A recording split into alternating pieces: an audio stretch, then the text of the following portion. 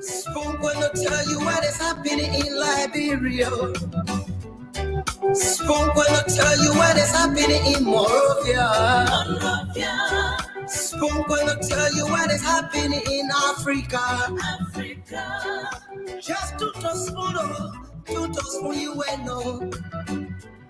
If the children crying for starvation, just to spoon. You want to get a news update, my brother, to spoon. You want to know what is happening in Moravia, to spoon. Politicians want to make their decision, just to spoon. You want to know what's happening in the ministry, to spoon. Yeah, to spoon. Yeah, to spoon. You from Funjama, Maryland, to spoon.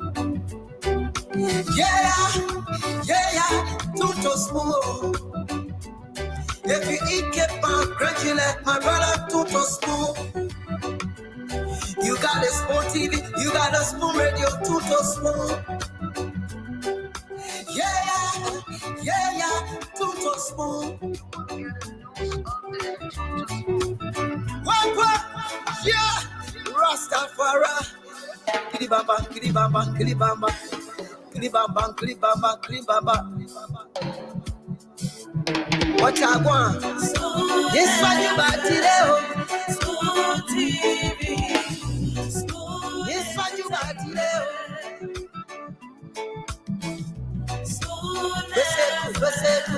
Spoon TV. Spoon. Balabadibadiba. Skidibidi dabado. Spoon TV. Spoon entertainment. Kua.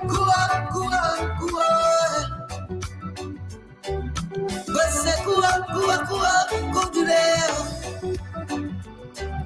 Kua, kudileo.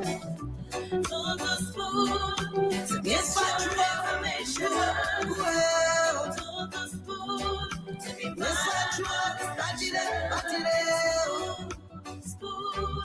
Spoon television. Yes, I true.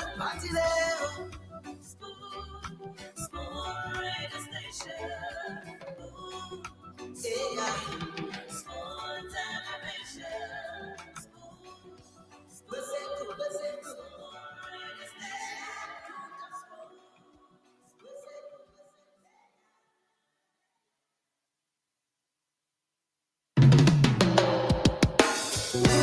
Yes, I, a special one from the CEO, stand home with the spoon. And your boy, Friday the Southern Band. Charges on the beat. On the spoon to get your information. To the spoon to be part of our discussion. Spoon television. Spoon radio station. Spoon gonna tell you what is happening in Liberia. Spoon gonna tell you what is happening in Morovia. Spoon gonna tell you what is happening in Africa. Just to spoon you will know. If the children crying for starvation, just to spoon. You want to get a news update, my brother, to spoon. You want to know what is happening in Moravia, to spoon. Politicians want to make their decision, just to spoon.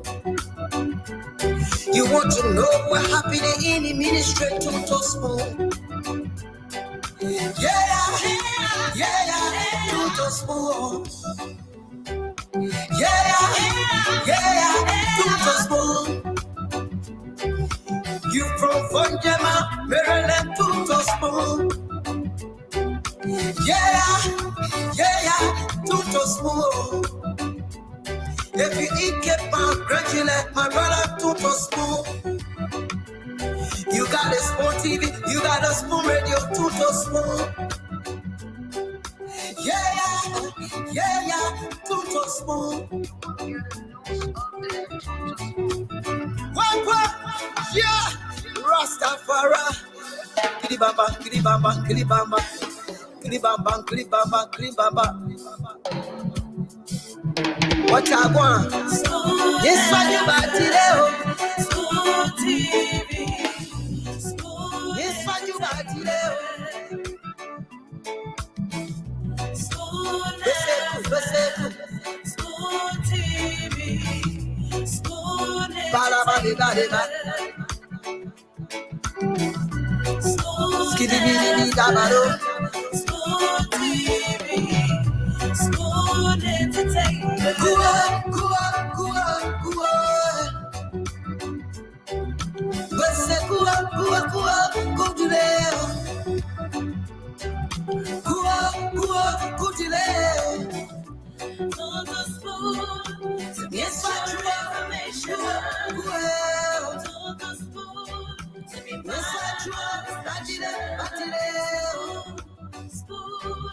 Spoon television. Yes, I do.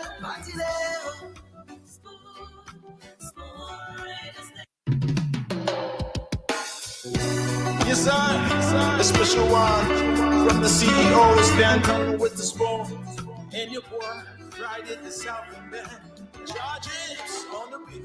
On the spoon to get your information. On the spoon to be part of our discussion.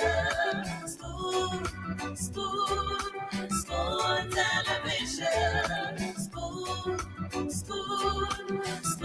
radio station. Spoon gonna tell you what is happening in Liberia. Okay, folks, it's good to be here with you again with another edition of the Spawn Talk right here on your favorite dials, 107.5 FM, 101.1 FM, and 95.5 FM. And we are broadcasting to you from oldest Congo town right here in Monrovia, Liberia. Wherever you are and whatever you are doing, it's time to keep glued to your radio, because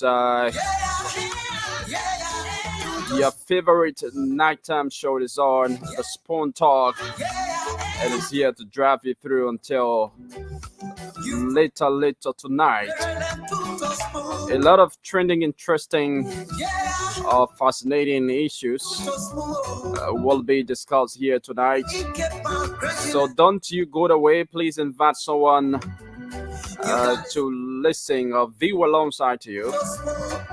Because as usual, the show promises to be very, very, very, very interesting. Today is Wednesday, and today happens to be the 6th day of the month of December, the last month in the year 2023. We have just a few more days to X-Months and a few more days to the end of this year. So it's good to be here tonight, serving as your producer.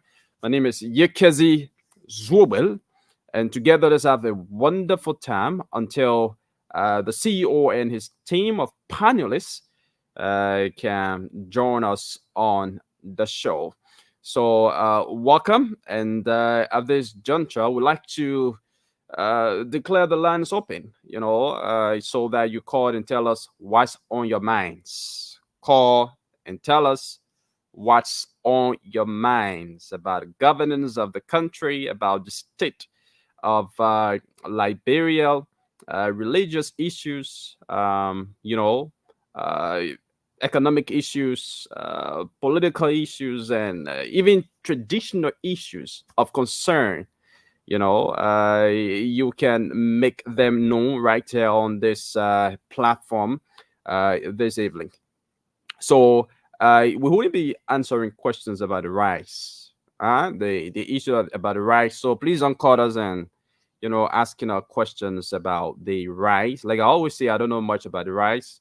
the rights. I think there's a forum. There are lines open for you to call early in the morning, to form part of that particular program, or to have an opportunity to walk away with a bag of rights, as a form of a charity, from the Spoon Network. Thanks to the donors, or all of those who donated towards, that initiative. Thanks to you guys. But currently, we're not talking about the bags of rights. Speak your minds. All right, so the numbers are 0777 771 077 771 055 are the numbers you can call us on this evening from Liberia to tell us what's on your minds, and in as soon as possible time I'll be pinning the WhatsApp number on the screen for those of you watching us from the diaspora, so that you too can call and make a contribution and tell us what's on your minds. I know you have a lot of stuff on your mind that you want Liberians to know about, that you want the world, the public to know about. So it's now about time that you call us and tell us what's on your minds. So let's begin right here from Liberia, by answering this first person on this orange line.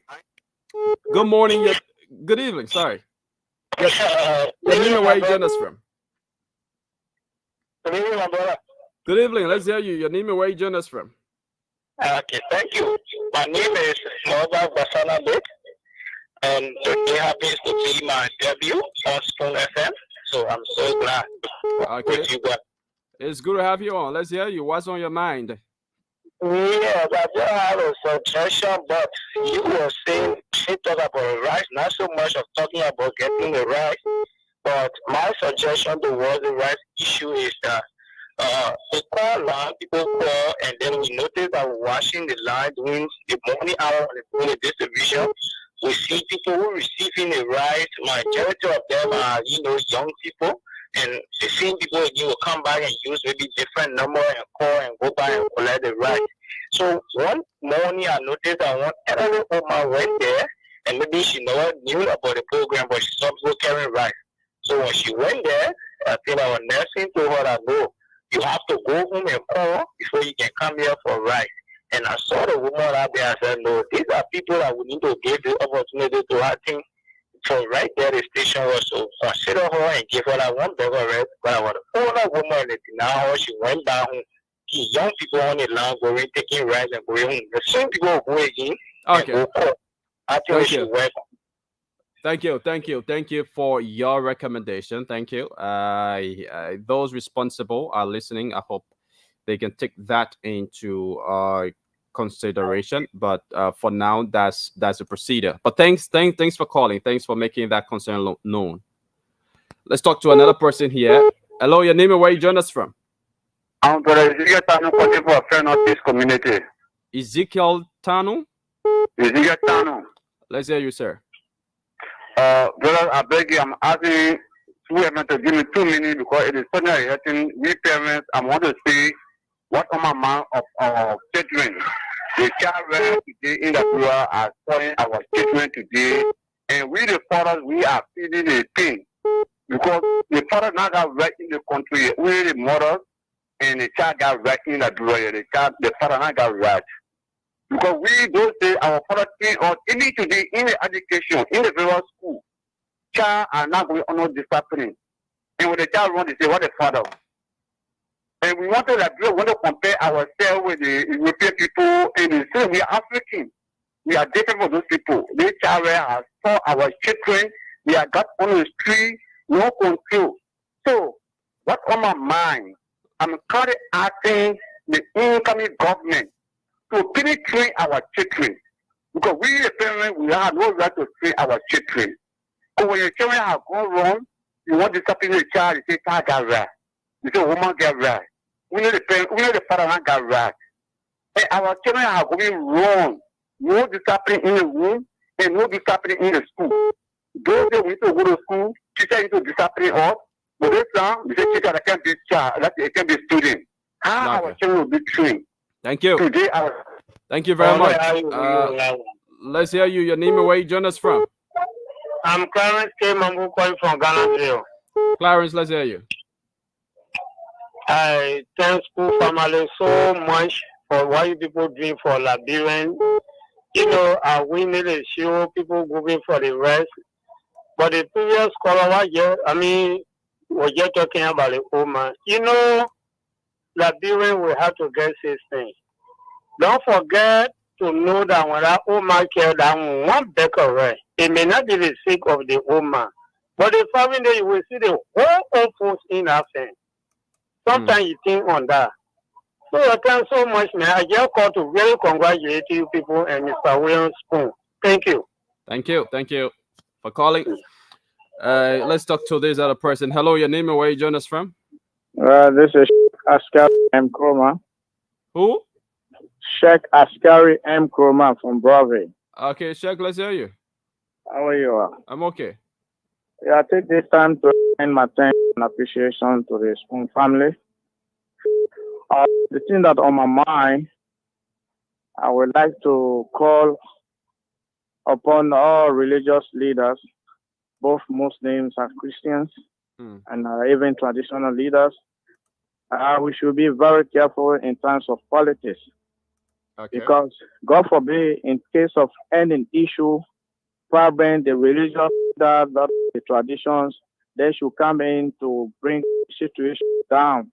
But if any religious leader show yourself in politics, God forbid, if there is any problem, you cannot able to come in because people know already that you are one-sided. You take one side, and we don't supposed to take side in the country. We should be there to direct people when we see something wrong. We speak against it, but not to go one side and trying to push. Thank you. Thank you. Big problem. Thank you. Thank you very much. Let's talk to this person. Hello, your name and where you join us from? Okay, let's hear you. Why is my mind? In you coming and coming to your continue issue, continue. Your line is coming in broken. Hello, you getting me? Yeah, okay, now I'm getting you. Let's hear you. I said the point. Oh my. You coming to tell me, please go back to this. That continuously now you notice that rhetoric can be very clear and see passing. Oh, okay. The more people away and asking careful. Okay, thank you. Thank you for calling. Hello, your name and where you join us from? My name is Marian Mawia. Who, Mawia? Marian Mawia. Marian, let's hear you. Yeah, from Morocco farm. Let's hear you.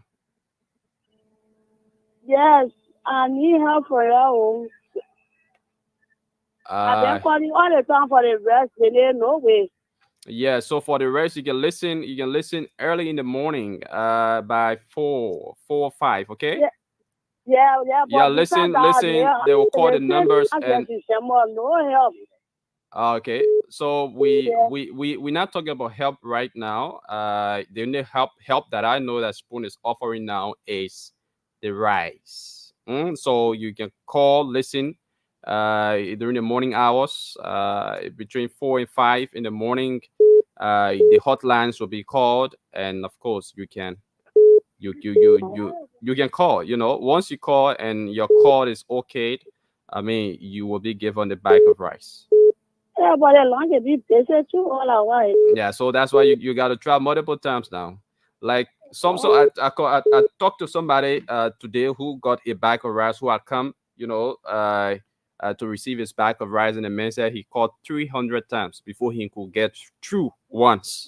So just imagine. So you gotta try multiple times because of course and obviously the lines will be very jammy. Thank you for calling. Yeah. All right. Let's talk to another person. Hello, your name and where you join us from? Hello, you there? Yeah, I'm there, Chief. Okay, let's hear you. Yeah, I'm Abraham Kamara calling from Panama Custody Boulevard community. Abraham, let's hear you. Thank you very much for CEO and you guys in Liberia in the studio. You are doing well, Liberian people. What is on my mind tonight? To the point, I have 2 points. Number 1 point, our President John Manawia. So you have to be brief with those points because there are a lot of people on the line. In by the way or introduction in deeply, I am officially impaired person. Okay, let's hear you. Go on quickly. Every Judah and December, President we can give each disabled people 1 bag correct with 5,000. So each disabled people for their Tennessee and Christmas. But the Madam PB or NCD, she can only sell few people. She's a money feeling, rest feeling. This is why most of the disabled people go against President Weah. Our father, God have blessed him, which is Joseph Nima Baga, he get into power. We expect him to lobby with our boss, CEO, Mr. Wapun, to make sure that person live with disability, they must able to get at least back correct with some cash every month, they and their family. Thank you. President, we have big housing unit all around here. One disabled person have 1 room to live in. Thank you. Struggling out to rent. Thank you very much. Let's talk to this person. Hello, your name and where you join us from? Hello, your name and where you join us from? Oh my God. Okay, let's talk to this person. Hello. Hello. Are you there? Your name and where you join us from? You are live. Let's hear you.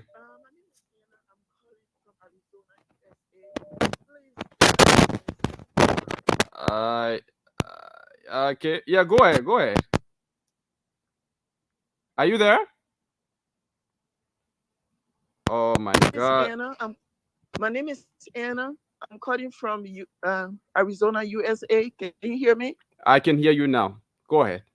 Okay.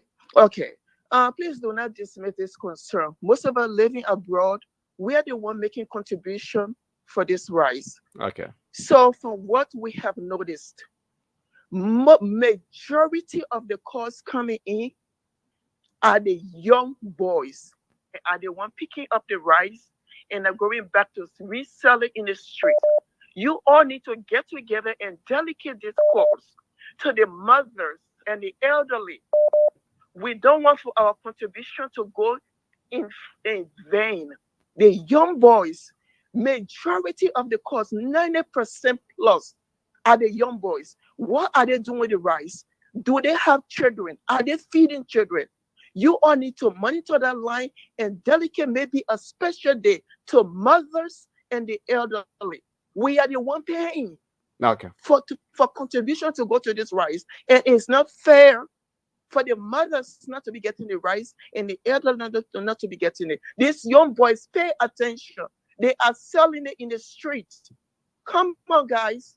We want to help, but help us to help you all. Thank you. And for the rice into the hands of these criminal boys, these Zoko boys, because you guys have in the street. If you want for our contribution to continue, please take it. Thank you. Thank you very much. Thank you for your recommendation. But you know, I've been on the ground. I've been one of the persons on the ground when the rice I distribute. It's true that those calling and coming for the rice are predominantly youngsters. Is actually true. Yeah, but I mean, I don't want to call them Zoko. Most of them that I see, I don't want to call them Zokos. About the rice being sold into the community by those that are taking them away. Well, that is like yet. Yeah, you can see. I think. I hope those that are listening. Yeah, coming. No. I mean, I said she made a very good recommendation. Something we can point out to the CEO, where we can have at least 70% of the names going to mothers with children. and then maybe 30% going to young men, because we want the rights to reach the most The deserving. most, yeah, Yeah, the most needed. most deserving. I mean, the show. I mean, welcome a few people here, guys. Thanks for the call, Yegazi. It's always a pleasure to have you on. Let's recognize a few people here. Rebecca Toba, hi, Julie Bonfi, welcome, Morris Williams, Federica Stewart, welcome, Massa. Something that went too far. Roslyn Perkins, welcome to the show. Dr. Law Bryan, welcome. Sonny Cully, Gizi is also welcome to the show. We got Sienna Brooks, John Manuel Jr., Nine Gordon, welcome to the show. Daniel William, Garmin Kessley, welcome. Mary Chia, welcome to the show. Clarence Benson, welcome, welcome, welcome. YG Something Dreamboat, welcome to the show. As you see for Something Pearl Campbell, Teresa Something, Morris William, Elizabeth Totman, Jessica Willamita Harris, Washington Jala. I see Magalo, Decan T Something, and Jack March, Martin Something, hold on, Robertson Siawe, Samuel Gonent, Ophelia, I believe that's Bokai, and Wilmon Twe, Mayo, Cynthia Yenny, Tina Deco Davis, Marie Elliott, SB Beach, Amar Sonny, Hawaii Yane, I need Orita Momo, Alisa D, Kabe Joyfee, welcome to the show. Nathan Something Talker Jr., welcome to the show. Harriet Jala, Edizana Samuka, welcome. Sia Cully, Jay Cully, welcome to the show. Joe Manjala, my brother, how you doing? Ernest Davis, welcome to the show. I saw my brother, Mr. Eastman, Jimmy Eastman, welcome to the show. Randy Sandel, Osiamio King, Clarence Wright, welcome to the show. Josephine Marlin, welcome to the show, man. Everybody, welcome to the show. Let's talk Liberia. Let's talk as always. Yagizi, a little diatribe before the guys get here. Today, it's going to focus on law and order. Law and order in the Republic of Liberia. And I'll begin the conversation this way today before the guys get here. Society must stand on certain pillars for that society to build a 5-story building, to build a 10-story building, to build a 20-story building. The pillars of that society is law and order, judicial order. We cannot formulate any institution in the country if the systems that we are formulating is not solidly based in concrete and steel. And the concrete and steel has to be law and order. If we are going to talk about accountability in government, it has to be based on law and order. If we are going to talk about how we administer the affairs of the state throughout the counties, it has to be based on law and order. If we are going to talk about having order in the country where our resources are divvied up, are allocated equitably across the spectrum in Liberia, it has to be entirely based in law and order. We cannot grow as a society if our decisions are void of law and order, of equitability in the system. We have to do everything in our power to make sure every decision that is made, it is tested with law and order, judicial order. This is what I'm talking about. I'm not talking about arbitrariness. I'm not talking about discretion based on one man's decision. I'm talking about institutional governance that is entirely based in law and order. My brother Prince Maxwell, welcome to the show. Law and order is the only way going forward. If we do not base our decisions entirely in law and order so we can build the institutions that will strengthen the society, it doesn't matter what we do. We are never going to grow politically. We are not going to grow socially. We are not going to grow economically because our systems are faulty. To build a robust system, it must be solidly based in law and order so we can begin to grow, because we always have a place to revert to. And that place is the pillars that hold up that society. Law and order. Once again, man, to the audience, welcome to the show, my brother Prince. You can come in. Thank you so much, Adwalo. I do appreciate the introduction, and I do appreciate the teaser, the topic teaser that you are into. I could not agree with you more when it comes to the subject of corruption, good governance, and the way forward for our country. I could not agree with you more. And I do understand that in Liberia we have learned a hard lesson of many things that we think should allow us to make Liberia a better country. We have learned the lesson, the hard lesson of the war. We've learned the hard lesson of poverty. We've learned the hard lesson of underdevelopment. We've learned the hard lesson of unemployment. We have learned the hard lesson of high food price all prices in the country. We've learned the hard lesson of lack of education. We've learned the hard lesson of corruption. We've learned the hard lesson of bad governance. There is no reason why we cannot escape that mentality that we have so entrenched ourselves in. And there's no reason why when someone wants to promote transparency, that we start looking at them with strange eyes. We should encourage that. The facets of democracy demands that we respect the rule of law, that the rule of law is a tenet of our everyday life, and that we make sure we protect it and we protect the peace that comes out of that. So yes, thank you so much. Yeah, Prince, I'm not disagreeing with you. I don't think we've learned the lessons. I think we've experienced the lessons. When our people learn the lessons of something, they erect fortification barriers to make sure those things that they have learned do not harm them again. Have we learned the lessons of poverty? Have we learned the lessons of bad governance? Have we learned the lessons of institutional lacks of institutional accordance? Have we learned those lessons? Let's go back and forth, just you and I here. I don't think we've learned them. I think we've really experienced them.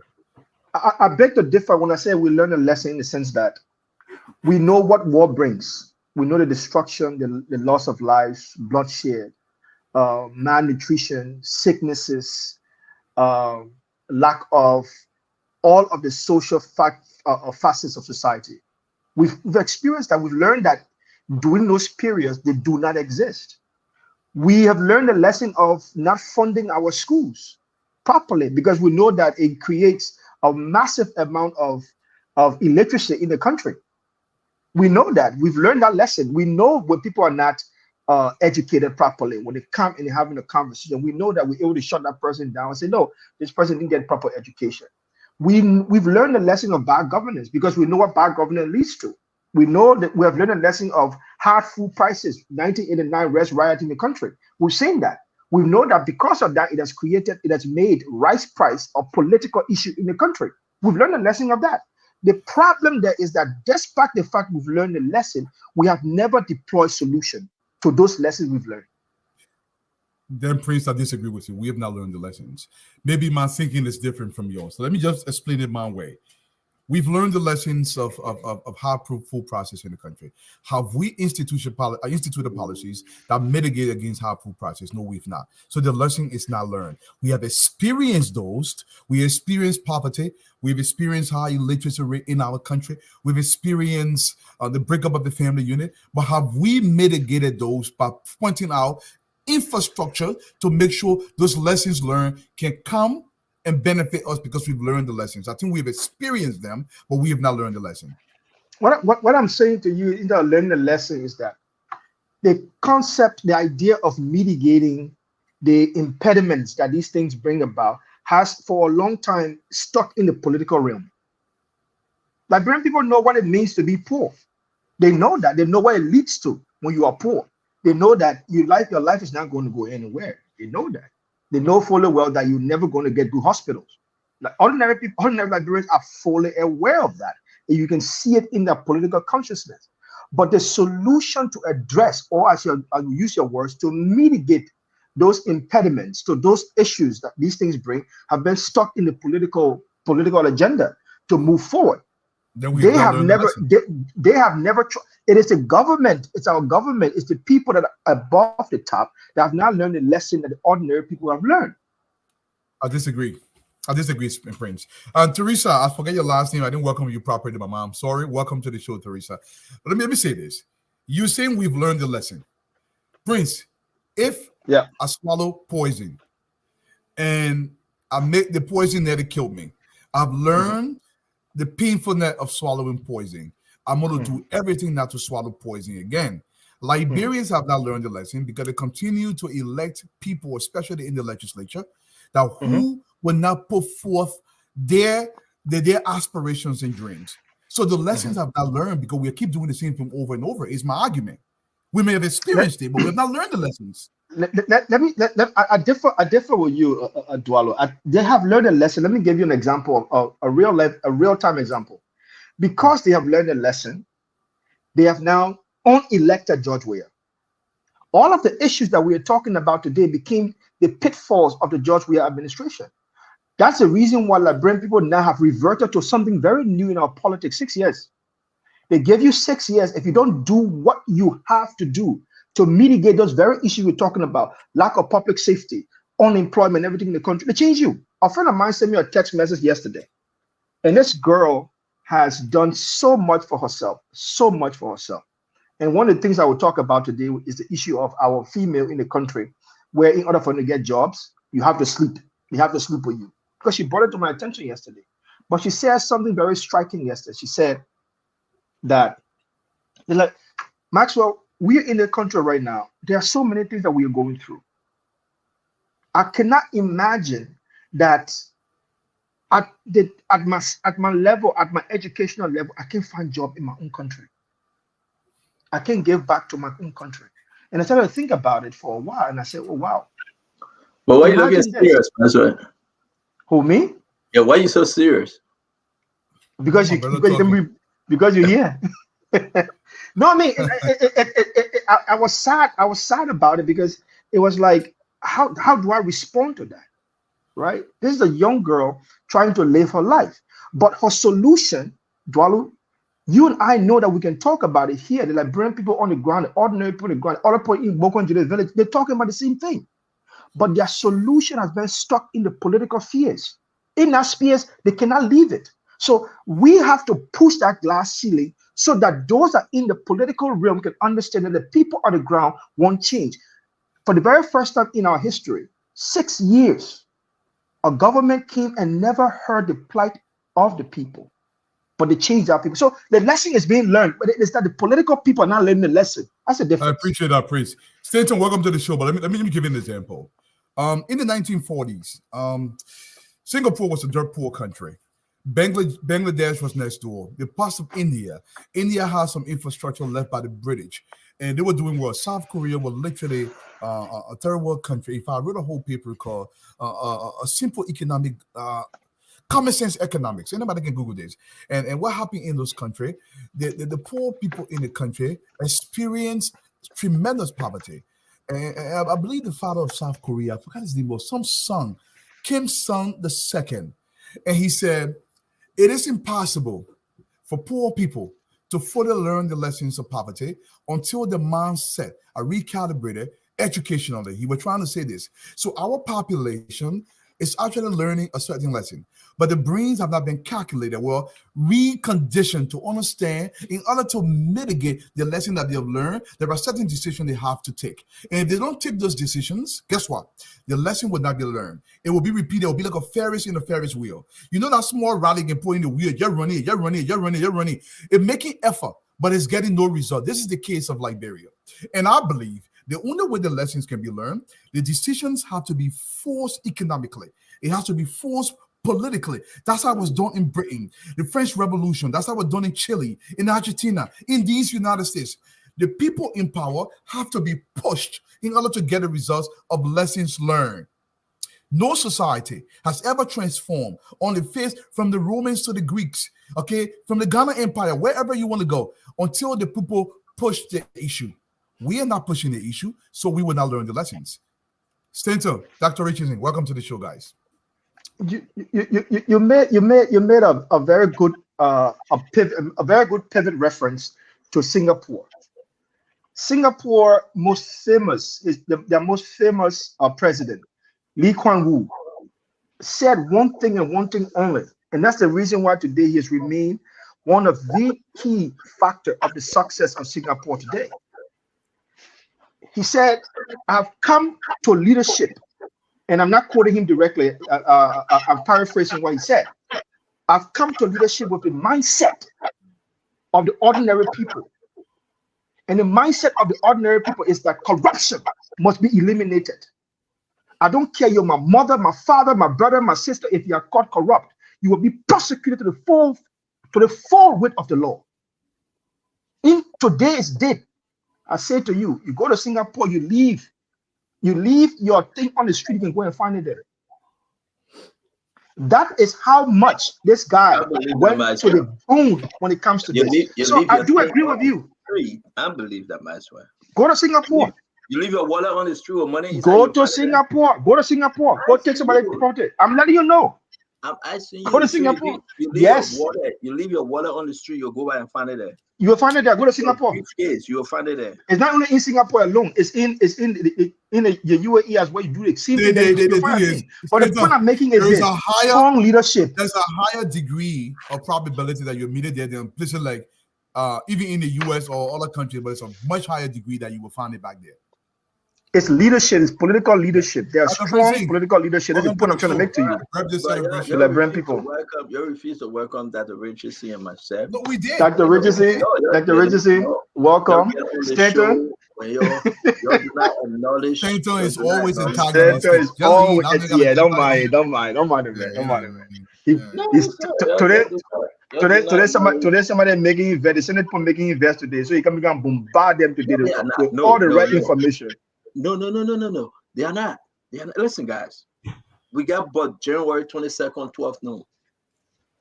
Do everything you can do now. You don't celebrate that you're going to go to the next class at the end of the year. You know before the last bell rings. You know that. Seriously, you know that. I agree with you. Promoted. You know that you're going to pass. You know that you have the GPA. You know that you will graduate before the end of the year. Not the last final exam. You say I got to score 80 to go to the next class. It doesn't work like that. It doesn't work. So we agree. Let all the remaining representatives, senators, ministers, and directors let them do everything they want to do.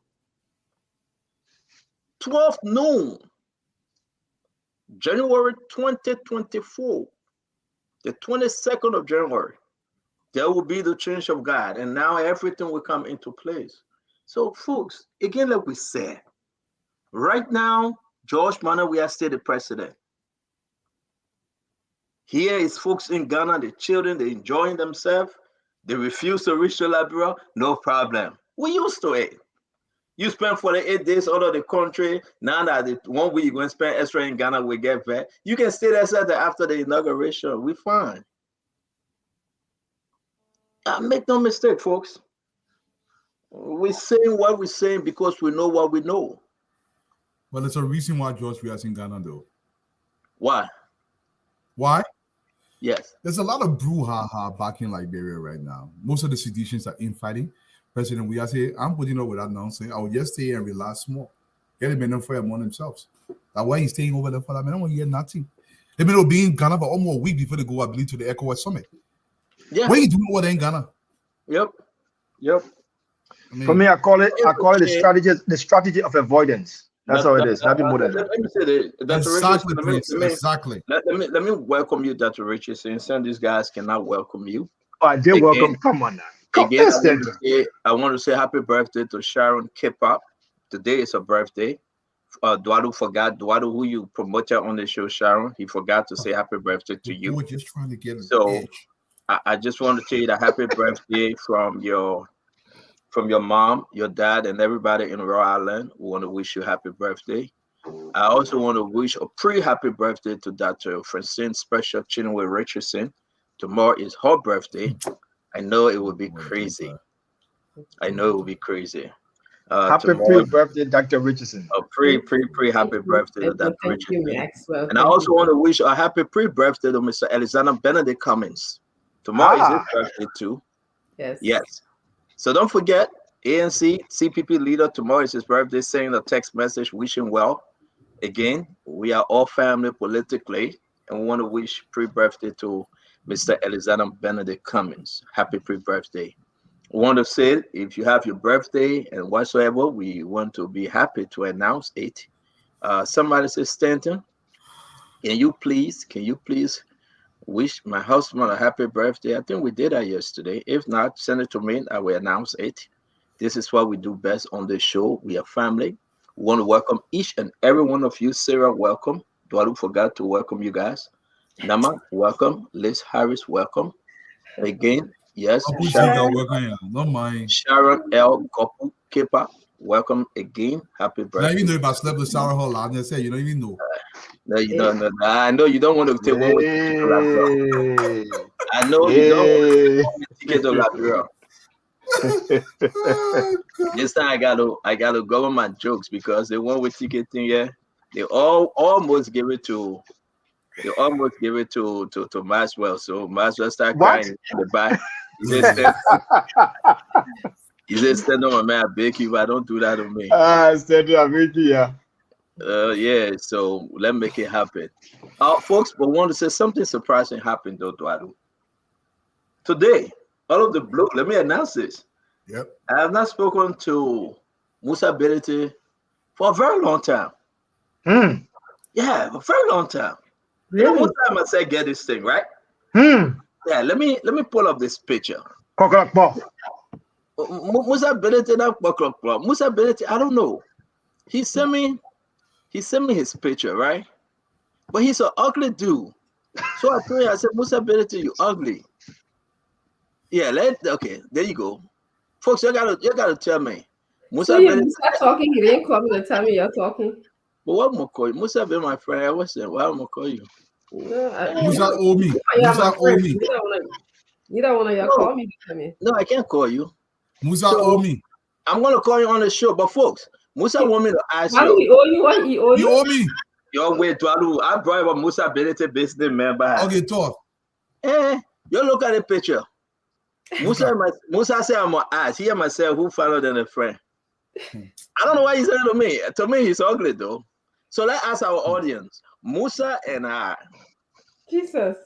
If you think that Stanton is so handsome, say Stanton. If you think Musa, say Musa.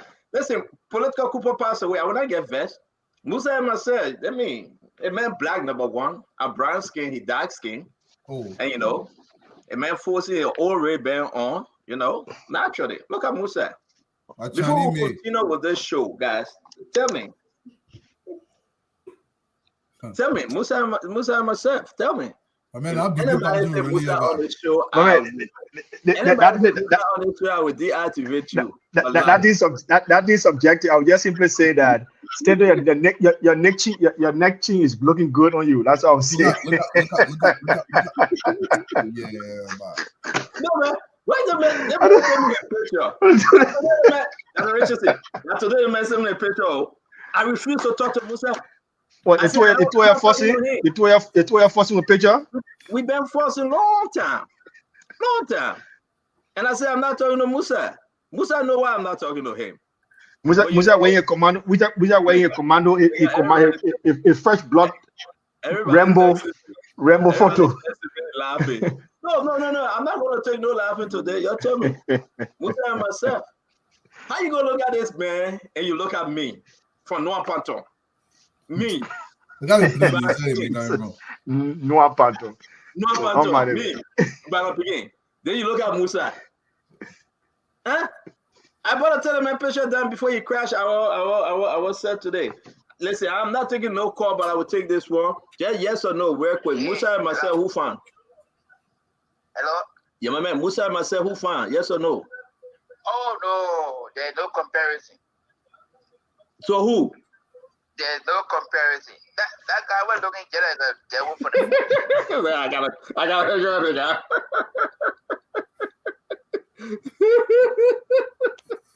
gotta hang on, nigga. No, I'm taking no more call. They making me. Oh. All right. So guys, let me take this thing down. I think the people have decided to say Stanton. So Musa, my man, the people have said it. You got nowhere to run, nowhere to hide. Let me make you understand. So what did y'all talk about today? Megan talk it off. Megan say off. How they call it? Megan talk all right. Yeah, I just tell you, let me talk about Musa owe me. Yeah, how Musa owe you? Go ahead. Thank you. Put your picture down. I want you to get a picture. No, but put a picture down. Put a picture down. I want you to get me up. What are you talking? Put a picture down. Musa told me on the closing argument, I came in one day. Musa. Musa say, let me finish. Musa say, hold on. I got Musa on the phone. I got Musa on the phone. Hold on. I got Musa on the phone. Musa, people say I finer than you. The people say I finer than you, my man. They got the man. I get internet. Musa. Huh? The people say I finer than you. When the man at Walu and Stephen Johnson said I'm gonna cry. Because Dwali say you owe you won't bribe him. The people say I finer than you. Everybody been saying it. National censor, I finer than you, Musa. Number one, I less skin, you dark skin. Number two, I don't need to use Ray-Ban. Ray-Ban are old people stuff. And what you using? So I mean, come on, come to reality, Musa. Number one, you bleaching. I'm not bleaching.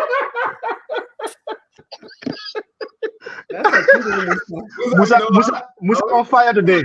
That's a good I will hang up on you. Nobody bleaching around here. Nobody. Number two, you got snow. You don't have snow over there. Yeah, I got snow. You got snow. No, they got snow in your part, right? Not they got snow in New Jersey. Oh, you get yourself. I would have got snow in New Jersey. Musa, but we got a few questions for you, my man. Let's go in the round. Everybody's signing off for Fonati Kofa. Did you sign on that list? Man, I'm talking about how fun, man. I don't want to talk about. Oh, Musa, I don't want to talk about Speakership. Let me ask Musa a question, man. Go ahead, ask Musa a question. Musa, over 1,000. My glasses are balling, new glasses. Over 1,000. 1,000. They make it 1,000 for you?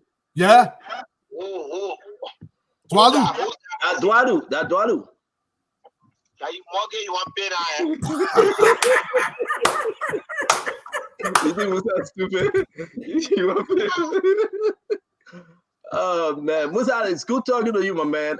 It's good talking to you. We will bring you on. I will talk to you in the back. We're just starting the show, but I had to do the comparison, and the voters decided that I'm the most handsome man on this set, unlike you. Good luck to you, so, good luck to you, photo, man. All right, I'll see you later. Mortgage, you won't be right. You want the, oh my man. The Mona Anna. The Mona Anna. That's 6 days in the month. No, hold on 1 minute. Let's get on our international conversation. I just turned on the TV, right? Shooting in Las Vegas. Oh. Yeah? Yeah. They're about to have a news conference. Wow. The university. At the university? Yeah, University of Las Vegas. I think a few years ago there was a mass shooting in Las Vegas from one of those famous hotels that took the lives of about 13 persons. I remember that. So I think if there's a shooting, the casualties could be a maximum, or I hope that is minimum. They have not. Anytime you mention your person to me, it scares me. Yeah, they're about to have a news conference. We don't know the numbers of casualties yet, but the shooting thing is too bad, man.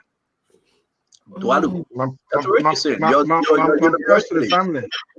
Your university, that's what you said. Yeah, it's concerning. Every time there's a shooting at a university, but I wait to hear the news. Hopefully, is somebody from outside the community, and if it's a student, I'm even more scarier. It's scarier if it's a student. But yeah, the guy campus security, then I tend to be protective anyway of myself. Hello? Why are you laughing? Hello? No, I'm not laughing. Yeah, the guy campus. Somebody sent me a text message. Oh, okay. I thought you were yeah, that's the first thing. I mean, for those of you who in populated area all the single time, it's very scary. But you know, that's also the mass shooting in the state has kind of subsided a little bit because there was a period from like. No, I disagree with you, Tuado. No. I mean, you remember 2 months ago? You know what was happening? It was COVID. People were home. It was COVID, nothing doing. Anyway. So it went down. After COVID, there's a peak again. And just go back. And this thing is like every month, something happens somewhere. Look. Recently 3 Palestinian boys were killed on their way from school. There you go. So they didn't kill them, though. They were wounded. You talking about in America? Yeah, in America, I think one died and two were wounded. What happened? Yeah. What did you say, Prince? I mean, it's on the news in America. About 3 Three weeks ago, Palestinians. yeah. I think it was a hate crime. So this FBI is still investigating. So I'll just leave it as it is. But as far as I'm concerned, there were three. The shooting is increasing. I do agree with Stanton. It's increasing. It's decreasing. Or maybe we're not paying attention anymore because we've gotten numb to it. But yeah, that's the key. We gotten numb to it. Folks, let me say this. Let me say this to every one of you. Politics is over. Somebody said, "Oh, you and Musa talking now." Musa and myself were talking, but we're just on different side of politics. All right, but they created politics, so we are okay to have a conversation because everybody got to make sure that the country walk in a new direction. In unity, we can do better for Liberia. Musa is not an enemy. You always welcome on Spoon Talk. He said what he had to say. I say my own piece. I beat his president. The person he was supporting, we beat them. So now we have to move together. No hard feeling. So don't get nothing. The man is a representative now. He got to push the agenda. We got to support him. He support the ideas. We argue for a better Liberia. So Musa and myself, we were never enemies. Okay, let's move on from there. Let me welcome anybody. Cleopatra, new woman clock. Welcome to the show. Cleopatra, I'm not seeing her. Why are you welcoming my her? dear clock. Look at that. Cleopatra, my dear clock. Why you can welcome all the men there? Only women you welcome, but that's you. All right. About what's happening what happened in the news today? We want to just say to you, George Manawia is staying in Ghana. Whether he's going back to Liberia anytime soon, we don't know. He's staying in Ghana. We also like to announce to you that the rescue team, we have to talk about that. Everything is on course. Right. Everything is super. If I miss super, listen, people can have the different thing. It's okay. I want us to dive a little bit into what I just received today, folks. I think I put it in the chat room about Funati and his gang of 40 men. You saw it? Is it 40 people that are I think they are. Did you see it? That's what he claimed. That's what he claims. But Stanton, you see everything is going great with the transitional team. Yes. No. Not team has a responsibility. No. Please, I said the rescue. I said the party, not the transition. The party. Okay, not the transition. Yeah. Okay. Yeah. All right. Yeah, I afraid that I won when I say transition team, brother. Okay, Jah Glory, welcome. So what's happening with the transitional team? Thank you. Nobody knows the details of it. This is what I see. Mame is coming on. I would like to. I think it would be great for us to get some updates on the transitional team. Even if they don't come live, they can publish something. You know, we're going to get an update. But can we talk about Funati a little bit? The speakership. Can we talk about Richard Cohn and his path to the speakership? Can we talk about what is happening with the pro tem? I believe I can announce on this show from my position where I sit, as a moderator or former lead moderator, that Yombli Kangar have secured the pro tem position. No if, whether Emmanuel Nukwe, they are not taking Emmanuel Nukwe. Can we just say that Yombli have secured? And I have, listen, Radu, I spoke to non-unity party senators. And they said, please don't call my name. Yep. But Yombli have secured the pro tem position. Let me hear from you guys. How strong you think she's going to perform? You think let's talk about Yombli a little bit. Yombli, she's been in the Senate for some time, and I believe she understands the inner working of the Senate. Personally, I believe she will make a great Senate pro tem. It's a lot of job, but I think she has a greater chance of securing that position than the UP candidate in the House of Representatives. Now, there is still a lot of work to be done because Falante seems like he's going to put up a good fight. He's been in the Senate, in the House of Representatives for some time, so he's going to put up a good fight. I don't think he's going to win. Yombli, because for that too, we got to disclose something that you don't know, and I really want us to stick to Yombli. Great. So let me say that Yombli. I believe Yombli will secure her fight or bid for the Senate pro tem easier than anybody else will. She's the most likely candidate for that position in the Senate. Albert knows it. I don't think he's even going to compete because Yombi will easy to secure that position. And I think she's the right person for the position. And secondly, too, she has that woman factor going for her. We don't have a lot of women in the Senate. So having a woman Senate, I think she will be the first of this kind if she secures the position. No, she's second. She's second. Grace Mano was the first. Grace Mano was the first. Okay. So, but I think Yombi has a better chance than anybody else. And I think my brother Maxwell can come in. Colonel Gray, welcome. Yeah. Colonel Gray, welcome. To talk about Yombi. I've been vocal about Yombi eloquent sophistication relative to how she's handled herself over the years in the Senate. Senator Yombli Kangar, let me be respectful to her name. Senator Yombli Kangar has been a champion when it comes to our emerging democracy. She has placed herself in the ranks of a state woman now. She's been able to work collaboratively with each and every person within the Senate. She's built a strong coalition for herself within the Senate. I think she comes with a lot of ideas. When I say idea, I mean pragmatism. She has come with that. And I think that there is no match right now. I know Abachi will put up a resistance. It's only fair because it's a democratic process. But I think he will fall flat when it comes to the wind that is in Yombli's sail right now as she propels herself to the pro-tempship. I think we need that. I think Liberian democracy needs Yombli. I think we need the female factor in our democracy. I think we need the female voice in our democracy. I think we need the female voice in our parliament. And I think Yombli comes with that. There's no denial of that. Her eloquence, her brilliance, her steadfastness, her belief in her people and her position has solidified her for that. I don't think this is political. I'm not trying to do a campaign for her. I'm just stating the obvious fact of the track record that she's tried to establish for herself. So definitely, I'm a proponent in her camp, and I would want her to be there so that little girls in Liberia can see her as an example of what to aspire to tomorrow. Wow, Dr. Richardson? Yeah, before I say anything about Yombli, I just want to say there's someone from Bon Minds who's making comments. I just want you to know that I'm not even paying attention to you. Everybody knows that you have mental health issues in the community.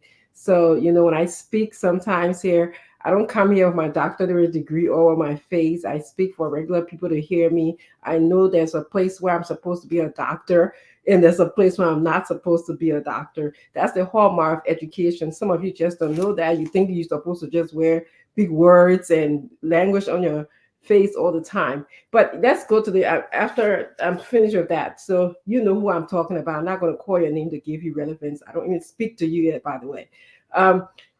Let's go to the Yombli factor. Yombli has been in the Senate for a very long time.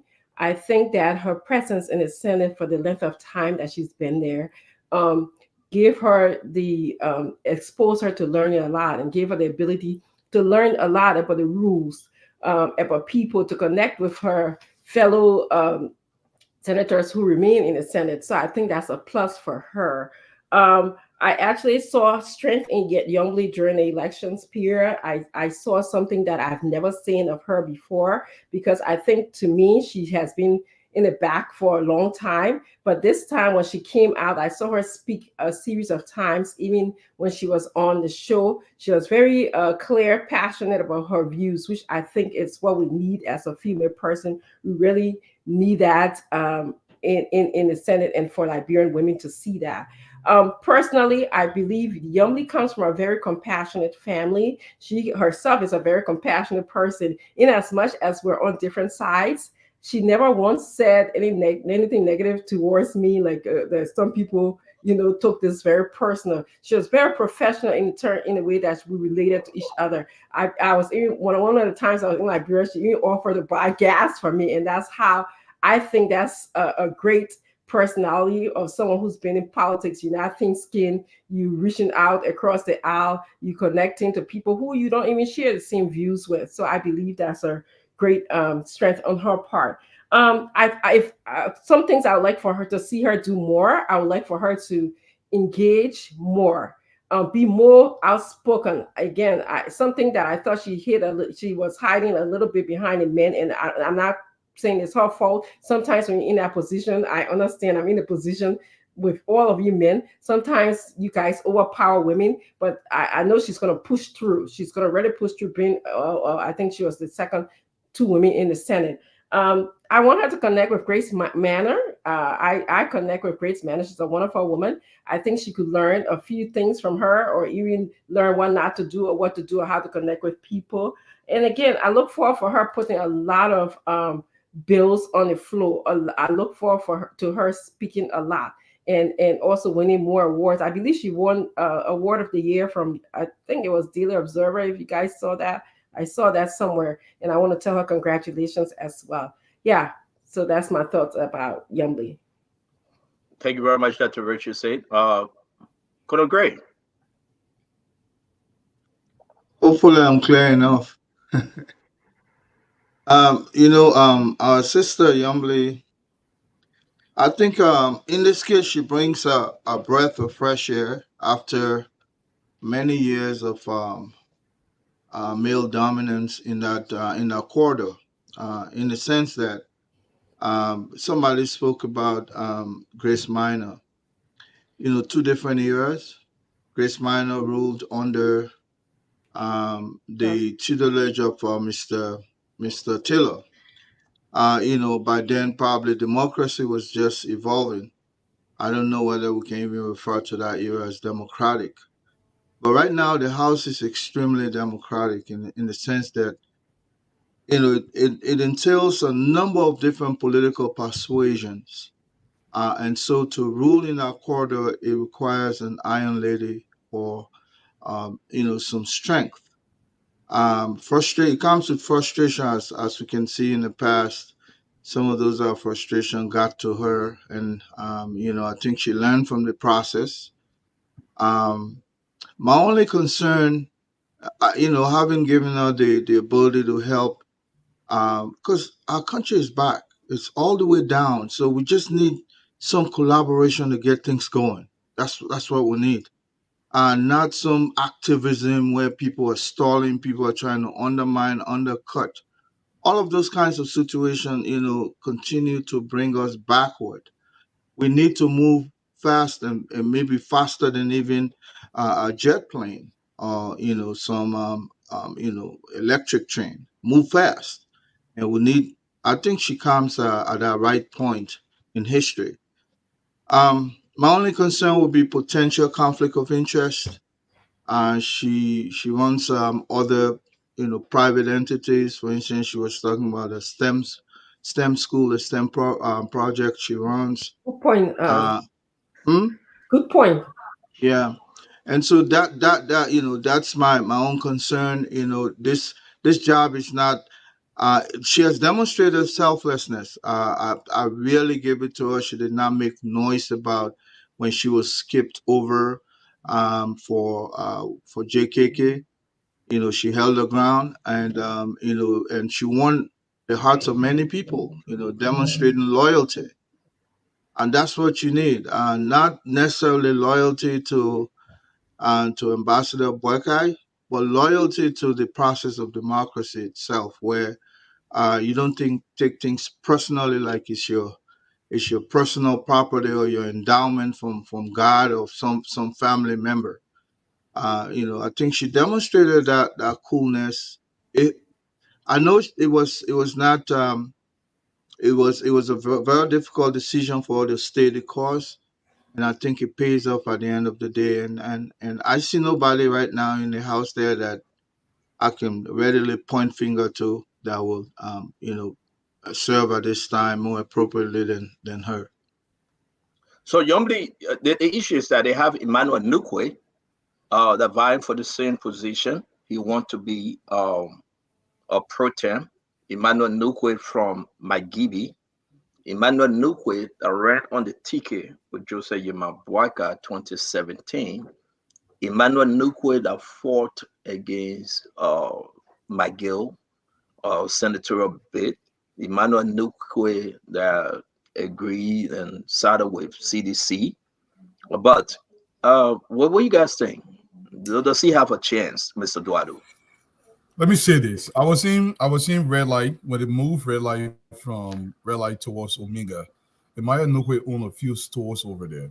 This guy, before he became a legislator, before he became a representative, uh, he used to go to rubber farms and tell people, how to set a rubber to Firestone. Now this guy's a multi-millionaire. He made a comment. He said, the only way your money finish unless the sand finish from on the beach. And I always wonder where he got the money from because he was a speaker. He had a lot of budget. We all know his shenanigans. Imaya Nugwe has absolutely no chance to become Senate Pro Tem. First of all, he's a freshman senator. Yes, he came from the House of Representatives, but he's a freshman senator. He's still within the first tenure for the Senate. I think he needs to wait and just get out of the way just yet. The only reason why he's vying for that position is simple because he knows the kind of budget that comes to that office.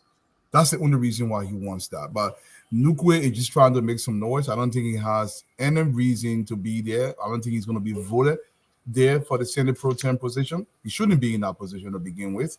And I don't know why anybody will vote for him because I don't think he has what it takes to occupy that space. He has to wait for his turn.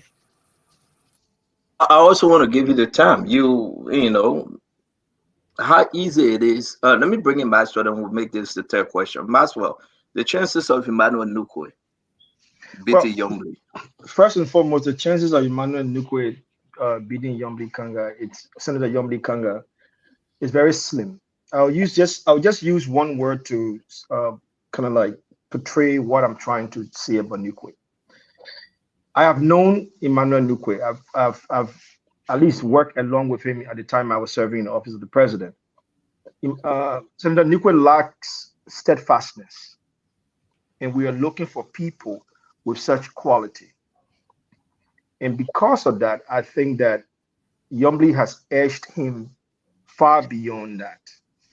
If you want to position yourself in such an arena, you need to have steadfastness in what you do. And you need to be resolute in many things. And Nukwe lacks those qualities. That's about it. Oh, Dr. Richardson?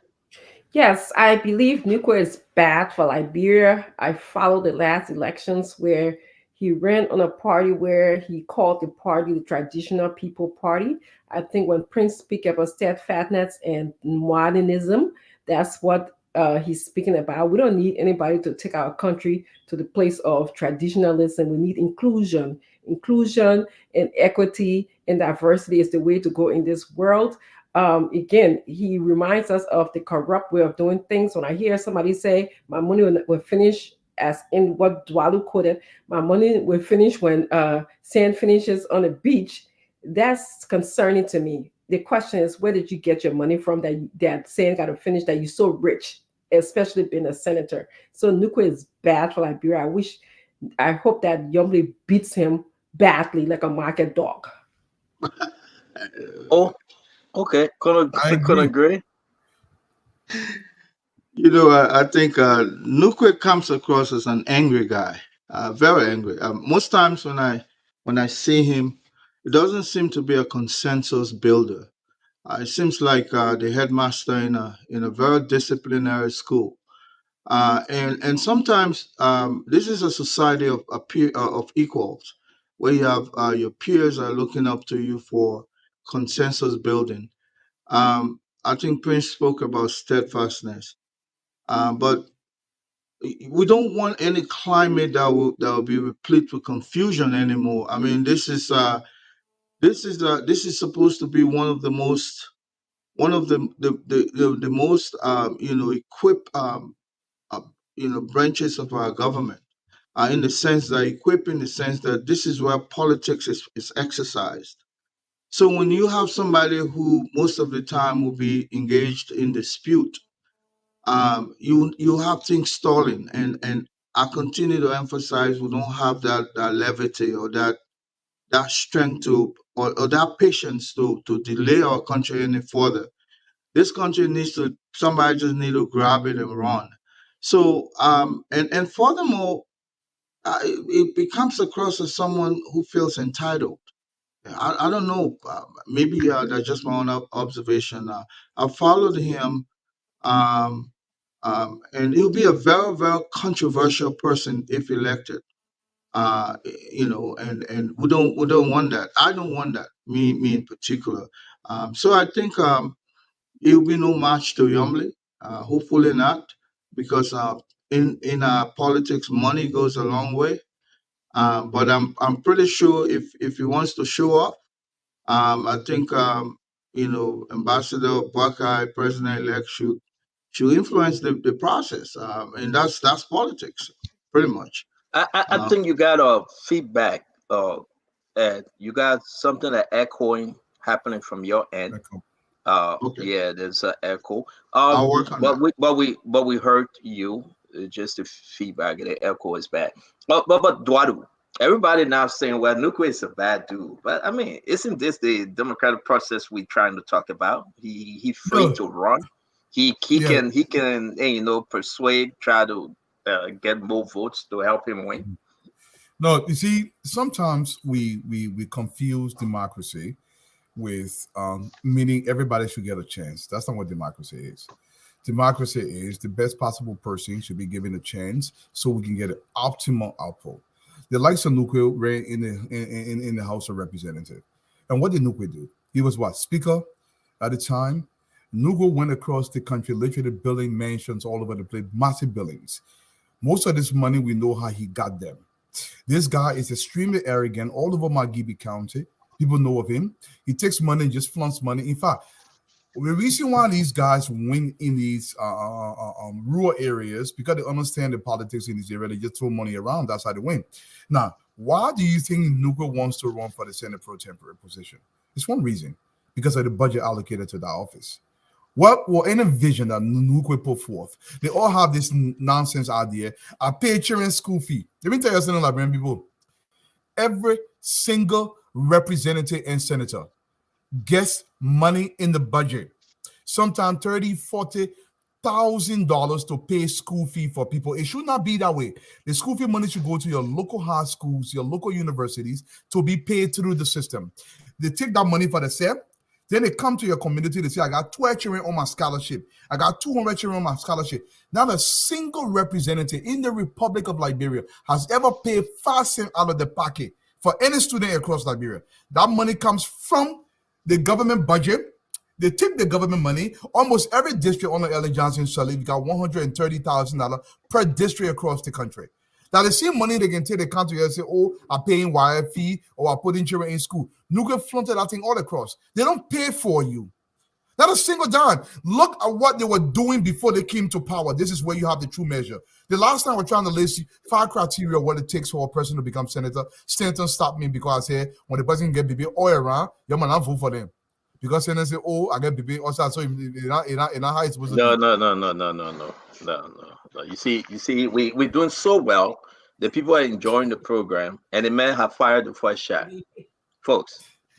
And you want me to sit down there and let's revert back to topic. No. We're doing so well, though. I've been so disciplined, and the man, you heard what he just said.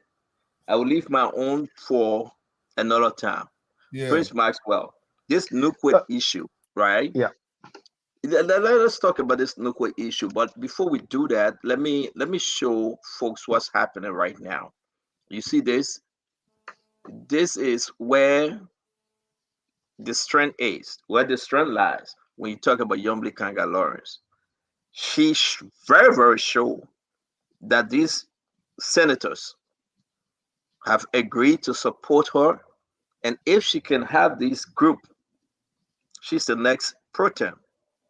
Darius DeLone, Yombly will be voting for Yombly, James Benny, PYJ, Jeremiah Kuhn, Boto Kanen, Amara Kone, Francis Dopo, Jonathan Bolcha Sigbe, Javon Smith, Prince Moi, Daba Vabla, Johnny Kwe, Alex Tyler, Edwin Snow. And Edwin Snow, we should put question mark because you know that he's from the other side, but there will be no way he doesn't support Yombly.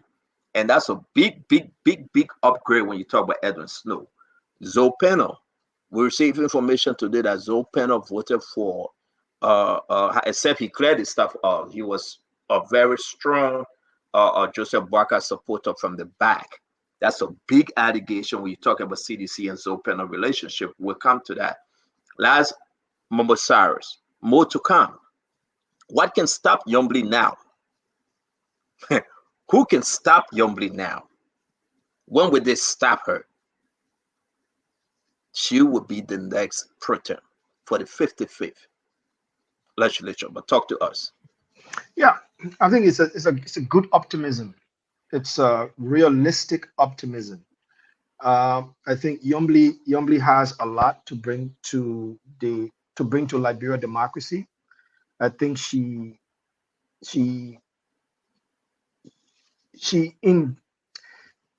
there's a lot to her that meets the eye.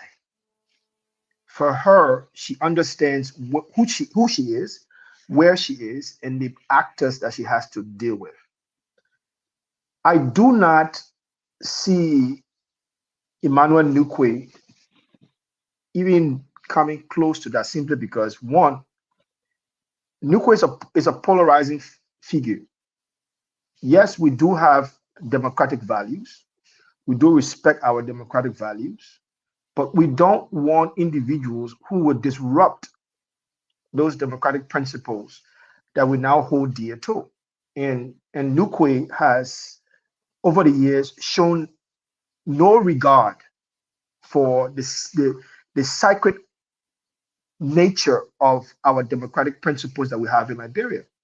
He's been a disruptive figure in our body politics, especially in the Senate. As no, but how so? said, he's been an angry individual. How so, Maxwell? What have he done? Let's be fair. What that's has he the point. done, Maxwell? What has he done? Because he's done nothing. So how can I list anything that he's done other than what we're saying here today? There is nothing to show you for. He's been a disrupted figure. He's been a disruptive figure in the sense that if you look at what he's done at the time he served that particular position, right? The Senate can count for nothing there. That's disruptive because it didn't benefit our democracy. It did not move the democratic needle in Liberia any way, shape, or form. There were thousands and thousands of dollars spent only to come back as a personal benefit to him, but not a national benefit. We want somebody in that office that brings about a national benefit, not a personal benefit. And Yombly has shown over and over that she's willing and able to bring about national benefit or the personal benefit. That's the reason why I'm saying he's a disruptive figure, because he will give the elements of people within the Senate who wants that kind of individual in power. And we've seen that over and over with everybody else that's been there, because they put personality over national agenda. Let me ask you this question: Do you think Yombly would deliver for the people Absolutely. of Liberia? Absolutely, because she has already done it already. She's already delivered for Liberian people. People live by example, and Yombly track record is by example. So I can count on the fact that she will deliver, definitely. Is there any name on this list? And I will put this list up. Is there any name on this list going to surprise you and say, maybe no? One thing that resonates, and it's one that keeps resonating with our people in the chat room, is Honorable Edwin Snow. I will say this to you all. Honorable Edwin Snow is tactical. He's strategic, and he is a political operative. He will make the right decision. Dr. Richardson, is there any concern for you on this list? Names wise, like he said, Honorable Edwin Snow. Who scare you? You think anybody on this list would step back, or you think more names to be added? Actually, no. As I look at the list, I believe Yombly worked with many of these people on the list before, and that's a hallmark that you need. That's very instrumental behavior that you need to be able to be a pro tem. You need to be able to work across the aisle. You need to be able to manage the administrative rules, and you cannot call somebody on the floor because you don't like them or because you didn't agree with them. And I think Yombly seems to have that ability to be able to connect with many of these people. She worked with them. I'm happy that she's got the support of the two other women in the Senate. That speaks a lot. That says a lot. So I'm not really concerned about anybody on this list. I believe she's going to defeat Nuid. Can anybody tell me when Nuid went to the civil aviation agency? What did he accomplish there? What did he do there? That would be telling to me. I believe that he tends to be very divisive. Just look at the party he founded, the People Unification Party. I believe he had a motto of bringing traditional. Not that I'm against the traditional practices of Liberians. I believe that's very, very important. But I think we need to move towards, again, inclusiveness, working together, as opposed to just thinking that Liberia belongs to one group of people. So for those reasons, I believe that Yombly is going to defeat Nuid badly. So just before I go to Ed, though, so this list is good for you. Yeah. Let's talk about Delon. Obviously, they don't going to side with Yombly. Yombly going to be okay for herself. James Barney was part of the alliance. Yes. Prince Y. Johnson, MDR, Jeremiah Kumboto Kana was part of the alliance. Yes. Amber Conan, I mean, is he concerning to you? I think that considering that he worked with the rescue team, he will also work with Yombly. I do have some concerns about Amar. I looked at his behavior when he presented here. I don't know him personally. I heard a lot of I in his statements, and to me that speaks just. You talk about I like the capital I, right? Yes, the capital I. That speaks to me somebody who's not quite a team player, somebody who wants to outshine other people on the team. That's what was presented when I was listening to the I statements. But I believe that he was on a rescue team, and so I maybe Yombly will have to do some finessing with him, as my second daughter always says, finessing with him, and I think he will come around. Francis Dobo was on this show. He spoke very highly of the rescue team, so I think he's going to support Yombly. Jennifer Soapy he's been a part of the rescue team. He's been very strongly connected to Yombly and Dylan. I think they tended to vote the same way. I don't know much about Javon Smith. I don't know who that person is. Javon Smith is on the team. He's from Riverside, I believe. Okay. Right? Riverside, yes. Riverside, and he's on the team. He's on the team. He's a full support. I know him very well. He's full support. So you're going Yombly then. Yeah. Yep. Prince Moyi from Bung County. Prince kind of flustered a little bit, if he was moving from CPP, and but he finally settled with the rescue team. So I believe that he'll be easy for Yombly to speak to get his vote. Vabla is again from Grand Cayman County. I believe that she's going to support Yombly. I don't have any concerns about her. Johnny Pei. He just won from Bon County. He said he's supporting Yombly when he appeared on this. So he's on the train, if you may call it that way. Johnny Pei, that's the guy that the driver that involved in the UP incident, said he took the money to. Yes. And he appeared on our show. He said no, he's not involved. That's the newly elected senator from Bon County, Johnny Pei. Okay. Alex Tyler again from Bummy. Alex Tyler, was on the show.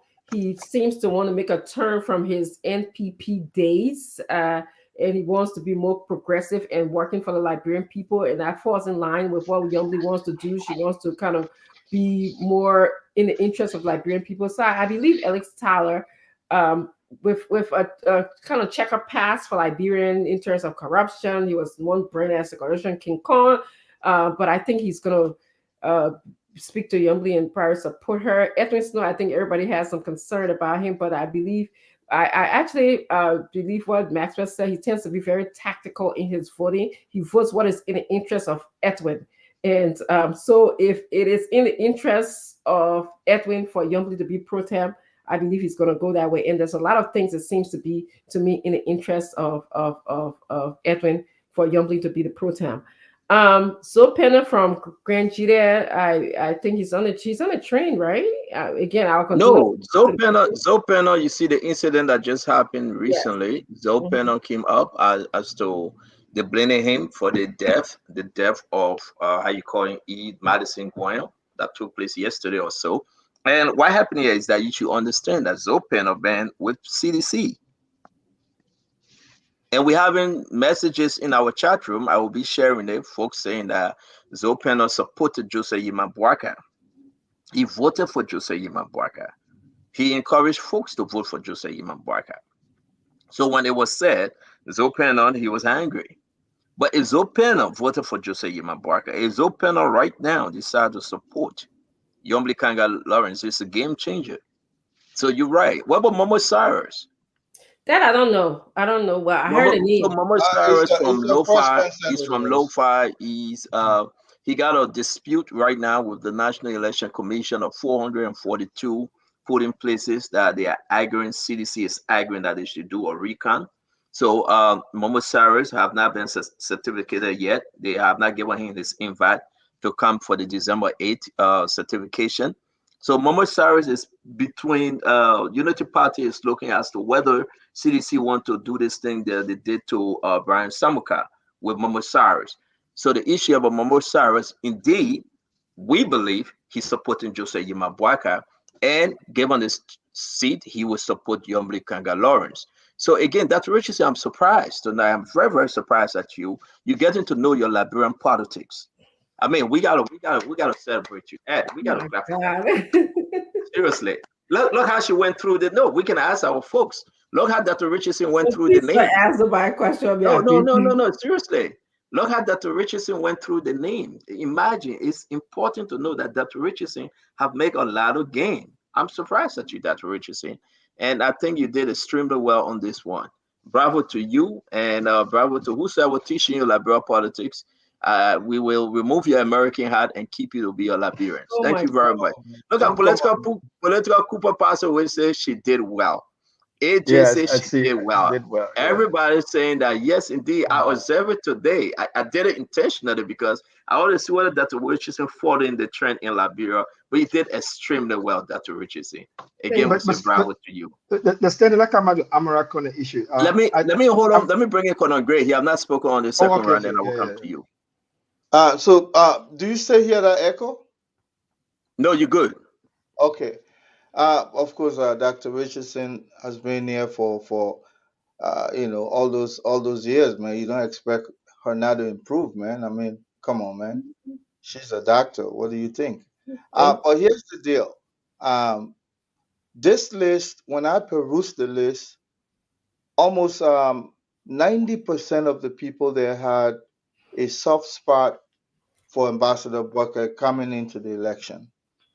Of course, the first probably first four, up there, Daros, Yombly, James Barney, PYJ. I'm pretty sure PYJ personally went across and spoke with Yombly that, look, let's do some trade-off. Allow this to go in, and then and I'm sure it was his big brother conversation with Yombly probably that persuaded her finally. I want to believe that way. So they have that collaboration of working, even though at one point it was anti to her, but later on, politics breeds strange bedfellows, and I think they mend the fences there somehow. Jamal Kuhn, of course, we can talk about that part of the first five. Otokane, she's a lady. I think ladies naturally would like to see another lady, ascending to the office up there because he sends example to them. So Amar Kane, the downside about him is a freshman senator. So, but I see this list is replete with very ambitious people. But some of them got downside, like Amar Kane is brand new. I mean, you can bring all your smartness from the corporate world, from the outside world, but the Senate is a different baby. It takes somebody who has been in a quarter to be able to will and deal and make sense out of politics, everyday politics. And I think this is where Yombly, comes in and masters the game.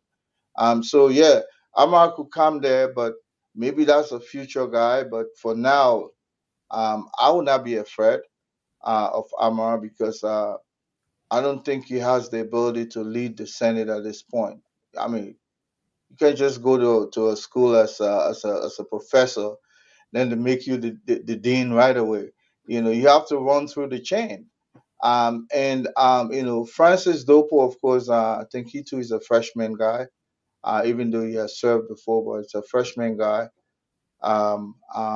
Francis, Jonathan Sogwe, interestingly, they formed that tripartite alliance. Yombly, Jonathan Sogwe, and of course Dylan. They always, cluster together. So they have that tripartite alliance. Jivan Smith, as we said, he's from Riverset, and I think he's been there for this should be his first term. He's still running through that first term because this is the guy probably Emmanuel Yato was going to try to run against with Bill Twagwe. So I see him like he's more the Ambassador Boykai. Of course, I don't understand. You said Javon Smith was running with Emmanuel Yato and Bill Traore. No. No. What are you talking about? Emmanuel Yato ran with Javon Smith before. Yeah, but not Bill Traore. That's what I'm saying. Bill Traore just ran. Bill Traore now we're running with the same Emmanuel Yato. Thank you. But before, previously. Okay. And that was the same election Awame Avatogwa was part of. I think if you can remember. So Daba, Prince Moyi, all these people. I see Edwin Snow. I think he was just replaced at the ECOWAS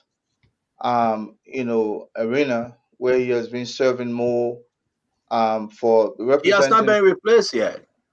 Still there? Yeah, he's still there. The new legislature have not taken over yet, so he has not been replaced yet. Yeah. Well, legislative politics at that level suggests that he's not going to be reelected. There's somebody they flying with already. That's what I mean. But he's just coming in the sense that he's not going to get the hearts and minds of the rescue trained people who have been collaborating together. So I think he's trying to redefine his own presence on our political landscape. So it would just be too overly ambitious to go do anything funny when he has lost that alliance with the CDC. So Momo Morris is new, of course. I don't know. So let me bring in Eduardo. Eduardo, I want to keep this list up, and we'll be bringing Isaac Vatokpa. Isaac Va will be joining us, and I want him to also piggyback from our conversation on this list. It is important that we are resetting, and this is about the way forward for our country. But I want to hear you, Mr. Eduardo. These names, talk to me. Their ambition, the way forward for them, who's in, who's out. Are we correct to call these names that they are supporting Yombly? While you're talking to us, I'll keep the list up. Let me bring in Isaac Va. Absolutely. But first and foremost, I want to recognize my brother Henry Costa and my brother Ben Sandy. Welcome to the show, gentlemen. Lord, let me say this. I would be surprised if Yombly Kangar Lawrence gets less than 20 people to support her. Before real negotiations started, she already secured at least 16, 17 people. And these numbers are mostly solid. If you look at the names on here, now when real negotiation starts, I will tell you that there'll be more people coming on board because most of these new senators that are coming in, they want to make sure they're on the right side. So Yombly has a tremendous edge on this negotiation table. And nobody else who's running for the Senate pro tem, they're just running for the sake of saying I ran, but you are not going to win because we have total of 30 senators. Mm-hmm. And we have approximately half of those senators have already secured. Most of the guys are solid list. When we look at Dillon, obviously Dillon's going to vote for Yombly Kangar Lawrence, James Bonny, PYJ, of course, Jeremiah Kwankun. Somebody asked the question and said, is Jeremiah Kwankun voting? Yes, he's going to vote because at the time of the voting, he will still be a senator until he's inaugurated. So he still gets time to vote. Somebody was talking about out of Bond County, Prince Moyi. Prince Moyi is a solid Unity Party man. Obviously, he's going to vote. He was on the rescue team very solidly. So Yombly Kangar Lawrence is looking very, very, very good. Very, very, very good so far. My brother Asif Atukwa, welcome to the show. Thank you for having me. Thank you. Thank you. Thank you very much again. Oh, you already welcome Isaac. Yeah, Isaac, we are here with Youngblee. We'll go in other conversation, but it's important for you to just speak it back from this conversation. What do you think about this list? Are these names secure? Well, I think there's one in terms of whether he belongs there or not as Alex Tyler, because yeah, there's still an issue in Birmingham. I'm not sure that he has really won that seat. I hear there's a case before the Supreme Court. It probably needs to be verified, but supposedly I think some guy named Soko Dolly or something supposedly won. So there's a whole big contention in Birmingham about that seat. But I won't be surprised for Snow to be on that list. Most of the other people seem like they belong. Snow and Penum are a little questionable, but it seems like that's where the wave is going. And many of these people have an acute political sense to ride a wave and go in the direction of victory. So it's highly likely they will go. And Youngblee, from the time I believe Jeremiah Kun was selected, it had been like a little understanding that she will be pushed in that direction. So I won't be surprised if she gets maximum support from all these individuals.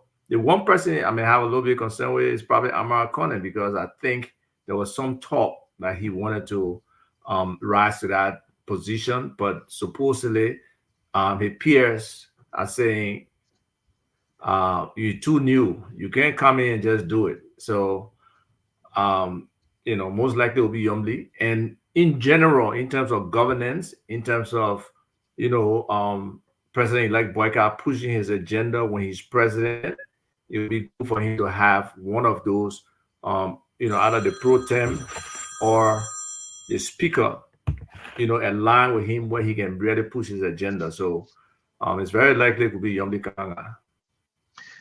But before we go, I just want to give a shout out to my man, Kendrick, Dr. Dakashe, because his birthday came. I didn't wish him happy birthday. Over the last few weeks, he's been harassing me to come on Spoon. He's a big fan of the show, and he really wanted me to come on. So, Kendrick, happy belated birthday, and I'm on the show. Thank you. Yeah, I believe he called me 100 times too.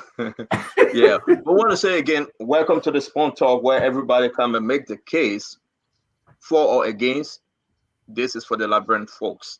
We own no right to this but Liberia, so we have no enemies or friends. Let's talk Liberia politics. This list, Tuadu, I know it was Prince Maxwell. Yeah. Let me show this real quick because how you call her Youngblee, I will tell you what Youngblee is right now. What do you think is okay for her to just go back home, or which can just speak her and just see? This is the Honorable Youngblee Kangar Lawrence. Going to a mosque? That looks like a synagogue or a church.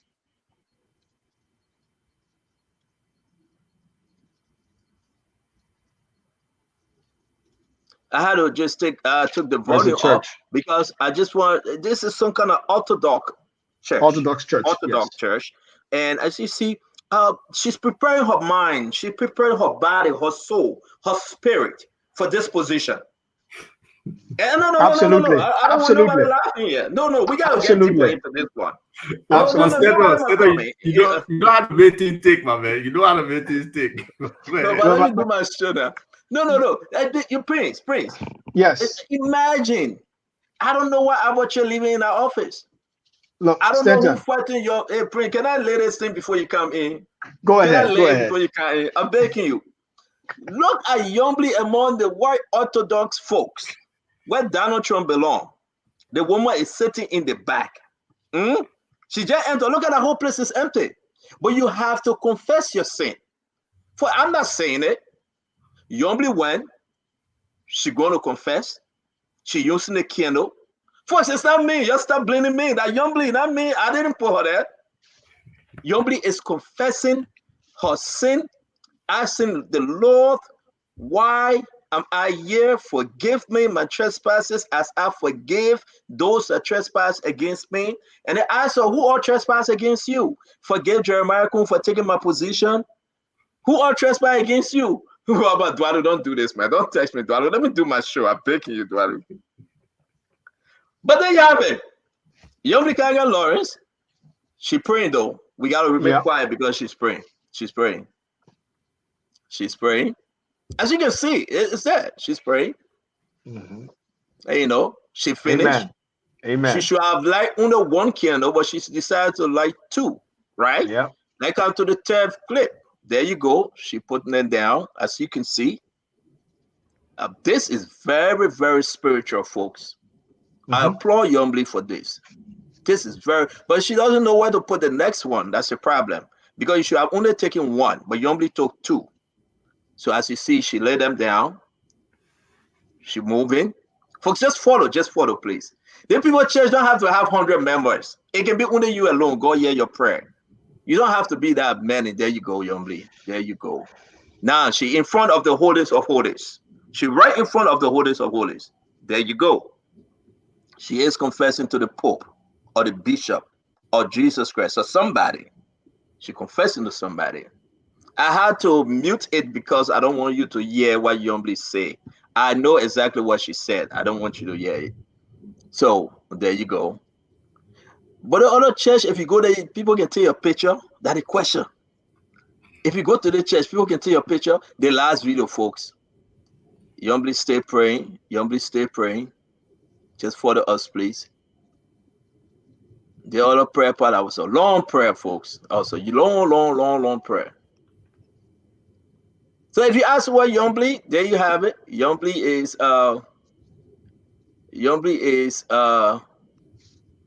there you go. She finished. Now you see people entering the church because you can just go and say your own and leave. And not the church that y'all got to sing baya and jump around and eat your food. You just say your own, you leave. So Yombly finished. She's done. She's leaving. You see everything in that church quiet. That's the end, folks. You were asking where is Yombly? Yombly went to fast and pray. She did it. She getting ready to go back home now.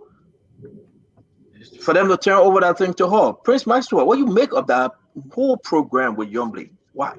Powerful, very, very powerful. It speaks to her faith and how solid she is. When she say I'm a Christian, it's not just in Liberia. She goes all over the world. She makes sure that she goes into the assembly of Christ where she shares her faith and thank her God for her power, her understanding, and her long life. But let me come back to something important. I think that Honorable Amara Corner just made his mind known, right? No, it's absolutely important, but there was something concerning her support, which is absolutely important to her political life, right? I think Honorable Amara Corner just made his declaration on OKFM. He was there today, and I don't remember his direct quote, but I do remember him stating that he's fully in the camp of Yombly Kangar Lawrence. So I think that conversation is clear and done. But one thing I want to say that we're not talking about in terms of analyzing this list is the individuals that are on this list right now. Who are they? And are they savvy enough to play a better political game to help Yombly bring in more people? And I think some of the individuals I see on this list are capable of doing that on behalf of Yombly. The first thing is there has to be a deal. There has to be negotiation.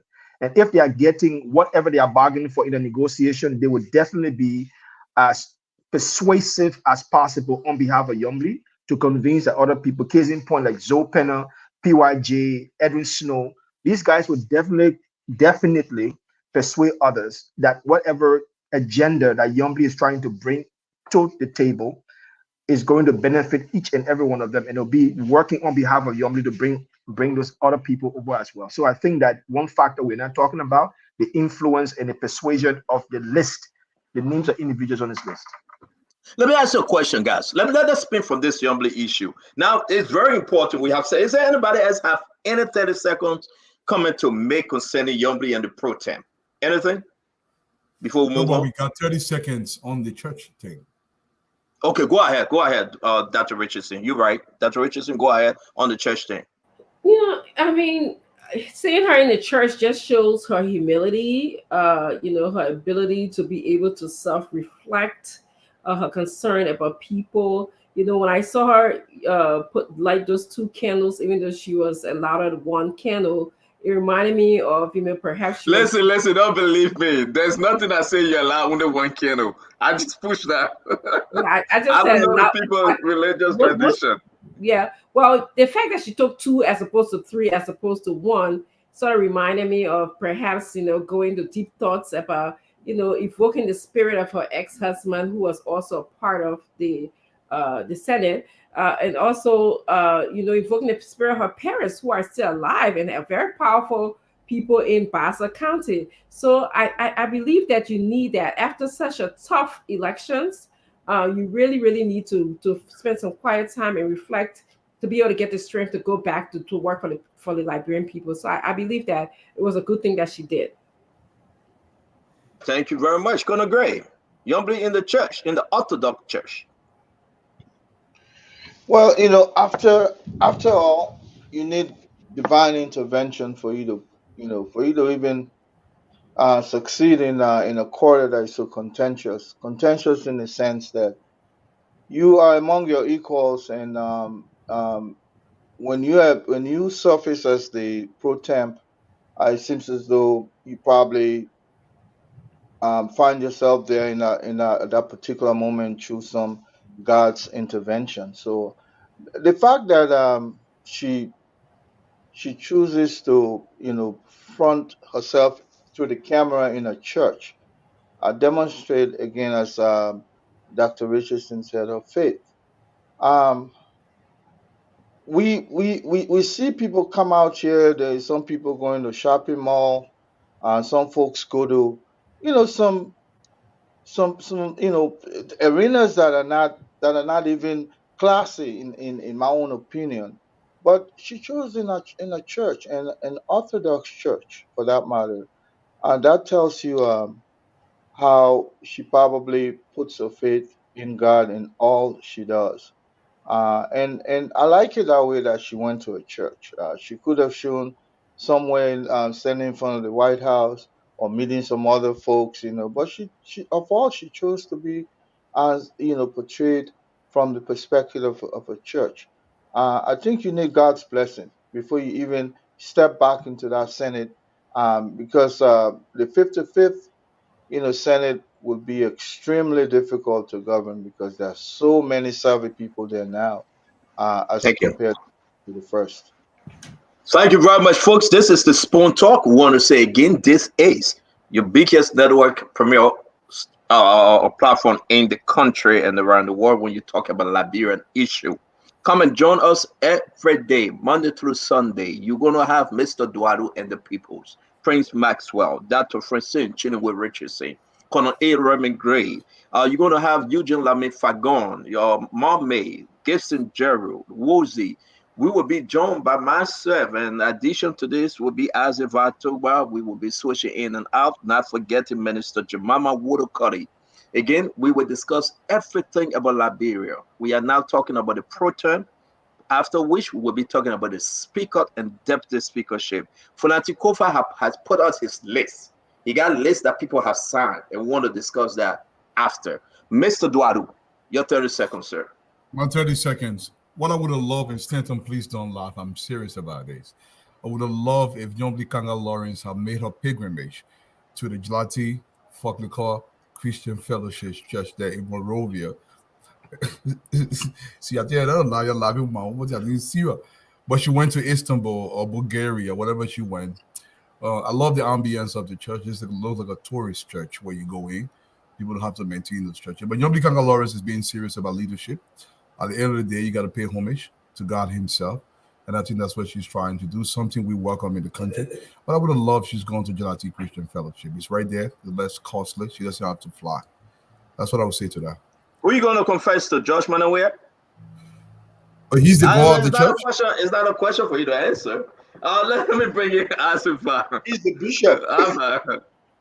Oh, I think you only need real strong prayers to just get the corrupt spirit of Abochie out of there, because he has corrupted our mining sector. He has corrupted our politics. So it's like any alternative is a better alternative. And you know the Liberian people is the Holy Ghost spirit that they connect with, right?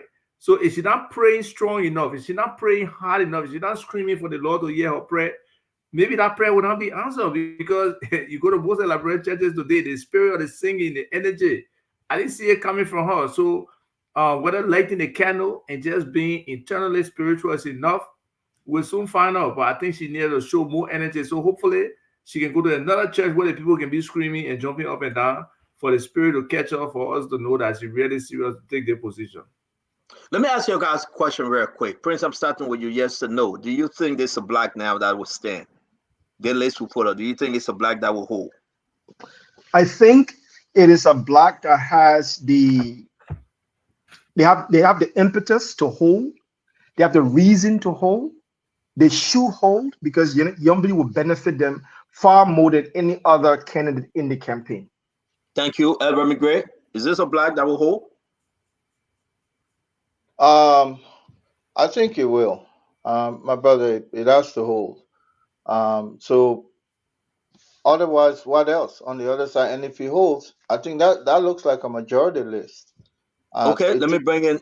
Thank you. Let me bring in Mr. Duarte. Mr. Duarte, do you think it will hold, sir? Yeah, it will hold. It will strengthen. I think there's a high probability that will hold. Yes. All right, Dr. Richardson. Yeah, it will hold. I counted about 17 persons on there. I think there's more to go.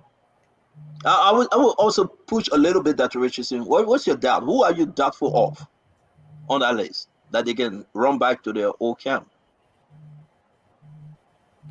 I said, can I reserve that? I'm sorry. I should have started with Duarte on this one. You always like to go last, but let me I'll come back to you. Who hold and who? I mean, who do you think that with your doubt? Any one of them? Who? Isaac. The thing is, there's no doubt. Oh, I want to bring in Isaac Duarte. I won't keep you for last. Isaac, who you think? The suspect will be Snow and Peno. I think those two, they could switch. I haven't seen real true consistency from them, but they could switch. But I think people want to side with the winners. So there's a bandwagon effect that will probably go on. So I think she has a high chance of winning. Do you think Edwin Snow? I will stick with you though. Any reason to switch, knowing that those that he brought into the race, Fina Bondo and Dottie, all of them were shaking. Do you think in bombing Edwin Snow would have made that mistake? But again, Edwin Snow is a political animal. So if he does his calculation and he thinks it's smart for him to go against it, let's say he really thinks there's a potential that he could be on a CC ticket or something close to that, he can switch. He will not want to support Yombly. So it's kind of iffy. Okay, I like the last one. If he think he can go on that CDC ticket, Mr. Duarte will take us home on this, and we'll come to the speakership. Yeah, but listen, Snow and Peno, especially Snow, is a savvy opportunist. They understand the political landscape of Liberia. So Snow understands he stands to gain more with a Yombly win than any other win, because there is no other alternative to really look to that will strengthen your position politically. So Snow's going to stick with his team until he thinks otherwise. But there is no otherwise right now. So he's going to stay with the Yombly position. That Richardson, you want to try, or we should move on? No, I was going to just say, Snow was Palestine during the past election. He was the one singing Kakaleka to adults. He was booed. He was supporting Booyah. So I think you want to be on the supporting team, in as much as he's very waver. He tends to waver us a lot. So I think we'll support the winning team this time around. I mean, for how long? That's the question, folks. We got to lastly, lastly, let's look at this factor, because we haven't calculated this factor on when it comes to Snow. At the end of the election, Snow went to visit his mother, and he posted a video. He said something very important in that video, and then sat down and analyzed what he was trying to say. I think simply Snow has recalibrated his center. He understands the weird path he took was not the best path for him, and the lack of integrity the subtraction of that integrity is took away from him. And I think that Snow will be looking for the best negotiation, and I think Yombly right now offers Snow the best negotiation because she has a direct line to the presidency, and Snow will definitely want her to keep his political future alive. Thank you very much, folks. Again, you are listening. Go ahead, brother. We got to move on. Go ahead, quick. Here's the thing, though. Snow came on this very network. He accused Honorable Bwaka of trying to go after him in a very serious way. And Snow is not naive. Remember now, Snow doesn't do anything for his constituent. Every decision that Snow makes is about elevation of Snow. So Snow is going to make that decision entirely to benefit him. I think he's talking about his mother. It's called softening the ground. Snow is very savvy. He's opportunistic in anything he does. So what he's doing is softening the ground, and then he will cozy up to the UP team so Snow can benefit. This guy is dangerous, but he understands Liberian politics. Yep, I agree, Dwalu. But I'm thinking about the mining negotiation that he was instrumental in playing. The people in Bomi they protested against him. So I think he's going to cozy up a little bit with the ruling party, so some of that whole noise can calm down a little bit. And I don't know if he's fine for a position of ECOWA again. That'd be something that he might want to cozy up with some of the members in the Senate so that he can get elected again. So again, I think we are agreeing that he always does something for himself, not for the interest of the people of Bomi or the people for Liberia. All right, guys, thank you very much. A great conversation on Yombli Kangar Lawrence. As you know, she's getting there. She's going to, folks are saying, everybody on the show agree that Yombli will be the next pro-tem. How powerful is this position? Can she help Joseph Yimabwaka? Will she actually do the people's job? Will she fight for the people of Liberia? Making decisions. Real quick, guys, I got to leave from this end. Chair on executive, who? Don't explain, just give me name. Ed Remy Gray. Do you go last? Chair on executive, who? Ed Remy Gray. Chairman on executive in the Senate. Right now it's Sir Joseph, but they're going to go back on that. Who do you think? Well, definitely. It will not be prudent for her to bring another lady.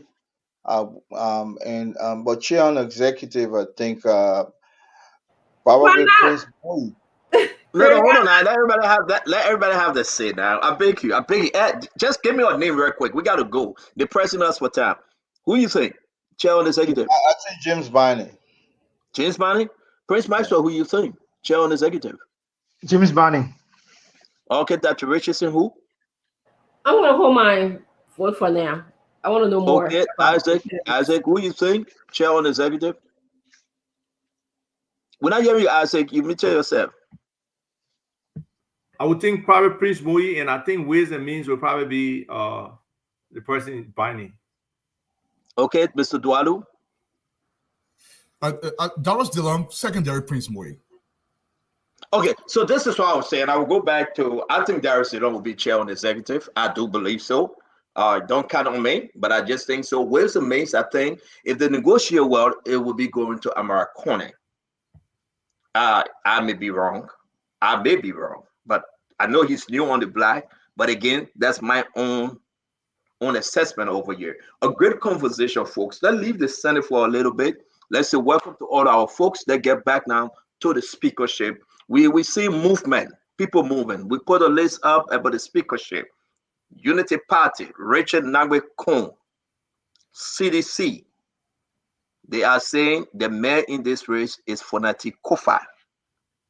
Today they were in a program, they were in a gathering. I can say to you, we went there, we took some picture of them. In that gathering, Fonati Kofa is doing what he usually do, like you see over here. There you go. Picture, speak 1,000 words. Fonati Kofa and Moima Mensa Bridge. There you go. Today's program, Fonati Kofa, looking sharp. She called in and said, let's take a selfie. And there you have it. They are negotiating. They are working in the back. And then this list came up, folks. Let's go from the beginning. I just want to see. They had a list that people signed on. I want you to give me your honest opinion. Yeah, look at the list. 41 signatures. 41. 41 signature. Are these a genuine signature? Are these to the point? Are they to the money? Is it truthful? Can we believe this? Now, we cannot independently verify these signature. That would be very frank. We cannot independently verify the signature. So, Duaru, the first list, can you call us the name and the party they represent, or the independent? Let's announce it. And Fonati is saying that he has secured these names. They have signed onto this document. and they will be voting for Fonati for the speakership. Why don't you go first? Yeah, I'll call it late, but that's Fonati saying this is not public. Let me go through the name. I see James. And that's why I said we cannot independently verify this. Yeah. Okay, it's from PUP. The second name on the list is Joshua Marvin Cole, the CDC. You talk about Josiah Marvin. Josiah. Oh, Josiah. Now look at glasses, man. You can see good. But the third name is Eugenia. Is it Eugene? J.M. Yeah, Cully? Eugene. Yeah, that's CDC. And down we got Fode E. Fumbler. That's independent. And coming down further, we got Luther S. Collins. That's independent as well. And we got Asa G. Benny, MPC. And then we have Matthew. Who's that? Let me read it, but you can see, but you can see Matthew Joe. Yeah, let me read this thing back because I can see. So let's go back by county. In Bon County, we have James Colette, PUP. In Bon County, we have Josiah M. Cole, that's CDC. In Bon County, we also see in CDC Eugene Colley. And in Bon County, independent for the family. We got 4 from Bon County. And this thing they are saying was sent today. Yesterday, we see the 5th and we see the 6th. Let's move to Bapadu County. CDC, Zina Norman, independent Luther Collins. In Bapadu, he got 2. So we got 1, 2, 3, 4 plus 2, that's 6. Now we go to Grand Bassa County. Grand Bassa County, you got Isaac Bani, MPC. And we have CDC Matthew Joe. Oh, you got 1 more. In Bassa, CPP, Thomas Joshua the second. Let's move to the next list. If you can see this is a little better. You can see it now. Go ahead, Mr. Dwadu. Oh, no. Abu Bana Kamara, obviously Kidi's going to vote for him. That's from the CDC. We got Dixon Sibo from CDC as well. We got Bernard Blue Benson. Are you serious? CDC as well. Out of Nima County, we have Twardi Glikia. Is it Glikia? He's from MDR. We have Tazi Wombe, independent as well. So hold on right there. I beg you, my brother. Let's put this list down. We right now to, he's from MDR. I want to draw attention to the MDR guy. Folks are saying this list is not a real list. Thank you. I want us to be very clear. We cannot independently verify anything. But that's the list. That's the list that Fonati Camp is pushing out. MDR belongs to, let me finish, I beg you, Mama. MDR is Prince Johnson and Jeremiah Coon. Are we now saying members of the party breaking away? Let's have a conversation on this MDR and we can go forward with the list.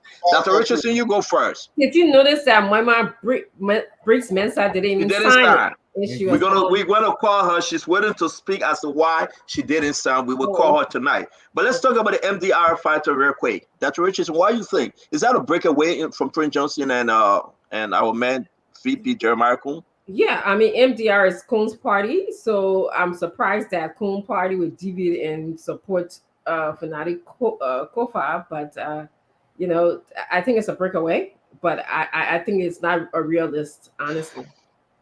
Wow. Asa, what do you think? A real thing or fake? I've been hearing this for a while, at least a couple of weeks. I believe the list could be real, but the list got, potential to change.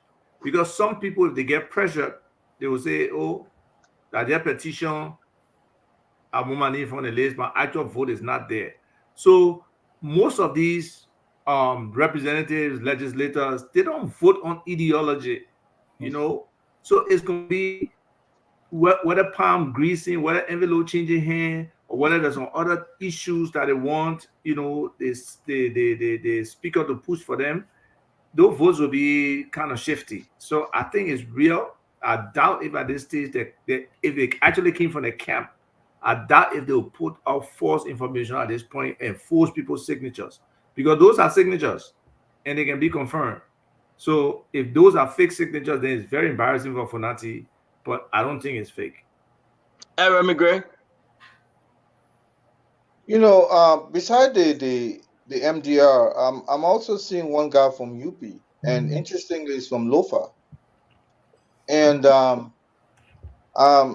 so that even casts aspersion or doubt, in my opinion. But um, like I indicated earlier, that the Senate race, the legislative race, it's a different beast. It's a different baby. People will and deal away from the camera, all the fanfare.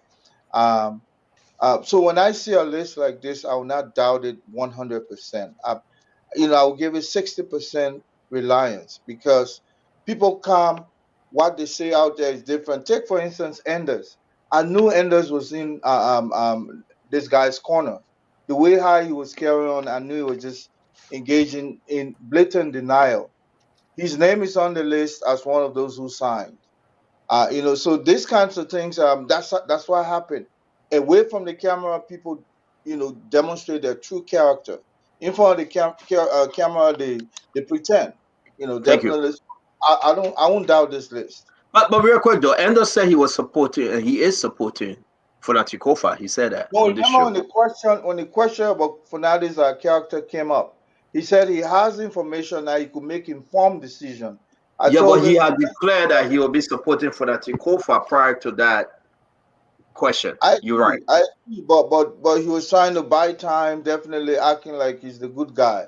Definitely, in this case, I'm not saying that he's not a good guy based on his choices, but I mean, he should have just held on that line and say, "Look, I'll vote for Nadi regardless what what I know now that he claimed to know first." Thank you, Mr. Duadu. Look, and as I said this, there is no ideology in the legislature. So I got a few questions. Tell me which one freshman representative is going to look at a request from the presidency and say, you know what, Ron, I'm not going to listen to you and I'm going to listen to Falanti. Two, most of these guys are very, very hungry, especially nearly every single freshman representative. The guys in the House of Representatives, you take them out of there, you stop the paycheck for 6 months, they go back to square zero. They would take any money right now coming from Fananti. Now, the signature could be a request, my man. It's an opportunity for us to talk to you, sign here, and hold it one here. So anybody can do it. There is no loyalty of any kind in the legislature to the people whom they represent. That loyalty is to themselves. So Fananti, another thing also, if this list is deceptive in any way, it could work against Fananti heavily. So for me so far, I don't think this is a list saying we're going to vote for you, because if Fananti truly had 41 people willing and signed to vote for him, there's no reason why he should even campaign. There is no reason why, any reason, because you already got all majority, because there are about 73 representatives. So if you got 41 people and it's solid. But I gotta interrupt you. You know, they do this thing to me, folks. Well, this is what makes Phone Talk so interesting. I'm receiving information from representatives saying that they didn't sign that list and the name is on the list and the secretary is on the list. That's what I was going to talk about right now. That's what I was going. Plausible deniability phase. So what we're going to do, yeah, let's show the entire list, right? Because I'm going to call this representative. The representative said, my name on the list, signature is in front of my name, but I didn't sign and I want to speak. Deceptive. What's going on here, God? No, Stanton. My position would have been, I'm not going to argue this. The list now has been presented to Liberian people, right? We are now in the phase of plausible deniability. If the list is real, no one is going to call this Spoon TV. If the list is not real, there will be a flood of representatives calling it to deny. We will show everything, right? Dr. Richardson. Let's show the entire list. Let's take our own time. Let's read them all, because all the representatives that they are watching, they want to know who put their name on the list. Stanton, they say we have 72 representatives now. I want to make that correction. They say it's no longer 73. Is that true? Yeah. Guillaume passed away. Guillaume passed away. So it's 72. Okay. Well, okay, so that's a by-election. Yeah, there's a by-election coming up. All right, so let's go ahead real quick. Let's go ahead real quick. I beg you, those I can read, can you read this? This one would not be Dualu. Then we'll go on Dualu on a page. I read it, no problem. So Bomikante, nobody. We go to Bonkante. Bonkante, you have PUP, James Collette. You have CDC, J. Mervyn Cole. You have CDC, Eugene Colley. You have independent Forded Fambulai. You have Bon County, Barbado County, CDC, Zena Norman, Independent, Luther Collins. You have two of them. Grand Bassa County, MPC. You know that Mr. Simon Freeman Party, MPC. His one representative from Grand Bassa County is Isaac Banning. Okay. And you have CDC, Matthew Joe, with CPP Thomas Gotchwa. You have that. So now let's move to the Dwalu list over here. Dwalu, can you see? Yeah, I can see, my man. My Abu every on. Abu Kidi Kamar, CDC, Monserrato County. Dixie Abu W. Kidi for true? I don't understand why you the many Abu Kidi. Dixie Sibo, that's CDC as well. We have Bernard Blue Benson, DJ Blue. That's CDC, district number 17. We go down to Twin D. Glikia from MDR. I believe that's Prince Johnson's political party. That's out of district number 6, Nima County. District number 9, Tazi Wombe. I think Ta would love to call him independent. We'll go to Riverside County. We got Alice J. Grant, independent. District number 2 out of Riverside County. We got Steve Tiquia. That's district number 2 is independent. We'll go to River G County. Alexander Poor, we got CDC. We got ACB Chiliplay War, CDC. And we got Johnson S.M. Williams Sr., that's CDC as well. We got Sandal County, Romeo Thomas Quia, that's NDC. We got CMC Kiwia, CDC. We got Alex Noah, CDC as well. All right, so let's continue. Somebody can help Mr. Dwalu. No, you got to read that one, Stendo. Yeah. All right, the list over here for Grand Cape Man is Bintu Masale, Grand Cape Man CDC, Grand Jida LRP. You have Maria Johnson, Grand Crew CDC. You got J Funanti Kofa, Lofa CDC, Thomas Fala CDC, Fatuma Julie Wee. I think that's the name. CDC. Yeah. Safa Momo Poto. Unity. Okay. So here's the issue though. UP. Giselle Colin. Is that UP or the person signed the wrong place? District we will 4 hold UP. that as the question. We will call that person UP saying they're siding with Funati Kofa. Maryland CDC. P. Mark Jury. Maryland Independent. Austin Bleedy Taylor. Mike Gibby Independent. OP Roland Cooper. Then you have CDC, Ava Jones, Independent, Ellen Atto Wule, CDC, Emmanuel Ya, CDC, Clarence Guy. Then we come to Monserrato County, Independent, Michael Thomas, ALP, Sumo Moba, and you have Independent, Samuel Anders, Independent Emmanuel Dan, I question that Emmanuel Dan from West Point, CDC, Frank Safoco, Independent Jerry Yokbo, and CDC Edward P. Flomo Jr. Folks, now. So Papi Flomo won again? That's what you see, so. That's what you see, so. But I want to ask a question real quick, guys. Grand G there, we passed by Grand G there, right? Is that Grand G there? No, not Grand G there. This guy, Grand G is up there. There's one Grand G is up there. CDC, one person, LRP. RP, Mary Johnson. Mary Johnson. Okay, so where do we have, okay, Alex J. Grant, River says, I'm receiving information that Alex J. Grant said no, he's not on that list. Yekezi, let's call our producer to call Alex J. Grant. It's important for us to do this, folks, because this will help us. Margibi County agree. This will help us. This will help us seriously. Isaac, coming back to you, because you said that, well, maybe changes need to be made, but people sound this thing. Now, the guys are saying no. Some of them say no. This list is fake. What say you? That's what I said from the beginning. If this list is legitimately from Funanti camp, let's say a spokesperson or a personal assistant or a COS or somebody published this list, and these folks are saying the signature on it, that causes you to question the integrity of that office and what his intent is. But I personally doubt that they will do that. So it will be very interesting to get these lawmakers on to ask them, has there been any discussion with this group? Is anybody signing for them? If they did not sign it, what is the action they would take against Fonati and his team for faking this? If anybody have anything to say, I'm trying to make contact with one of the representatives. Yeah, Stanton. Also, too, it's way too early for any kind of savvy politician to commit openly, even if they commit behind the scene, to make it public this early. Because what's the bargaining chip? So, the people that are listening, if your representative from your district is this hopo-Joyish in a way that they can come in the open so quickly and commit openly without any form of negotiation, he or she cannot negotiate for your district properly. Your district is going to lose. I begin you start recalling them because they don't know how to negotiate.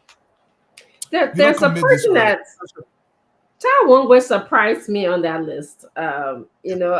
For some reason, Tai has lived in this part of the world before, and I believe he has record and understand the court proceeding relating to Fonati, and then for him to be elected and also to support Fonati is concerning to me. But maybe he has his reasons, and one day he's going to express that either by way of Facebook or by way of spoon, as he usually does. But he surprises me on that list. And it's also interesting if notice CDC voting block, how they are voting for Fonati. And notice that if you want for Liberia to progress and you want to have a person who belongs to CDC as Speaker of the House, you have to think twice, because we had CDC members in previous leadership and they didn't do anything for our country to some extent. And now we want to go back to them. Just notice there's a lot of CDC people that vote. I saw that a group of independents came in. That was one of the largest voting bloc that came in. They consider themselves independents. I think 18 of them were re-elected, if I counted correctly.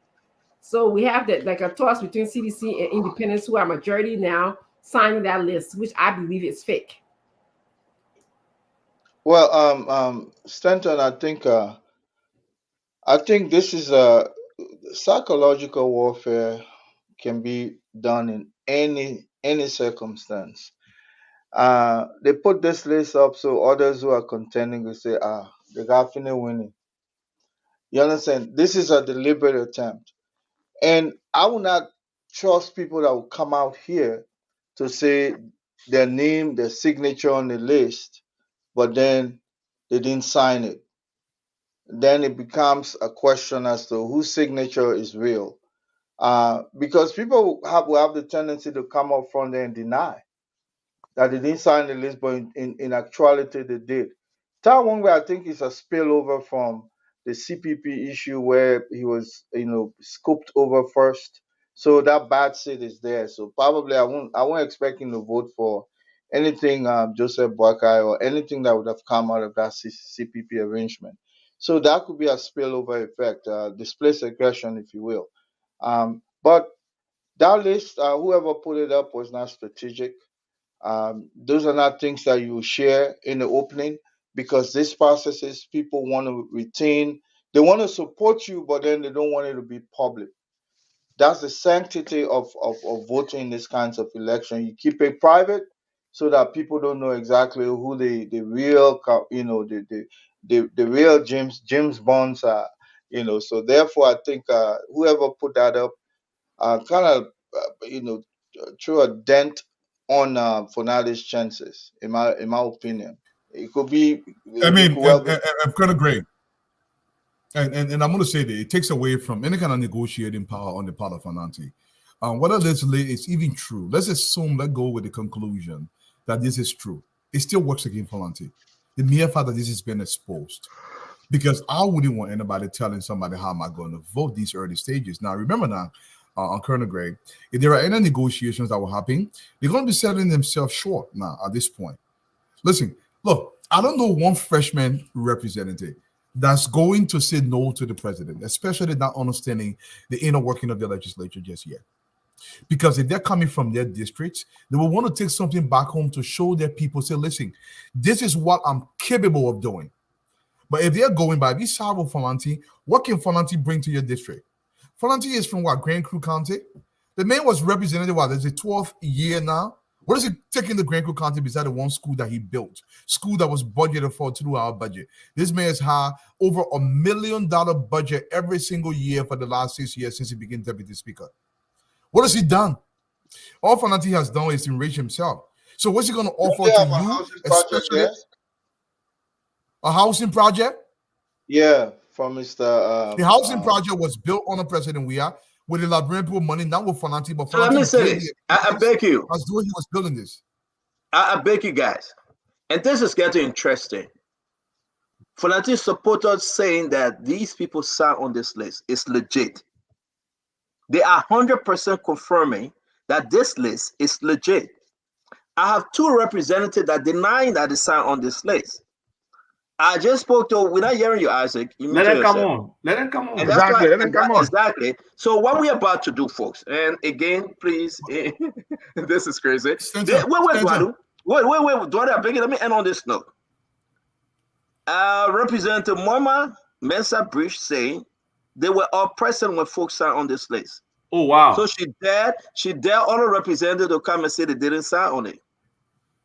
And somebody probably recorded it anyway. Everybody, camera everywhere these days. Like I said, we are in a plausible deniability phase. They'll have to come out and say or not. No, that's not plausible deniability. That's not plausible. Yeah. No, what I mean is they will have to come on Spoon TV to say, no, I did not sign anything at all. Or they just remain quiet to prove that they signed. Plausible deniability is when you use a surrogate. If somebody has signed for him, yes, then it's plausible that you can deny it. But with your signature, especially if it can be authenticated, you can lie. But Falanti may have given this representative an appearance that they were signing the list for another reason. Okay, not so total support. So, gentlemen, Dwalu, you trying to say our representatives are that stupid? Seriously? They can't read. They can't read. Not about reading. Yeah, my man, you're saying, yeah, let's have a discussion. But notice the list now. The list is a pre. Do you read the top of the list? The list is a pre-existing list. It's a list that has everybody's name on it, and then people are just signing an area. It's not a list that was established before, where you say, okay, if you agree to support. Read the introductory stuff on the. All right, guys, hold on. We have one of the representatives. Representative Grant is on the phone. All right. Representative Grant, welcome to Spoon Talk, man. Good to have you on the line, sir. Are you hearing Representative Grant? You hearing the CEO? Okay, he dropped the line. Let me call him back. All right. So let's make this okay. All right. Go ahead. Run this thing that Rich is here. No, I was just saying, and Ava, you asked a great question. Did I read? There was almost like a 2-page letter that came with the list. He's now, back. your question is, did our representatives read that 2-page letter? The time frame. All right, I beg you, Dr. Richard, say we have the representative on. Representative Grant, good evening. Good evening. Good to have you on Spoon Talk, sir. We're not hearing him. Can you put it on? Okay. Hello? Yeah, hello? Yeah, Representative Grant, good to have you. This is Spoon Talk. It's good to have you, sir. How you doing? Yeah, not bad. I'm doing great.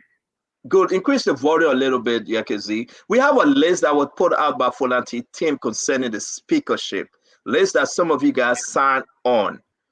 Can you talk to us about your signature on that list, please? My signature is for.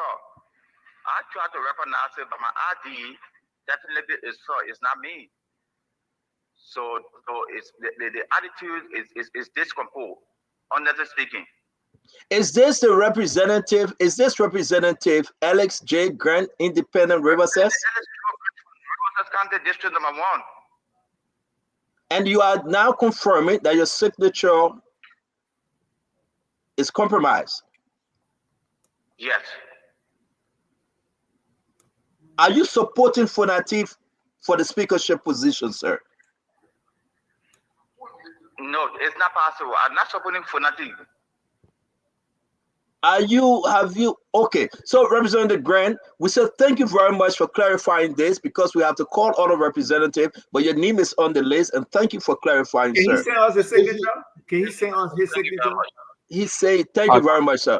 Thank you. Thank you, Yakenzi. No, well, hold on 1 minute. Hold on 1 minute, guys. Let's do it one at a time now, please. We got other representative to call. It is interesting. I'm not going to question his signature, Mr. Tupac. I'm not going to question whether he's on the picture. He just said, I am Alex J. Grant from Riverside District 1. I didn't sign. In his own words. So that can we question the Fonatic camp as to why. We have to ask them. Thank you. So let him confirm it. But so talk to me. Let me start with you. The man just came out and said, no, he didn't. Somebody forged his signature. Yeah, so if somebody forged that man's signature, it's criminal. And I went that fake case and gave me the copy of based on forgery. So that's a criminal offense. So let's find out from the Fonatic camp what the proof that this individual signed it. Is there an agreement somewhere with all these 41 persons for them to sign or not? And then you just said another female. Yeah, can you please call Mr. Isaac Banning from Grand Bassa District number 1? I sent his information. He also denied that he didn't sign. Wow. He also denied that he didn't sign. Let me bring you Dr. Richardson. This is scary though for our lawmakers. Yes, this is very scary. Again, Fanatic Kofa comes to this race with some credibility and integrity issues.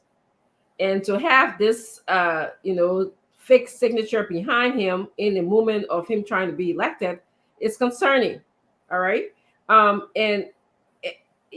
Do we question those people who are saying that this is not a signature, or do we question Fanatic Kofa's list? Wow, but they are openly saying this is not my signature, Prince Maxwell. They are not hiding. They are not sending text messages. Grant came on. We are calling them. I got like 4 of them already. We'll talk to them. But the man said, this is not my signature. Somebody forged my signature, Prince Maxwell. So this is scary. That's why I'm trying to use the argument. If somebody's forging a signature, it means they were not direct participant of the signing of that list. So they are coming on here now. So it falls in a range of plausible deniability because at the end of the day, they didn't even participate. It's not like they're doing something. The chain of command did something wrong. So they have to come back on and say, no, I didn't do that. They didn't correct it. That's the reason why I'm not using deniability. I'm using plausible deniability because it falls in that bracket to me. But it's criminal. On whose part? On Fonatic team? On Fonatic team. On Fonatic team, and Fonatic team now have to come here on this show to authenticate what these individuals actually signed. That's what I mean. If Fonatic did not put this out, and one of his representatives claimed to have put this out, he can say, "Man, I don't know about that thing." Right. Exactly. That's what I'm saying. No. There's a great guys. Hold on, guys. Hold on 1 minute. Again, I would say this to you. Will I welcome Minister? Let's welcome Minister Fagon. But let me say this to you guys. It is important for us to know. Today you forgetting my name? No, Minister Fagon, man. The messages coming in. These guys are denying that the name was on the signature. Yeah, Fagon. How long you been in hotel room for? Remember, we shouldn't change the conversation. But let's do this guy. You Dr. Francine, you say you doctor. Hey, man. Stay with you on the tunnel. I said, stand up. What Fagon wearing? It just look like head in my eye. What you man wearing? I your sabu head and shiny over there. I hold on. You're too fussy. You sure you're not for Grand Dr. Francine, you make $600 for consultation. Up to now, the police people arrested me for being the people hotel and not being able to pay. I told Stanton, I said, call Dr. Francine. That's true. He said, okay, I see now what I ain't happy. You not have a friend. So guys, let's go back. I know you and Fagon back and forth with y'all. The whole show's yeah, man. But hold on 1 minute, guys. This is important for us to know. It's scary also. Fagon, the Mormon Mensa Bridge said that this is legit. People signed, 40 of them. San, to support Fonati Kofa. We just spoke to Alex J. Grant. He said, they lie on me. I can tell you right now, beside Alex J. Grant, we are calling also, what you call him, Gessie Collins from Lofa District number 4. He said they lie on him. We are calling Binding, Isaac Binding from Grand Bassa District number 1. He said they lie on me. Fagon, what's going on? Why would they lie on the fellow lawmakers? The same thing I told you today, you don't like to listen to me. I thought you were a crew man, but today I know you're not real crew man. So Prince Maxwell in crew, when they say son, what it means? Two of y'all concerned crew. Son are fat. Fat. When people fat, that's what crew men call son. Now, this thing here is, I told you, no, let me come back to the real question, because you know, Stanton and I, Remy Gray, we can talk in the back.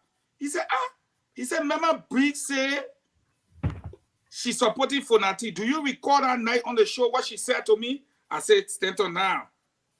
I remember what she said to you on the show when she called that night. She said to you that Fonati Kofa was the man to be, Nati and Remy Gray were on the show too that night. And she said she was supporting Fonati Kofa. So I said, why did she not sign? So Stanton pick up the phone, call her. Stanton called the woman said, oh, I wait for Nati, don't worry, this and that. I said, Mama Breeze is a savvy lawmaker. If she does not get what she wants, however way the negotiation go, whether she won't be deputy speaker, all right. Fagon, hold on 1 minute. Fagon, hold on 1 minute. It's important. You see how interesting this is? I have the representative for the Fambler from Lofa. From Bon County. From Bon County, I'm sorry. Representative, welcome to the Spoon Talk. Everyone can hear you. Okay, thank you, Stratton. The first thing I would like to say is that sometimes when you go about doing things, you should be able to stand up to what you have done. We signed that listing, and we have expressed our support for Nati Kofa to be speaker. We are clear with it. We have reason why we want him as speaker. All of those who signed by themselves. No one coerced anyone. We signed that listing. There were people who were present when we were signing. Some of us signed it here, I think, yesterday. When we saw it, we signed it. And no one on that list will say they coerced them. Every one of us signed, and we are aware of the listing. People are aware that we support Fonati Kofa for the speakership. So there's no argument about that. Okay, so let me ask you, and we'll give the other guys chance. We'll give the guys chance to ask you a question, Representative. Your name appear here from District number 7, 40 E Fambula, Independent Bon County. Let's just help us understand. Is this list legit? I said yes, Tata. No, you were talking to me. I want everyone to hear you. I just put you on. I said yes, the list is legitimate. I signed it, and other colleagues of mine signed it. You just heard Mr. Ellis Grant. He said it's not him. Can you disprove that? No, but this is the first thing I told you, Stratton. I said, ask Honorable James Colette. The truth is established in the month of 1 or 2. In the month of 2, 3, you can establish the 2. Ask Representative James Colette, who handed the file over to the honorable man in question to sign on it. It was not something like we coerce him. Oh, okay. I beg you, Representative. This is interesting. James Colette. You can talk to James Colette. He was there. He handed the file over to him. He signed it. P. Marjorie signed that listing, and all of them, no one arguing. All right, so arguing the list is legitimate. So let me bring in the other guys. Bear with us, please. I hope you have time. Another representative is calling, but just bear with us. Real quick, Prince Maxwell, make it short. I'm begging you. Your question for Representative Fambula. Representative Fambula, how do you do? I'm sorry, Representative. You know why? This is mean that because of Fagon intrusion, you in my ear and you cannot hear his question. Let me remove you from the earpiece for you to hear the question, please. All right, here we go. Hello? Hello? Hello? I'm here. Okay, Prince Maxwell, go ahead. I'm here. Thank you. Prince, go ahead. Honorable Famula, you stated that there was a reason for your vote of confidence in Fonati Kofa for signing this list. What was that reason? No, I beg you, Prince. You need to understand as to whether the list is legitimate. Exactly.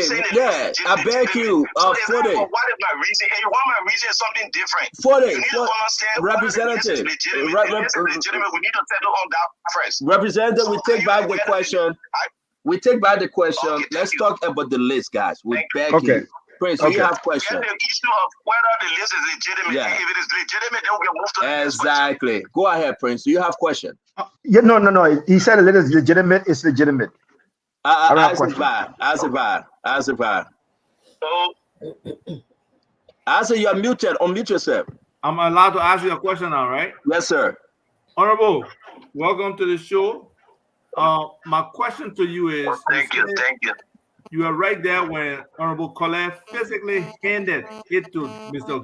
Honorable Grant to sign. So what's your perception of this colleague of yours who you saw, he accepted some document, he signed it, and then he's coming on national media to deny that he signed it? How do you feel about this individual? So the first thing is that we all come into the legislature, we bring in our character, we bring in our name, we bring in our community name, we bring in our understanding when it comes to public policy and how we consider this country to be. We want this country to work for the Liberian people now, personal feeling. If you go about taking a decision, you should be able to stand by it. He's an honorable man. I think he needs to do the honorable thing to understand that what you are doing, he should be able to stand up for it. Or what I really want you to get on this platform is to ensure that Colette, you can get it on the phone. He's trying to get through the phone, but he's not getting you certain to understand as to whether he was not there or he didn't handle the file to him to sign. The list is genuine, and people won't play politics with this. There are a lot of things at stake, and we all need to come back and understand what is at stake in this country. We need to work for the Liberian people, and that work is when we independent can see how this country will be managed in a way that everyone feels their interests as a country can be protected. So thank you. Let me bring in Fagon real quick because you're right. Honorable Colette is calling. Fagon. The list is legitimate, and all of those whose signatures are on that list. Thank you very much. Thank you very much. You know, I want to bring in 40 because I don't want to waste our time. You will have the same answer moving around that this list is legit. Fago, you got anything to add, or we can bring in 40? No, quick question. Oh, okay. I don't Fago. I do have something to add and something. Go ahead, Fago. Honorable Famula, you keep saying that the list it is legitimate, meaning it's legal. I don't know if you understand the word legitimate. If I want to a point, I'm saying the list is legitimate because when I signed, I was not coerced. I signed the list. So it's not about a list coming out that is fake. So I'm saying it's legitimate because I signed it and I stand by what I signed. Thank you. And I like the fact it is from that point I say it's legitimate. It is not fake. Because I heard people on this phone. Yagazi, come on the show. Yagazi. No, it's not fake. All right, let Fagon finish his question, honorable man, please. Yagazi, come on the show and bring the next representative. Honorable Fagon, go ahead. I hope this time you will give me the opportunity to speak. He said because he signed it makes it legitimate. And I'm saying to him again, if he says let Fagon finish, honorable man. Let him finish his question, please. But the man saying his signature is legitimate. What he's saying? Yeah, but let Fagon must finish his question. I am trying to make. Allow me to speak. You said your signature is legitimate, and I want to give that to you. What I want to take away from you is that that document is legitimate, and the reason why I want to take it from you is short. You have on that document a resolution to declare. A resolution to declare. We vote for a speaker. We do not declare one. And the first point in your resolution, point 1, or count 1, you say, we, the undersigned, hereby resolve to declare Representative J. Fonati Kofa as the preferred. That word preferred You understand that? As the preferred candidate. I understand the word. Meaning he's still a candidate that you prefer for the position of speaker. Meaning an agreement between you and Fonati that you prefer him to be speaker, or something that you declare. Under our laws, our speaker is elected first amongst equal. Now that is legitimate. This piece of scrap paper is a scrap paper. We do not declare our speaker. But they're not giving the man. Let him finish. I said, let him finish. I said, you will have your time. Because we're not sit here and mislead our people that because a group of representatives went somewhere and preferred, I'm using the word, they declared that we will support this man and we prefer this man to be our speaker. That does not make it legitimate. It is not legitimate, I repeat. So your question for the honorable man now is going on the House floor and voting for that man. And that's why this man is telling you today that I did not put my signature there. What will you do to him? What Thank can you. you say? Honorable man, Honorable Fode Fabulous, before you speak, Honorable Fode Fabulous, sorry, before you speak, you can say, who do you have? The representative from Lofa County was on the line. I'm trying to reconnect with him. When you get him, you can bring him in because we want to hear from him. Go ahead to Fagon consent, sir. The representative for the family. The first thing is that, Fagon, the first thing I would like to say to you, when you use the word declare, you are telling anyone that you are effective. You are very clear. You believe what you say and you're going to stand by it. That's the essence of what you say, you're declaring certain things. We are declaring that moving forward, and you say this today is January 15th, we're going to vote for ROJ Fonati Kofa. We are very clear, we are effective to that statement that this is what we stand with. So it is from that point we say we declare. So you need to understand the context of the word. So that's one man telling you he doesn't declare again. If it is about discussing the issues that have to do with the legitimacy of the process that has to do with January 50th, it's something else. And we can have that conversation another day. You can say that discuss what are the procedure leading to elect your speaker, but we will have voting right that you do not have. I say among our peer, we are considered one of our colleagues as our leader. Then you question that. I question that because somebody telling you that they didn't sign it. All right, so thank you very much. Let's move on to somebody else. Dr. Richardson, you put your hand. We got to bring the other representative, but talk to us, Dr. Richardson. It's important for the representative in line to know at the time he signed it, okay? It may be legitimate to him because he signed what he knows he signed. But the other representative, you said that he didn't sign it. His name wasn't there, except this representative on the line is telling me that he witnessed with his own eyes this man signing inside mine this document. I give. Go ahead, sir. So what I said was that it is in the month of 2 or 3 that the truth is established. I gave you another lawmaker name that handed the file over to the honorable in question to sign. And I said, you know what was in the file? Hello. I can forward you his number and you can call him. He's trying to get on the phone, but probably we say on the phone he might not have the chance. So you can talk to Honorable James Colette. I said, Honorable James Colette, District number 2 representative, one county. You talk to him. So let me ask you a question. That's not the issue. And the issue here is that honorable man. Honorable man, I beg you. Let's try to keep this thing as so the legitimacy of the document. I beg you. We understand what is going on here, but help us understand better if you can. We have other lawmakers that called it in for and against this document. What am I asking you? Do you have the original copy of the document? Because the argument from the other side saying those that signed on original copy are not the one on these document we are presenting. Is it true? Can you confirm every name here? Tell you, if you can, what I can do for you tomorrow, something around 10 to 11, I can drop the original copy for you to screenshot it at your station. No, what I'm saying, I just want you to confirm that every name, every signature on this copy. We have copy. the original copy of that document. We have the original copy, and it was not late. We could present a copy to the station, and you will see it. You could take a screenshot of it, so tomorrow you can come and have a copy of it. No one There's a 2-second question. Let me ask a question. Go ahead real quick before we bring it all. This is very interesting, man. Yeah, my question is very simple. How long did everybody had to read before they signed? Because there were at least 11 paragraphs. How long did everybody have to read before they signed the document?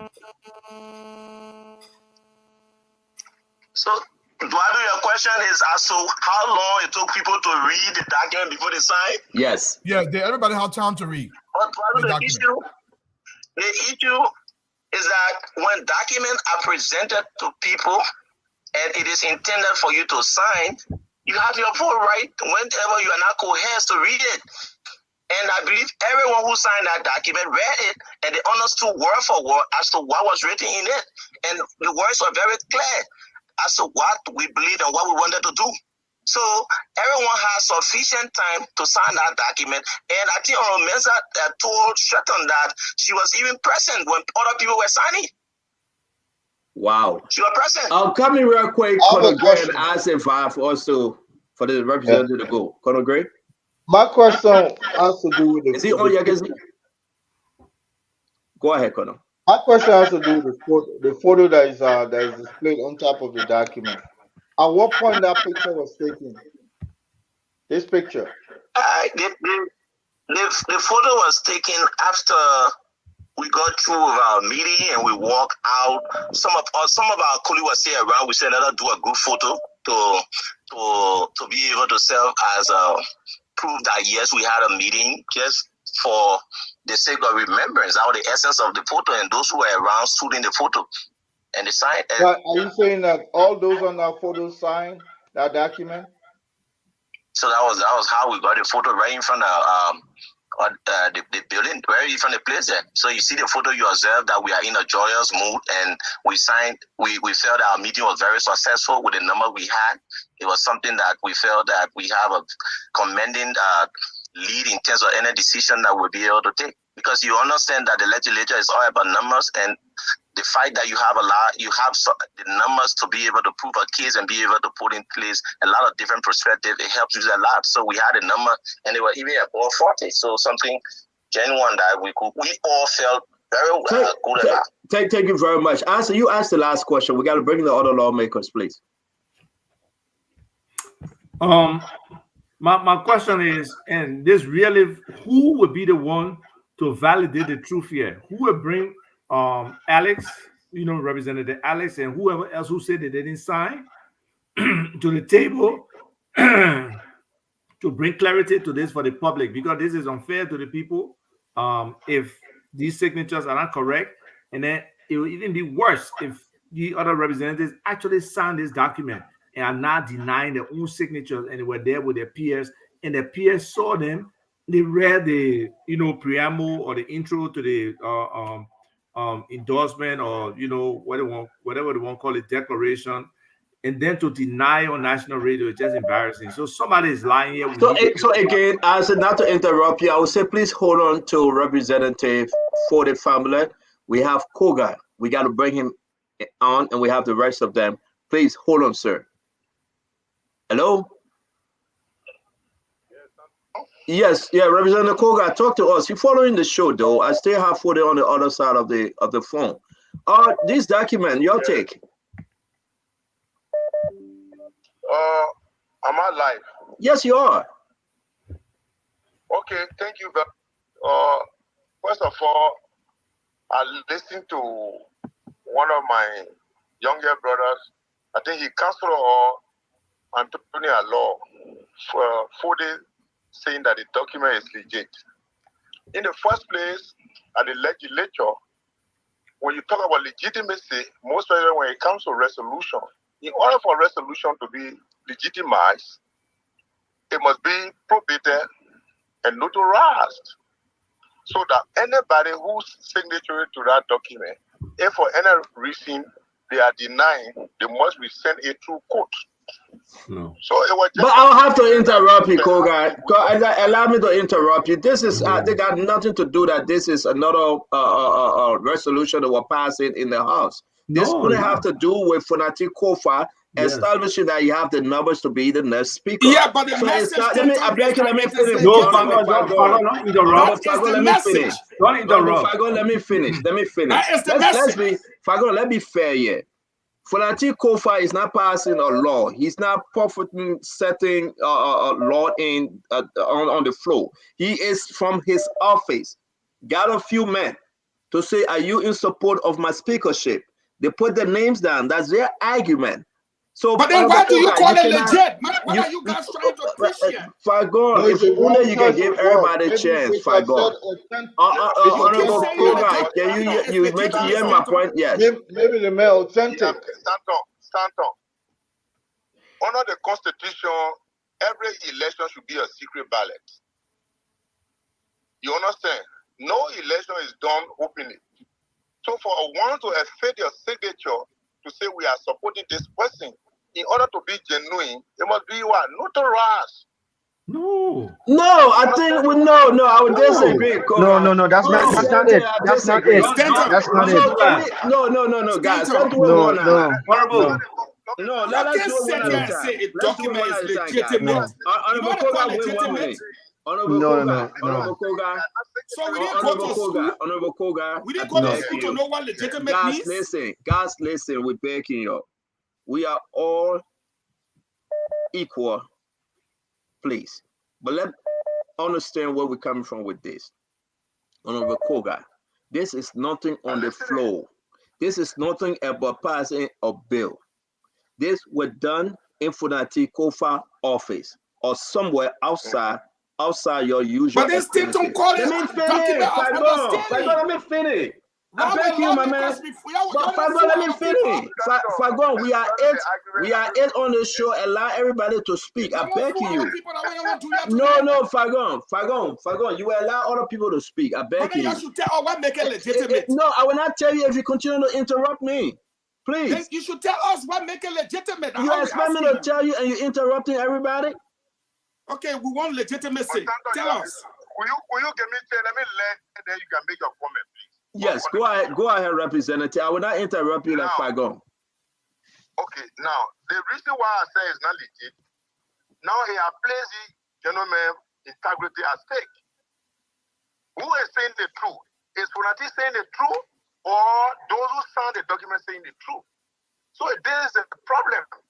The issue here is we as legislators granted that we want to carry out certain, proposition at the House of Representatives.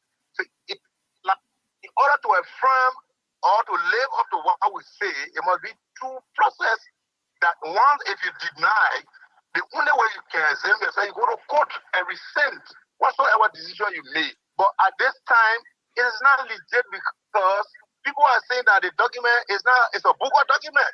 So what defense do you have to justify that the document is legit?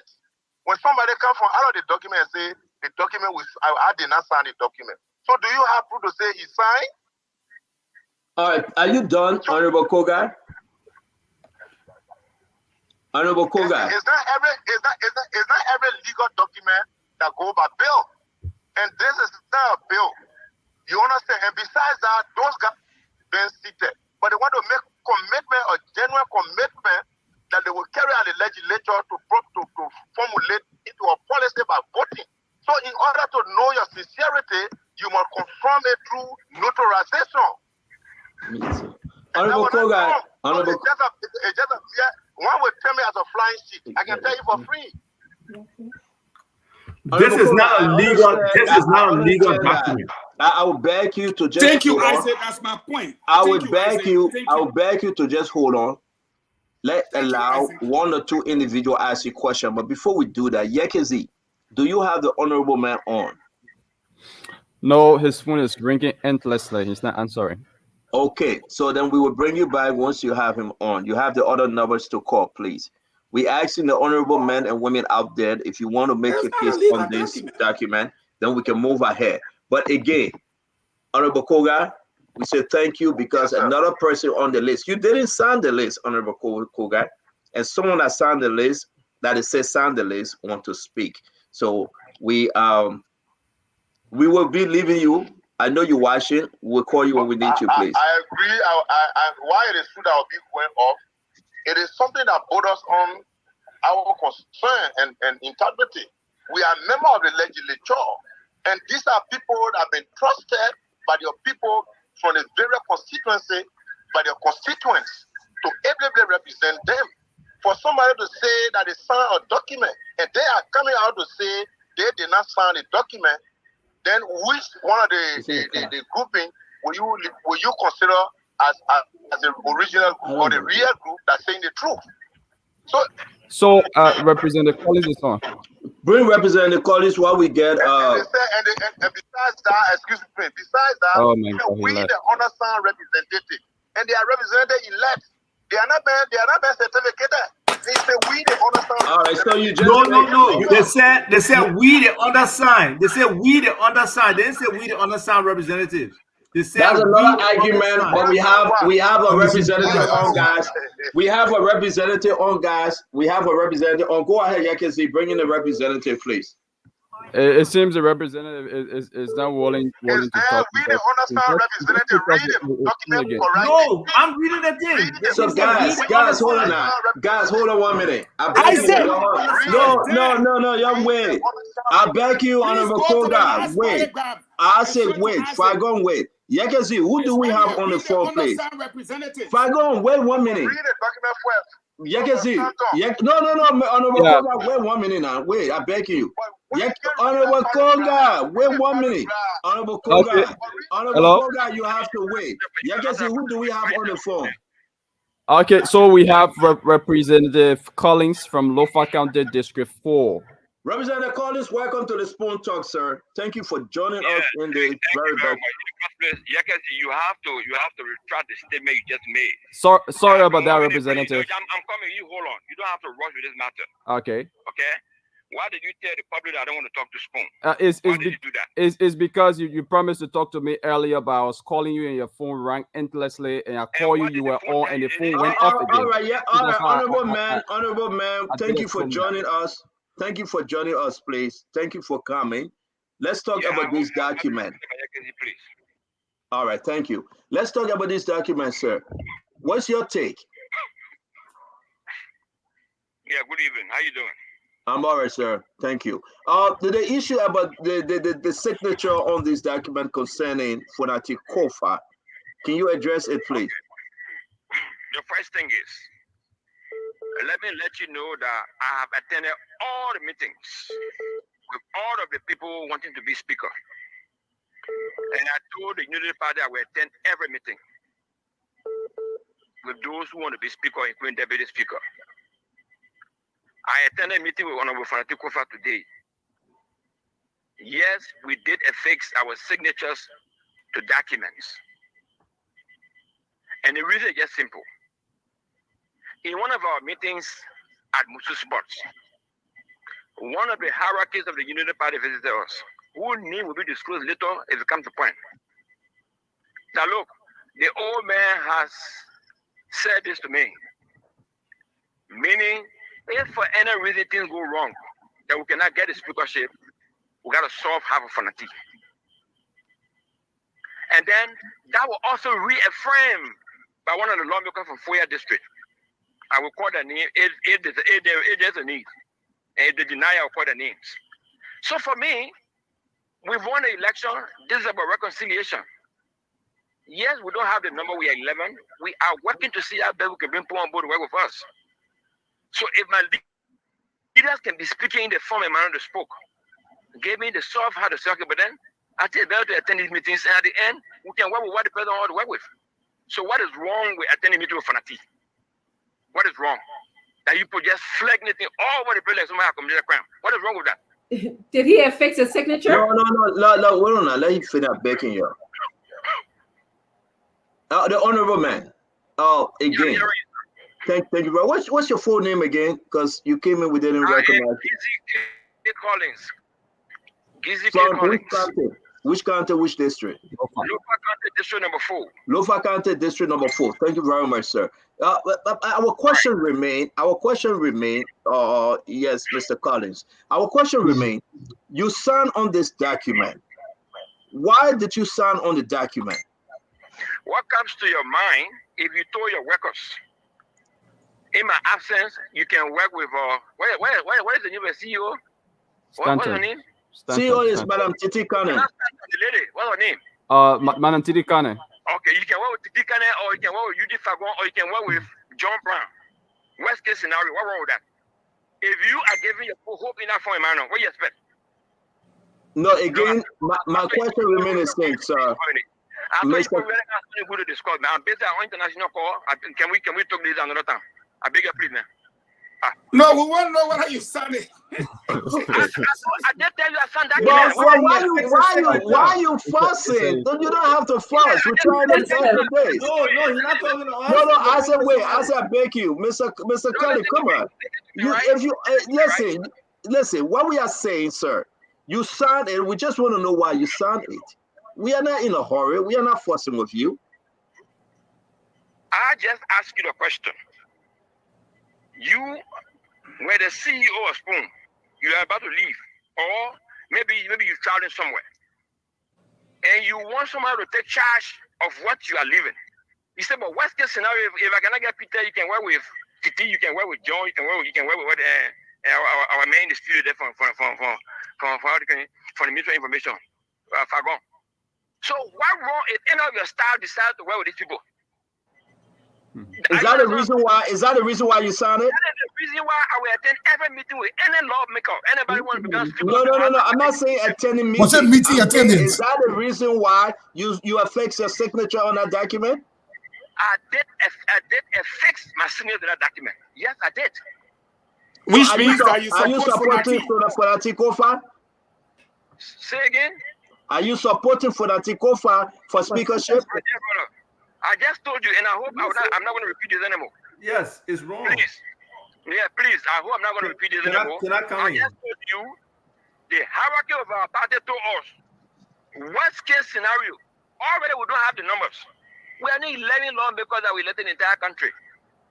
Up to now, we are yet to get the desired number. Yes, the guys are working beyond time. Who and the rest of the guys, we are all working together. Oh, we're not easily getting the number. But we are of the convention that we get a number. Why are you not saying yes or no? Are you supporting Fonati Kofa speakership? I will support the president. My president will say we should support.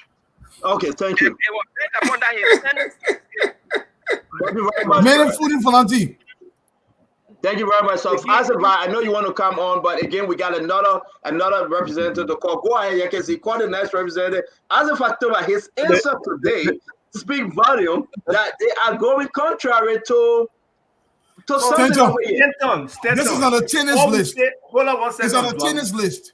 All we say at this point is just a resolution. People attach their signature to it. The signatures are legitimate. That's all we're seeing. Those people who sign are those people who sign.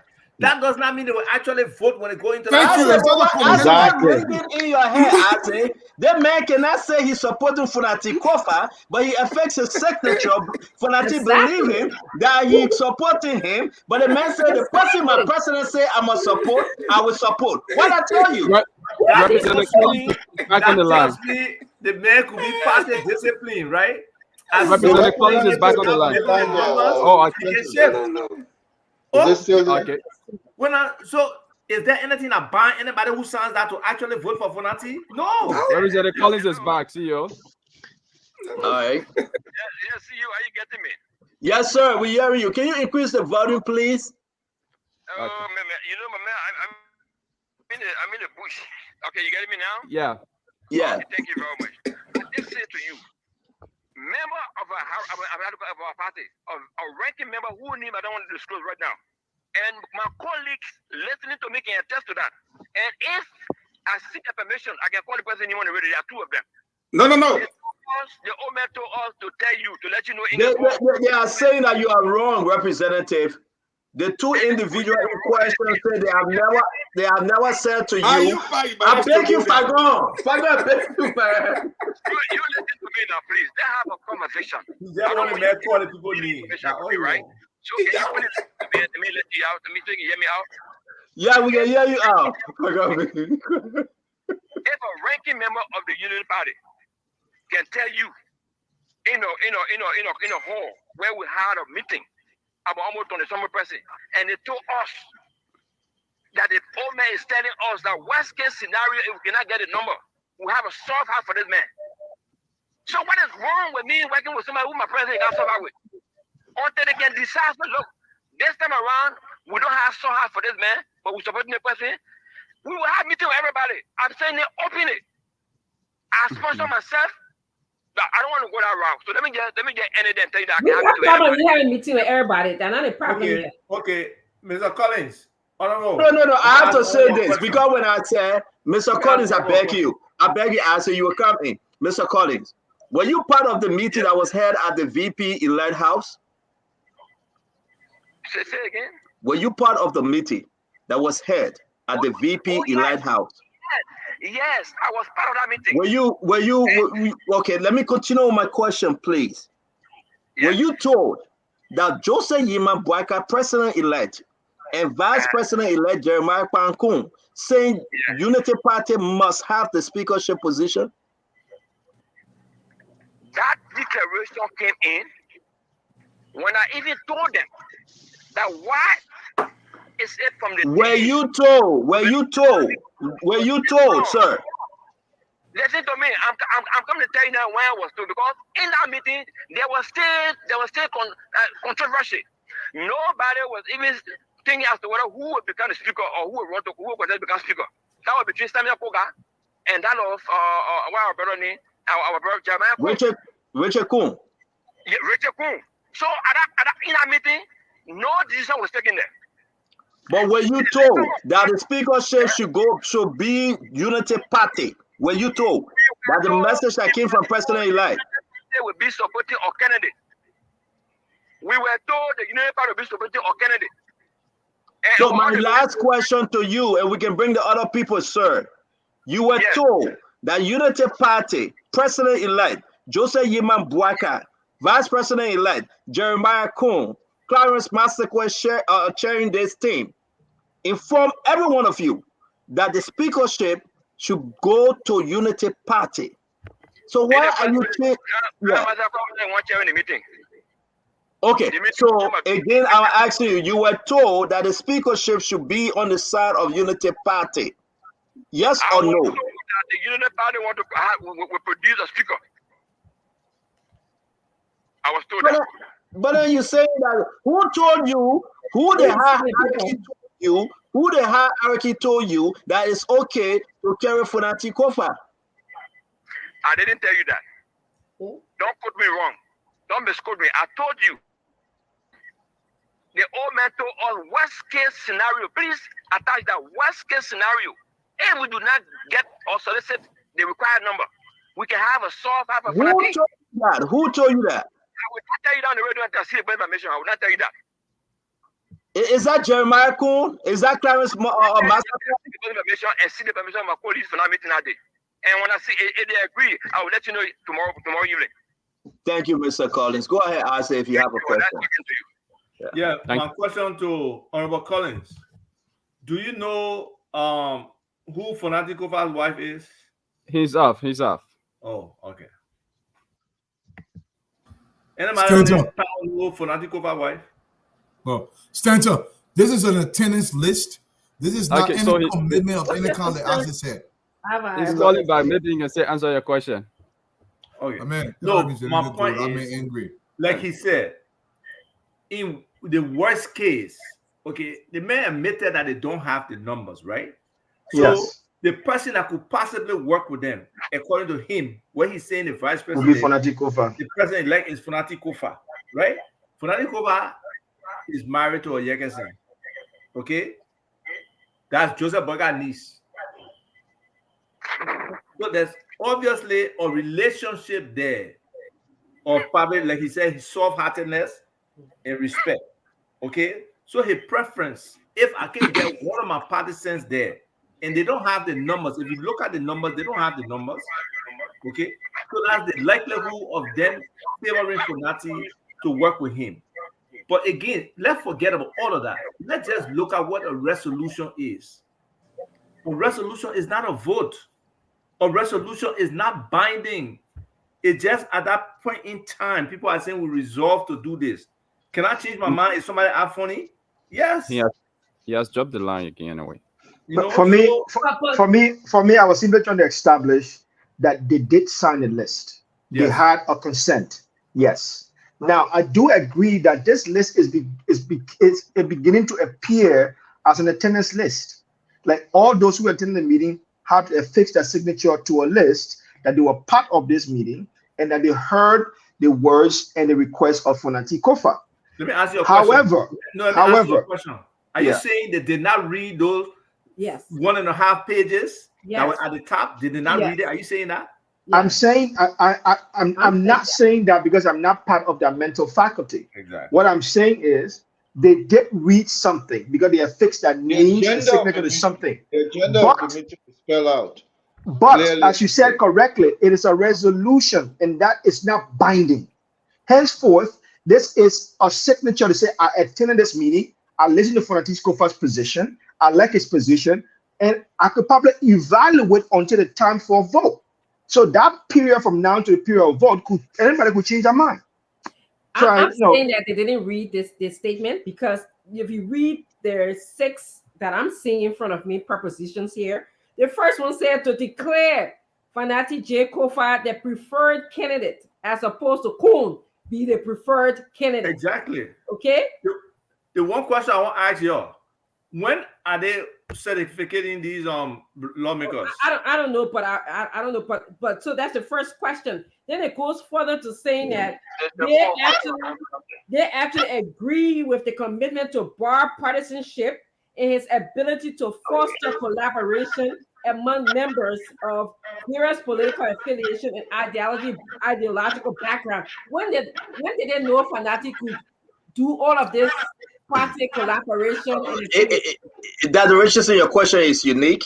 Let me bring in another representative, but I will also announce that the leadership of Unity Party, they're saying the representative in question calling is an error. Jose Yumabaga have never said anything of such that go and support somebody outside of the realm of Unity Party.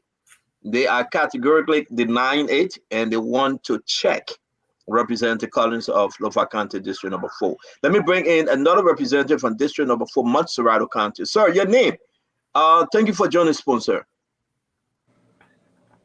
Honorable Anthony Michael Thomas, District 4, Montserrado County, Representative-elect. You can weigh in on this discussion, sir. So I'll follow the discussion, and I will take it from, because I listened to our own sister last input concerning Fonati Kofa. How long have you guys been knowing him to say that he's been doing this and that? So for me, I come from a different perspective. I have been working at the legislature for over 10 years. I had the Public Accounts Committee Secretariat as the executive director. I had the opportunity to work with His Honor Fonati Kofa when he served as the head of the Presidential Task Force. So as head of Public Accounts Committee Secretariat, he was heading the task force. We have a very cordial relationship. And when I chose to contest, first to clear it up, I'm an independent candidate. So not supported by Unity Party, not supported by CDC or any political aspiration. So I went through this process, God first, and my people believed in me in the favor of God. I was voted overwhelmingly with 14,000 plus votes. I managed the biggest district in Liberia, District 4, with over 80,000 registered voters.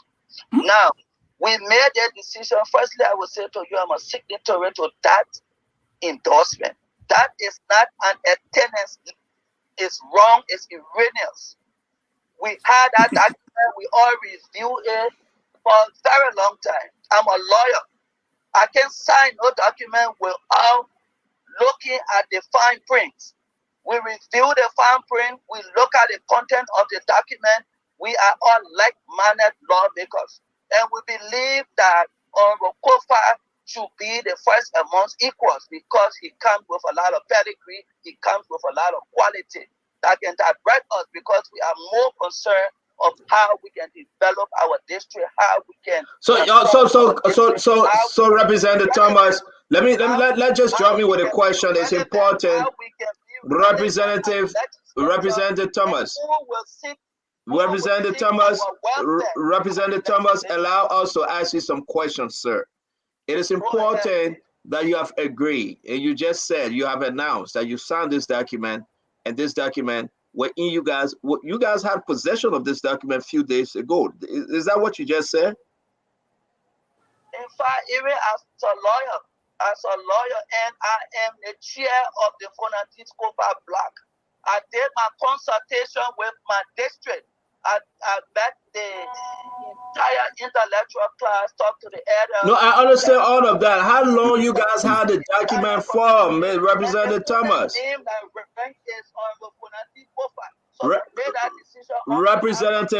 Representative Thomas, please answer the question.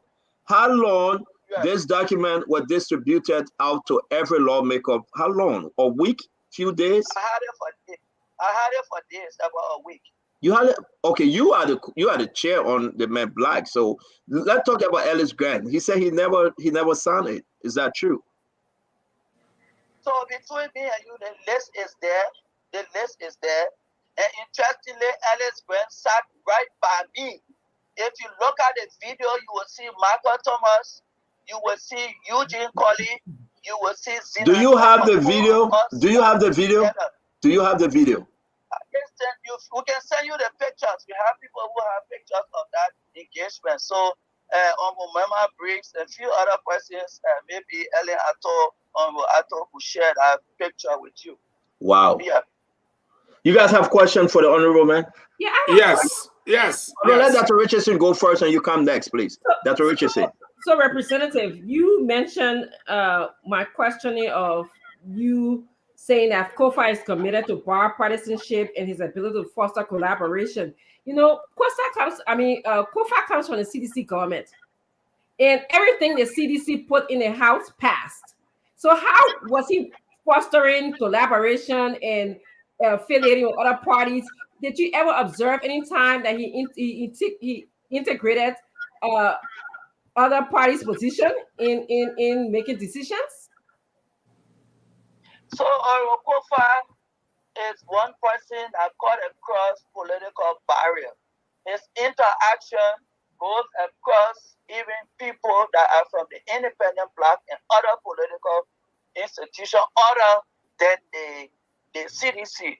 That is why it attracted us to him, because I have worked with him protractedly, not just today.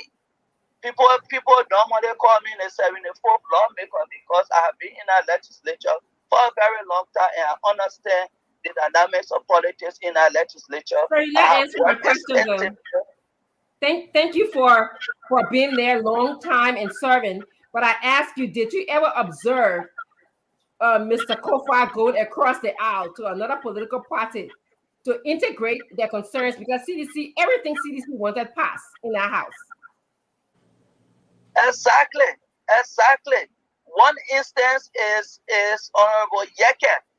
When Honorable Kofa, when the speaker had traveled and Honorable Kofa was presiding, for the first time in the history of Honorable Kofa, allow Honorable Yeke to present letters on the floor, and he interacted and made representation. So Honorable Yeke from a different political aspiration, and he from the CDC. That is just a typical example. The other lawmakers from other political parties will tell you they kind of unhinder access that they had to him, even during the election process, how he made a lot of input. And we are witnesses to that. Thank you very much, Fagon. Well, thank you. And let me be clear. I don't go after Funati. I want to stick with the topic here. You just announced to the whole world that you are an attorney, you are a lawyer. I want to start with the last paragraph, please. I have two questions, A and B, quickly. The paragraph says, as such, we the undersigned representatives. Have you been certificated as a representative?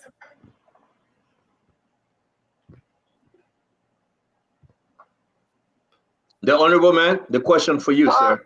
So 100% implies that representative who did not win, that will not be part of the 55th legislature, does not have that authority to sign the document. We're talking few days, just tomorrow. So that information tells you that we are part of the 55th, regardless of what it is. So you can consider that whether a typo or error, but that is misnomer. It's not more important to us. The factual presentation of the Sir, can you answer my first question so I can move to the second question? So our signature. Sir, can you answer my first question so I can move quickly to the second one quick? Have you been certificated? Answer that question. That's my best to that question. Move to the second one. Oh, okay, so clearly you have not been certificated. Okay, secondly, the same paragraph. It says, as such, we the undersigned representatives, and I'm basing this question on your legal expertise as a lawyer. We the undersigned representatives hereby declare Representative Jonathan Fonati Kofa as Speaker of the House of Representatives. You declare Fonati Kofa as Speaker of the House of Representatives. Do we declare a speaker or we elect one? So let me say this much. With my experience and looking at the legal framework as it relates to the Constitution and also the standing rules of the legislature. So it is possible that that document could work for us in two ways. Number one, as a lawyer, if there is a... Sir, I didn't ask you how the document do. We have students, we have our children listening, sir. As I want our children to learn, I want our citizens to learn. I'm not interested in the politics. I am asking you, as a lawyer, as an attorney, the document speaks for itself. I am asking you now. It says, we the undersigned representatives hereby declare Representative Jonathan Fonati Kofa as Speaker of the House of Representatives. I am asking you now, as per what that document said, do we declare a person Speaker of the House of Representatives, or first amongst equals, go to the chambers and elect one?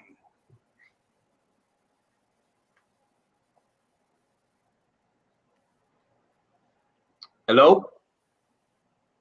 I'm listening. I'm waiting for him to land. He have landed already, sir. Do we declare, as in your document? Okay, can I go? Yes, sir. Yes, sir. Go ahead. Okay. So I was speaking and you intervene. The thing is, I'm saying that document could be used in two ways. It helps us in two ways. Number one, I'm speaking from a legal perspective.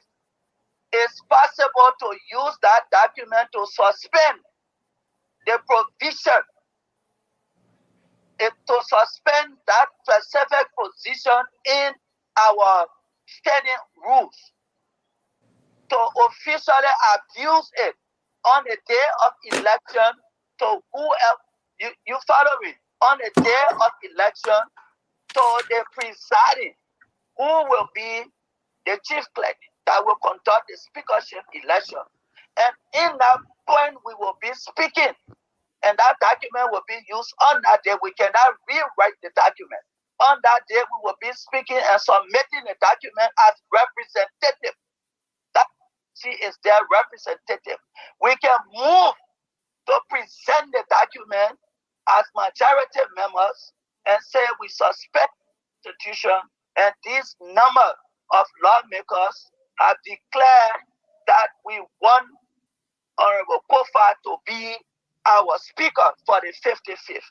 And the only exception to that document is that everyone whose name is on that document should be in the hall, and they should attest.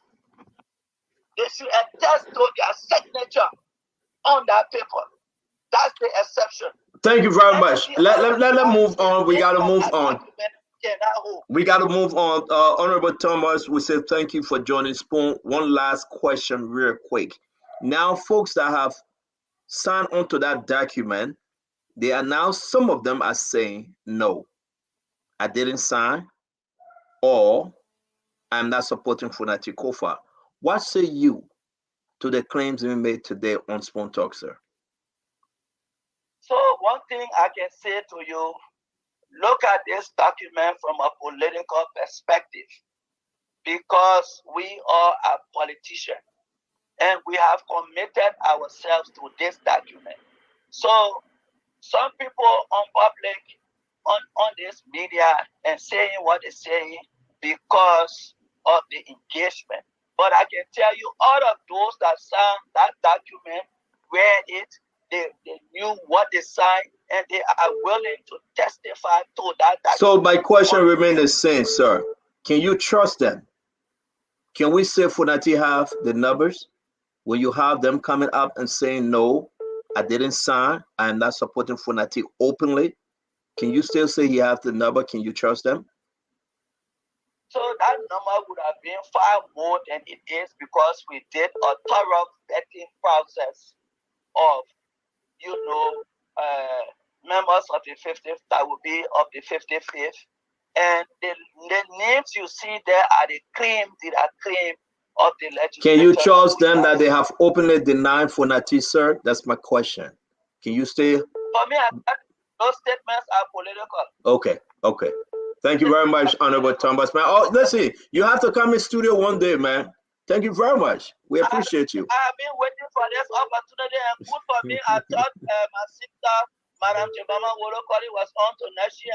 We had a conversation just today, and we're talking about rebranding, making a transformation in our district. But thank you very much. Yes. I am now a lawmaker. Yes. So that's my own mother and big sister. Thank you very much. Yes, we will. We will. Nice acting with you. Yes, sir. Thank you. All right. Hello. Your name and where you calling from? Santos. Yeah, who's this? Santos. That is Honorable Francis Dopo. Honorable Dopo, talk to us, sir. Yeah, I'm only calling because I just listened to Michael, and I wanted to provide some clarity, because I want to be mixed with the issue of resolution and stuff like that, because these are things that we went through in 2018. We had resolution 39 pressing of our hands by you. But yeah, at the end of the day, both of us chamber became a white batters speaker. So I don't want to go through that far. But Michael said something. Am I on here? You are live, sir. Everyone listen to you. Good. Honorable Michael Thomas to be says something because he's represented elect. Thank you very much. The solution that they have will mean that when they get to the chambers, they are going to have a resolution to amend the rules of the House. The first thing Michael need to know, when you're going to go to the legislature with reform, then you need to know the rules. That to amend the rules on that day, you need 24-hour announcement, 24 hours. So it means on the first day, you're not going to do anything but to submit a resolution to say that we cannot go and vote, which also undermine the Constitution about secret balloting. Okay? And even the rules that you want to change. Because they say after every 6 years, the House shall elect a speaker and a deputy speaker. So are you going to present a resolution only for the speaker and not the chief clerk? Because the chief clerk can be elected and will sit and conduct the election. And then after that, the speaker will sit and conduct the election on the same day for the deputy speaker. So to come on the air and say that you have a resolution which you also speak to the fact that you will amend the rules but only for election, then it means you are not articulating the reform idea for which the people elected you. Because how can you sign a resolution only for you to just amend your rule just to elect only a speaker? What about the reform that you need in the house?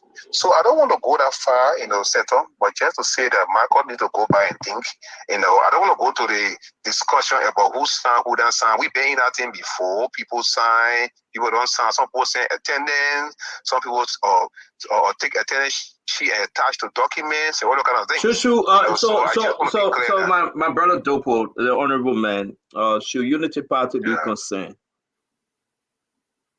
of this list? Well, Unity Party and its alliance is concerned, just as the CDC was concerned in 2018. When these things come out, what it does is that what it will do for you is that it will make sure that you double all your effort and go beyond. Now, the legitimacy of the document have been questioned by some individuals. One of them said that, I didn't sign. The other person have said, maybe I signed, but I'm taking a decision of my party or my standard bearer. So it tells you to what extent in deep understanding that document is a charade, because sometimes it could be used to just get the public attention, maybe to raise funding, and also scare your opponent. But when you are versed in the politics, you don't get scared by those kind of resolution. We have done it before. Don't you know that we signed a resolution for the War Crime Code for more than 40 plus persons and we didn't get it done? Don't you know that we also signed for removal of a speaker and we didn't get it done? So it's a long political issue that go for more than almost 30 some more days going to go for. But my point was just to clarify that Michael need to understand that you cannot go and change the rule just for one person. Thank you very much, the honorable right there. No, but I'll settle 1 minute. That is a rubber stamp right there. So Michael is telling all that they are going to start with a rubber stamp to do a resolution just to change the rule for just one person interest. That is a rubber stamp by itself. Thank you.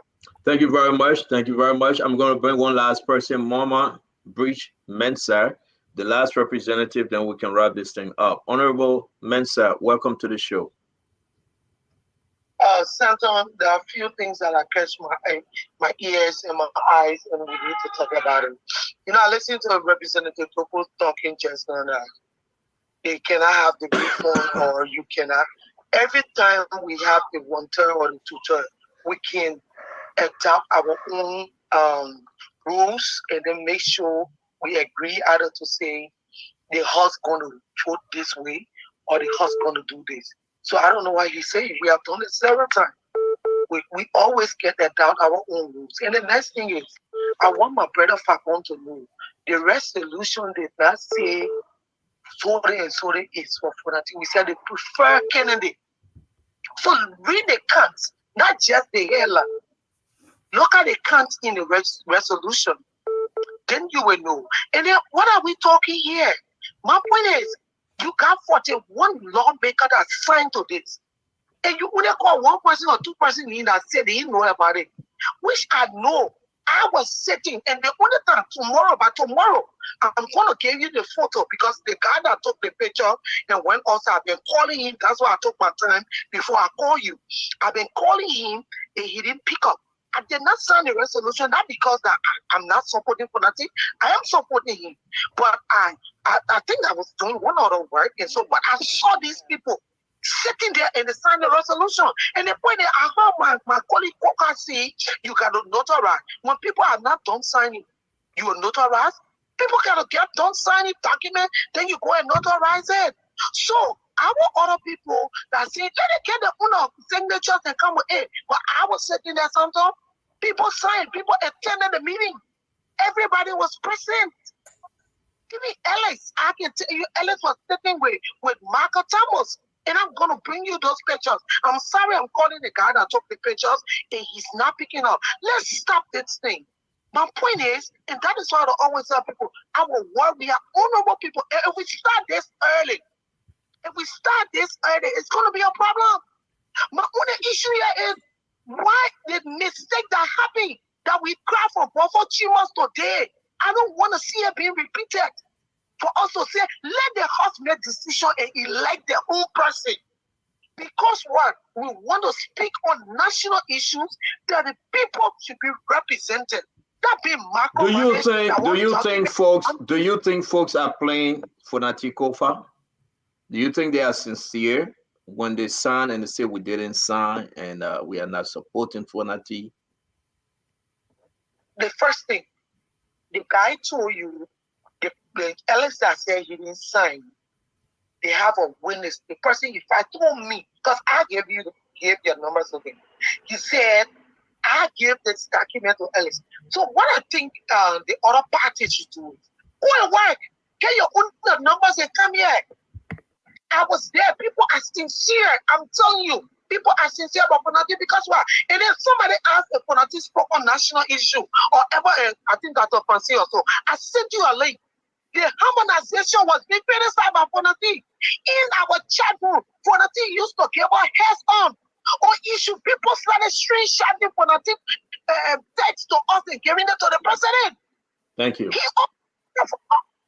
He did. So I sent you a document there. That was a long time ago. Please click on it and read it. What Fonati said on the harmonization. Thank you. Thank you. You guys have questions? Y'all have any question for the representative? Yeah, I do. The representative sought to educate me when she said, it said, we, the preferred candidate. It did not mention Fonati Kofa's name.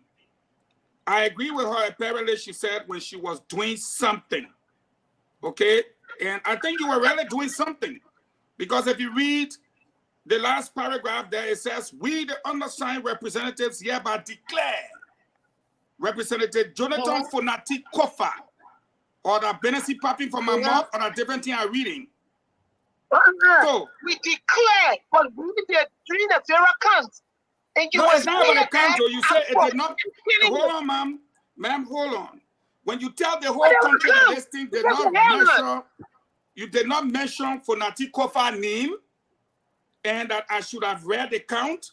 I am now showing you where the resolution references name, and not only prefer him this time.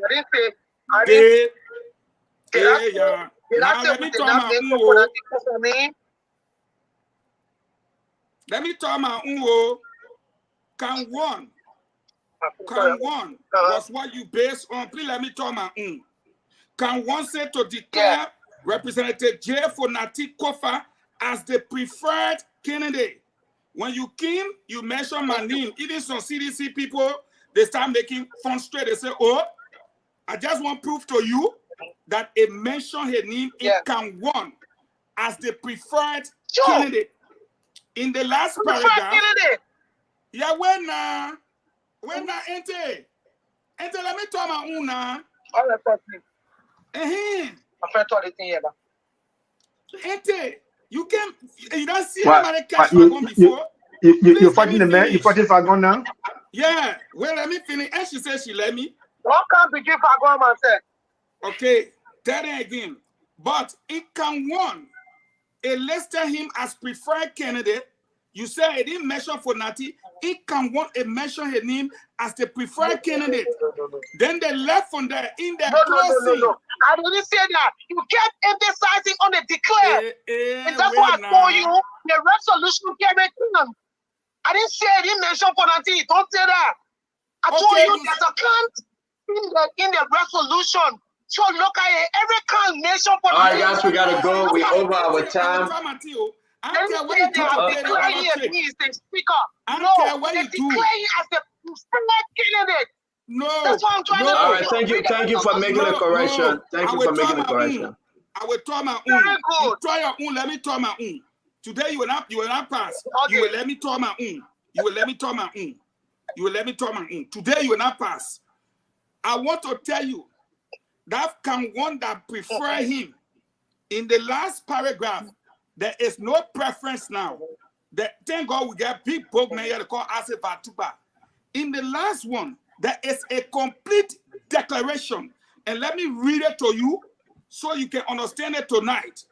It says, we the undersigned representatives hereby declare Representative Jonathan Fonati Kofa as Speaker of the House of Representatives. You see anything that Lola prefer now? They declare him.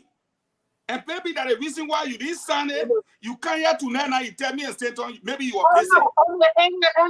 No, you change. Don't stop her way. Can you get in it or the woman can in it? I'm in it. And urge our fellow representatives to support this. Support. Yeah, but they declare him. So now, here is my point. You tell your own, let me tell my own. You tell your own. Mama. Eugene, when you are declaring a vice president Becca as president, hold on 1 minute, guys. Why we can't sit and agree? The people believe that you escape the fact that you know whether to sign that because you are not there yet. Why you here fighting for Fonati you didn't sign a wonderful piece of document? We carry it to her house tomorrow. Got my right to sign or not sign, but with my support for Fonati cover is complaining. Just stop it. My point Why is not sign? Why you didn't sign? Forget about all the cha-cha. Why you didn't sign? Every day you giving me hard time. Every day you calling me. Every day you sending me picture.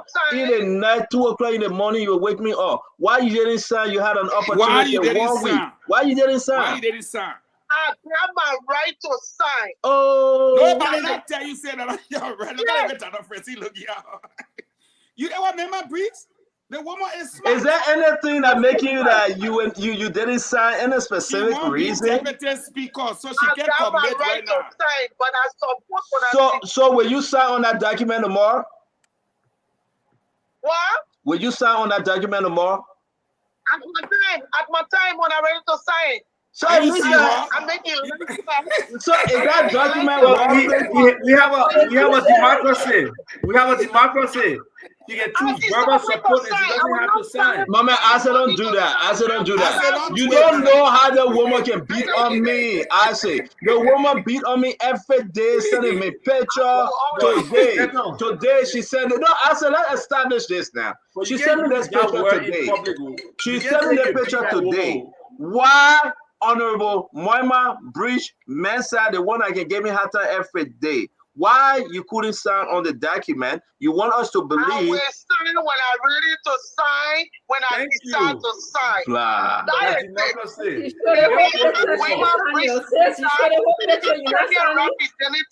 I'm starting with my conviction when I'm ready to sign and when I decide to sign. God, I'm surprised. That's it. That original said, Mama Bridge came on the show. She beat everybody by words of mouth. She said that she support Fonati. She sent me the picture today. I was driving coming home. She said, look at it. And she refused to sign that document. I'm shocked. Yes, I'm shocked myself. I thought you were going to be a first person. The issue with discussing, let's discuss it. Don't have right to it. I'm an adult. I'll sign when I'm ready to sign and when I want to sign. What we're discussing here is you should have been the first person to sign on that document. You should have been the first person. Honorable Mensa should have been the first person to sign on that document. Okay, what I'm learning tonight. I didn't say that's not true, but I will sign when I'm ready to sign. That's it. Representative, man. I'm learning that some of our lawmakers have sense. So we're not getting no excuses anymore when they're making these bad decisions in the House. We'll be on them. Thank you, Representative. Thank you, Representative. I will call you later. You know you'll call me before you go to bed. Thank you. Okay. All right. But let me say this. I said, let's try to wrap this thing up. Dwalu, Prince Maxwell, Conor Gray, Dr. Francine, and if I'm going to come back, let's wrap this thing up. I'm disappointed. Seriously, the lawmakers, they are not presenting themselves truthful. Something is happening here, and let me go directly to the point. Somebody want to eat for that team money, and somebody want to eat both ways. The part of the political process. I understand. It's not helping our fellow Liberians. It's not helping our country. I would sign. I'm not ready. I support Fonati, but I would do it because my leader said I should do it. No, your leader didn't say so. Something is not right, and Liberians need to hear this. We are going back down that road that the House of Representatives will be a mess. And I think that's exactly what I have to say. Thank you, guys. Let's wrap this thing up. Prince Maxwell, you go first, please. Well, what we are watching here is legislative politics in real time. And within that little space, we're beginning to unravel the future confusion that is to be brought upon the Liberian people. there are so many of the representatives that call, they are now 100% clear as to whether their support is locked in with Fonati Kofa. And at the same time, they're trying to play a game where, in case they want to make a pivot, like Isaac says, a resolution, I think a lot of them are holding on to that because they can pivot at any point in time they want. But we can all be, at least we can all be pleased to know that they have come out to say, yes, there's a legitimacy as it pertains to the consent of their signature on that form, but as it pertains to their resolve of choosing Fonati, they are still undecided. That's what I'm getting from everything else here right now. At least we are pleased to understand that.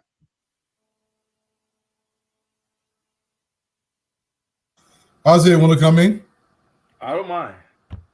I think there was enough evidence here that those people actually signed that list. The 2 or 3 representatives that came on said the grand man sat down with them, Alex Grant or whatever, if that's his correct name. I don't think those 3 people will be lying on him. The fact of the matter is they can change their mind if they choose to when it comes to voting. So that simplifies this. This is just a resolution. I can understand the argument Eugene is making that they calling themselves representatives or they declare the man, because everybody knows you can't declare somebody speaker. You got to go and vote. They can't change the laws to say they're going to declare somebody. So yeah, so the statement there is not correct in terms of what their capability is as a group. Yes, some of them referring to themselves as representatives before they are actually certificated, but they will still be the ones to vote. So I think it's a moot point, but at the end of the day, I think they should try to vote for whosoever they think will move this country forward, who can be in opposition, who can be critical of this incoming government, who can hold this government feet to the fire. But when it comes to developing Liberia and moving our country forward, I think we should be unified in those positions that are critical. Some of the fundamental things we need to do, from identification to land ownership to really reprioritizing the budget, to focusing on agriculture, to improving some of the other sectors. Those are the things that our lawmakers, our executive branch should be able to really get together and focus on. Whoever is speaker, it doesn't matter, but there has to be some commitment to national growth, national development, and the improvement of the lives of our people. So hopefully these kind of things, we can try to shift this discussion to what Mr. Boyka and his team are offering the Liberian people. What are those policies? How do they expect to accomplish some of those things? How do we include more Liberians? There are so many professional Liberians out there who were excluded over the last 6 years from participating and contributing to the country. How do you be more inclusive to bring some of those people in? Someone then texting me and saying, look, it should be about liberalization. I totally agree, it should be about liberalization. How do we empower? How do we make our people a part of this process?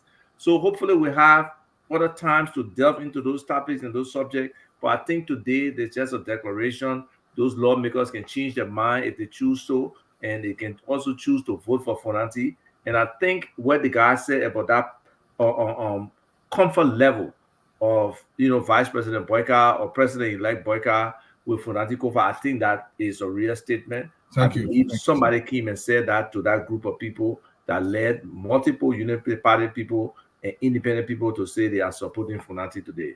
Thank you. Colonel Greg. Look, I think we'll bridge the essence of democracy here with regards to secret balloting. It's the right guaranteed by the Constitution that you must vote, but your vote must be private. I think we'll misuse legitimacy for authenticity or authentic. If someone is denying the signature, then that's a matter of authentication or authenticity. It's not a matter of legitimacy. Legitimacy is that which is sanctioned by law. But in this case, I'm saying that's my signature. No, that's not your signature. So that's a matter to authenticate. And then furthermore, this is a common agreement among peers. are individuals that will be deciding a process. So it's not binding by law. You understand? So pretty much they have resolved that this is what they will do. Now that they're going to go serve it on the legislature and it's an instrument that is enforceable, it's not enforceable. Okay? So, but what I learned from this process is that people want to protect their votes. But I can tell you, it looks like Funadi is the likely candidate to the eyes of many of his peers. That's what I deduce from this process. Whether or not people deny that my signature is not there, that's not my signature. The fact that that's why I was asking about the picture. You know, what was the purpose of that photo? Was that to say that those who resolved to make Funadi the speaker, is that a picture or just group of representative elect are the ones that are there, or whatever the situation is. But I think somebody struck a very good point that the Unity Party does not have the number, and that's important. That's the only thing that caught my attention. If they don't have the number, it means they will overwhelmingly go for this guy, who probably is a soft candidate among it cuts across aisle. Whether or not you want Kuhn, the number just does not exist. So you can. It's just a matter of wishful thinking. But I think I have a problem, and let me ask. I'm begging. Let me do this, Dualu. Let me start with you, Dualu. You got to comment on this sincerely. Let's have our viewer understand this, my brother. Position for Natikofa. You have heard everything. You have seen everything. Lawmakers then signing, not signing. Where do you think you stand right now? Well, I'll be straightforward with you. Personally, I think Falani stands the most likely candidate to win this election, given what we've heard. I've deduced from all the conversations going back and forth, the list is authentic. I'm not going to argue to the contrary. Now, as to whether those people will vote in the direction they've said, because we have 72 legislators, well, representatives. If 40 or 40 plus more commit to you, you have a very high chance of winning. Whether I elect whether Fanati is going to win, I have no say in the matter. I'm not a representative. But I can tell you he stands the greatest chance of winning right now. This is what I've deduced so far. Wow, Prince Maxwell and you. Prince Maxwell and you. Yeah. Go ahead, the same question, because this No, thing it's embarrassing. it's In a way, but a lot of people now messages are receiving. I don't know whether it's a political game fight. Go and argue on that. But what do you think for that stand? What do you think Richard could stand right now? No, I mean, the intent is clear, as Isaac said and Remy echoed. There was a specific conversation held within the Unity Party hierarchy that Fonati is a soft candidate in terms of the political agenda and the legislative agenda of the Unity Party. Lean forward. So most of the Unity Party representatives are leaning forward towards Fonati Kofa. And that makes Fonati Kofa the highly likely candidate for this position of speaker. Other than that, Fonati has been in that position for a while. He understands the position as deputy speaker. He has built his coalition and he has built relationships. So I think it is clear that they are leaning in that direction. They are still negotiating, but it is clear they are leaning in that direction. The only thing for me I was very curious about was to authenticate or at least legitimize as to whether there was a consent for signature, and that has been established. Consent for signature was established, and that is clear. But Fonati Kofa could possibly be the numbers are going up in terms of his probability of winning. Thank you, Dr. Richardson. Well, I know that there are three persons in this race. We are just focusing on Fonati and Kuhn. I am very aware that Ability is in this race and doing a lot of background work. Keep in mind that Ability is from Nima County. Your vice president from the Unity Party is also from Nima County. Prince Johnson, one of your strongest supporters, is from Unity Party. So it'll be interesting to see in the next couple of days, where do these guys fall in terms of how serious they are about the candidate. The list to me is questionable. honestly, because I have so many versions of different stories coming up here tonight. One person said they didn't sign. Another person said they signed because they heard the hierarchy from Unity Party have a sore spot for Fanati because Fanati is married to the niece of Joseph Boakai. Then another person said, they worked with Fanati for a very long time, and so they saw him go across the aisle to let Yeke speak because Yeke was denied for such a long time, even though that same Fanati person was in the house while Yeke was being denied speaking on the floor until the speaker left and Fanati was the speaker of the house for that day. So a lot of questionable things for me. What I deduced is that people signed the list. However, unlike Prince, they didn't consent to sign. When you consent to sign something, you are understanding it. You are reading with a knowledge of understanding, or somebody, if you're not understanding, you're not comprehending, somebody is explaining to you what you are signing. And I don't think all what I read on that list, I'm sorry, my grandson, you can hear him. All of what you read on that list, I don't believe that those people understood or comprehended what they signed. That's how I feel about the list. All right, that's the birthday man whose birthday was yesterday. He decided to disturb our show. Fago? Well, thank you very much. Nowadays, people praise me for being quiet. I don't bother nobody. Stanton, let me say this to you. You have a problem on the show all day, then you say, man, quiet. Get the hell out of here, man. Come on. Don't do that to us. But Fago, this is serious, though. For that, no, it's serious. Let me talk. I got something serious to say tonight.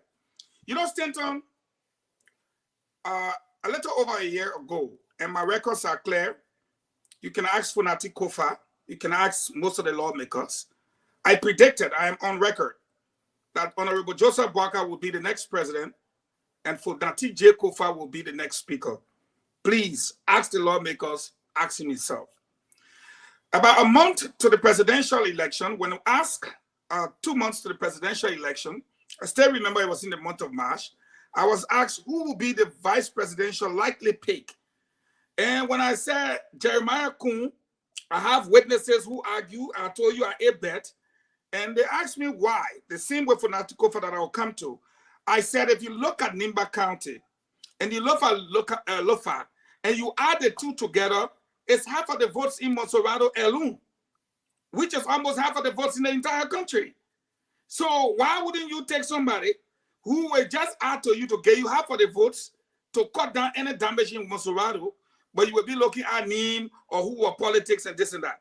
When asked about Funati Kofa, having done my work extensively, I said my prediction was based on the fact that this guy cuts across. And for the time Speaker Chambers been acting in a certain ways, he has been acting like the savior in the house. However, most of the people will not return, but those who understand the inner workings of the house will most likely prefer him. I made that statement. Today, I find myself on the other side. That's why I don't argue too much about who will be, who will not be. I argue on the issue. Let me come to something with my experience in government, 3.5 years. Even yesterday, the thing happened right before your eyeball. It happened with Asila Meter team. It happened one day, this very gentleman, Omokra, when Delon told him that he had 17 votes already on the floor. They may call me 4 o'clock in the morning and said, you see what Delon said? I said, Stanton, legislative politics is crafty. Tonight, what we witness is that one of the lawmakers said, 2 people came to him and said, the old man said, in the likely scenario, okay, have we seen a scenario? This election is supposed to take place January 15. People have not been certificated that tomorrow. And they tell you in the likely scenario that things change. But on the 2nd of December, not even the 30th, you finish signing and voting for one man to Alu. You and myself know we're smarter than that. Maima Briggs came on the show and said she wants to be deputy speaker. You think she's not smart enough to know that she's not supposed to take a side this early? Maima Briggs is watching from now until December 30th, if possible, January 10th, to see where the pendulum will flip. All these people you see that sign and denying, Stanton sitting over there knows very well that in the last week, the old man came up and said, Rechekun, let's go for Rechekun. People fell in line. And everybody fell in line owing to the fact that it's true, Unity Party may have 11 persons, but the president's preference is somebody from his party. It's not a secret to anyone here on this panel. So as a result, there are lots of negotiations going on. Funati is being politically savvy, and I must give that to him. What Funati is doing is Funati is getting commitment from the men that they will stand with him. But I want to ask you, from now to January 15 election day, you and I know that 45 days, anything can happen within the 45 days. Your negotiation today will not hold tomorrow. That's legislative politics. And now with the seriousness of the president to make his man speaker, the independents are the dominant group in the House. Therefore, the wheeling and dealing is going on. There are senators meeting common representatives in the district, in Lofa, in Nima, in other areas, say, my man, you say you wanted library. If you get all the speaker, we'll get you library. My man, you say you wanted public toilet and you wanted any bank the government bring or go to your area. We are ready. So these negotiations are taking place, Stanton. And that is why, with this recent development, it's legislative politics again. Today is just the 6th. What if everything Funati is offering, the incoming president is offering double? In fact, triple. Remember, the speaker is first amongst equals. And I think where Funati is making his mistake is getting commitment that are not legit. And the reason why I push against the word legitimacy, as a propagandist, you can always call me, who did that registering behind me? When you use the word legitimate, people see it as what? Legal. So, is it legal? No, you can't declare speaker. You put your signature there, your signature not valid. You have to go vote. You can't use this document, especially my friend and brother, who, the way he know my name, me, we know each other. He was the finance guy in the House. He was not a representative. He's still not a representative. Just because you work in the finance office, it doesn't mean you know everything that happened in the Kuku Jumuku. Thank you. So until you get your certificate, you are not a lawmaker. These guys know what they're doing. And some of these guys who telling you today, I just bring power, let me put my hand on it. No, we want to take away your mic from you. We're not bringing no more power. If Funati really called it, and I think the mistake Funati waking, you Stanton, you and I, you can't debate it. The old man does have a soft spot for Funati. But Funati now won't deal with the people on the ground. Instead of going to a father-in-law and say, father-in-law, I was never originally CDC. I came from the background of the Liberty Party. I'm a Liberty partisan. You think can trust me? What do you? You think know? Thank you, Fago. I'm not looking for why you know. I said I tell if you keep asking for one question, I'm not understand. Yes. So I finished speaking already. Answer was the first. So I'm saying he should have gone directly to the old man. Then by now we're not having conversation. But again, like I said, we are pushing Rechekun. And the reason we are pushing Rechekun is because if you know your civic and you know your legislative politics, everything starts in the lower house. And if the speaker don't put it on the floor, it will not get there. Therefore, if the old man has an agenda, he wants a speaker that will put it there. And until that assurance can be given, the name is Honorable Rechekun. That name remains front and center right now. Thank you, guys. A wonderful show. What you said that, Richardson? I said I want to check him. I don't want to say one just because the Unity Party want a certain speaker, then the speaker should be it. I don't want that. Thank you very much, Dr. Richardson, and thanks to all of our followers. A beautiful program today. What a day! Most of the representatives called on Spoon to make the case. I 100% believe we now, I don't know what Dr. Richardson taking Musa ability and bringing him in this picture. I can tell you guys. TPP. Funati. No, it's yep. You see, interrupting me. But Don't let a man put your party down, man. What's that? You don't bring the party on the main talk, not for my party. Look at you. Go ahead, Asteta. Why should he put your party down and your candidate? Man, you're not going there with that. Well, I can say this to everybody. J. Fonati Kofa, folks. I want you to hear me and hear me well. I think Musa Hassan Berete will drop out and he will support Fonati Kofa. He will drop out and he will support Fonati Kofa as they negotiate as to who will be the deputy speaker. Are you a CPP member? I want to say this, and I want everyone to hear me. I do believe Fonati Kofa is in serious conversation with Musa Berete, and they are negotiating. And Musa Berete will step aside like Thomas Father stepped aside. Now, let's move forward. The race is between Richard Nagbekun and Fonati Kofa. Let me tell you what I think, because I speak to everyone in this fight.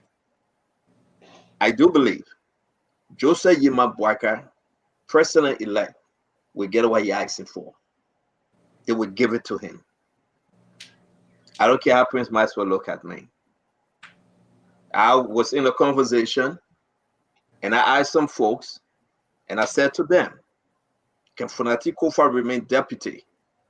Because Unity Party, they are bent on the speakership position. Fagon, because I can talk to him and reveal stuff to him, he took that line from me. If Fonati Kofa promised opposition like chairman, Ways and Means, chair on Ways and Means, chair on executive, chair on this, co-chair on this, and Rachel could promise the same thing with even the backing of the president-elect and the vice president-elect, who would those guys listen to? It is important for you to understand your 6 years depends on your negotiation and your working relationship with the executive. Now, who's there? Jose Yima Bwaka and Jeremiah Kuhn. Fonati is in the third spot. I am saying this and I want people to understand. Fonati is in the very third spot. My eyes of will say, well, he got 41 people. No. I think it's Vla. I say Va. I say Vla. I want you guys to hear me. I think I say Va, I will tell you that Vla. I will put the L between the V and the A. Most people run into Fonati to deceive him. Most of them. They are in serious conversation with Unity Party and they are willing to take the side of Jose Yima Bwaka. This is not about Richie Kuhn. This is about the agenda of President Jose Yima Bwaka. And mention that 45 days they own now. Negotiation. Yes. This is about the agenda of Jose Yima Bwaka and Jeremiah Kuhn. This race is between Fonati Kofa and Jose Yima Bwaka. It's not about Fonati Kofa and Richie Kuhn. I don't see that. Okay, can I finish that corner gray? And you say, whether you see it, you get glasses. We'll take you back to increase your lenses. But my thing is that in this light, let me say what I believe. This guy. I want to get the glasses so I can see because I will hear the voice. The crewman, the voice going across the ocean. Let me finish now. I'm begging you. So let me say this. Because I talk to both camp folks. I do. Jose Yima Bwaka said this seat must be Unity Party. So when a representative came out and said, somebody say, he cannot call out somebody's name. Jose Yima Bwaka, he said somebody up there, right? But he can't. Because you know who the person up there? It will be President-elect Jose Yima Bwaka, Vice President-elect Jeremiah Kuhn, Clarence Masakwe that is controlling this thing for, how you call him? Richard Kuhn. You smart. It probably is, but go ahead. I will say this to you. It is not because I have spoken to people up there too, and they're saying the speakership position must be Unity Party. So that's exactly where Fonati is. People want to support Fonati. But when you say no to Jose Yima Bwaka, when you say you are not going to be on the side, and folks, the list, let's talk about what just came out. I believe it's real. But I believe people saw on that document just blah to get what they can get, some of them, and to move on. Yeah, Fagon said, you got to vote. You got to vote. You can sign on all that document. Time to vote, you say no. No. I mean, and you can have the whole 72 lawmakers or 73. May his soul rest in peace. Now they are 72. But time to vote, guess what happened? To each his own. So I just want to say, and they are all equal. So I just want to say to everyone, a beautiful show tonight. We are very, very, very, very grateful that you joined us. Again, happy pre-birthday to Dr. Richardson. Tomorrow is her birthday. We hope that you can join us. Let's sing that birthday song, guys. You know what we do for birthday? I don't want to tell Dr. Richardson. Let's talk in the back, and we can just take care of our sister. We're going to remember the standard bearer, a former standard bearer of the ANC CPP, Mr. Alexander Benedict Cummings. Tomorrow is his birthday. We want to say happy pre-birthday to him likewise. We wish him well, whatever he found himself. We will celebrate with him in spirit and in truth. We'll definitely celebrate. We'll definitely celebrate. We also want to say to our sister Sharon K-Pop, happy birthday. Today is your birthday, Sister Sharon. My birthday, love King. you. Nobody celebrates. Hey, Fagon, man. This guy, man. Nobody celebrated my birthday. I'm not celebrating nobody's birthday. Yeah, we will celebrate that birthday. And I want to say, though the days far off, on the 18th of December is my first grandchild in the United States birthday. They call him Levi Dempster. I'm not picking birthday, my man. That man I can put me to sleep and wake me up. So what are you talking about? The man you fell asleep and left, he start eating the dog food. And I you can lie the hell. They can lie. This guy can lie like hell. You don't listen to Fago. Fago is a liar. Ain't that where you want to go? Fago went to the doctor today. He went to the doctor today. The twin said he obese. He's 293 pounds. He obese. He must lose weight, or else he will get cardiac failure. So they put him on stress test, and they're waiting for the result. And that's why Fago met in Maryland. Let me say my own. The man just allow me. Let me say my own. I was on the phone with Fagon. Fagon went under the stress test. You know, you gotta prepare yourself. You told us, Isaac, we are baking, we gotta say about the Fagon thing. He's 298. His weight, 298. Okay? The doctor told him, say you must lose weight. You must. It's not anything, you must. So based on that, we have to pray for Fagon. He got to, and the doctor say he got to. You can't lie on man on camera. I tell you, man, you looking at real muscle. You see it? So fast. You see flesh? So fast. You see muscle? So fast. Like if I gonna say a lie, I will put on the stress information when they had a whole. No, stand up. Fagon is about 240 max. 240. It's 298. 240, man. 298. No, I'm serious. I was on the phone with the man. He's 298. The man BMX. The man BMI. The BMI is off. His body mass index is off. I'm serious. Anything the man want to. But give me a chance now. The man BMI.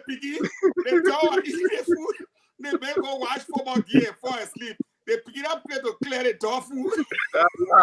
They got you laugh. Fagon, BMI is off, and he was, you know how Fagon, he talked to him, it's snowing, and he was breathing something that was sounding funny. So he will stay there for another 3 weeks. He must leave on Friday because you got to. You can try 4 hours now. Who can sleep? And now you can go eat potato green rice 3 times before the show over. Folks, thank you very much. That's a spoon talk for you. That's a spoon talk for you. A wonderful program. Anybody got anything to say? Oh, y'all still want close? I thought we did. Oh, okay. Never mind. I actually wanted to just say this is. We close in 30 seconds. For me, I just wanted to say. Let's do the closing. Go ahead, Gibson. You go first. I just go for it, man. You talk long time. No, the man got 30 seconds, man. No, the man got the man is diagnosed. I mean, Capita finish.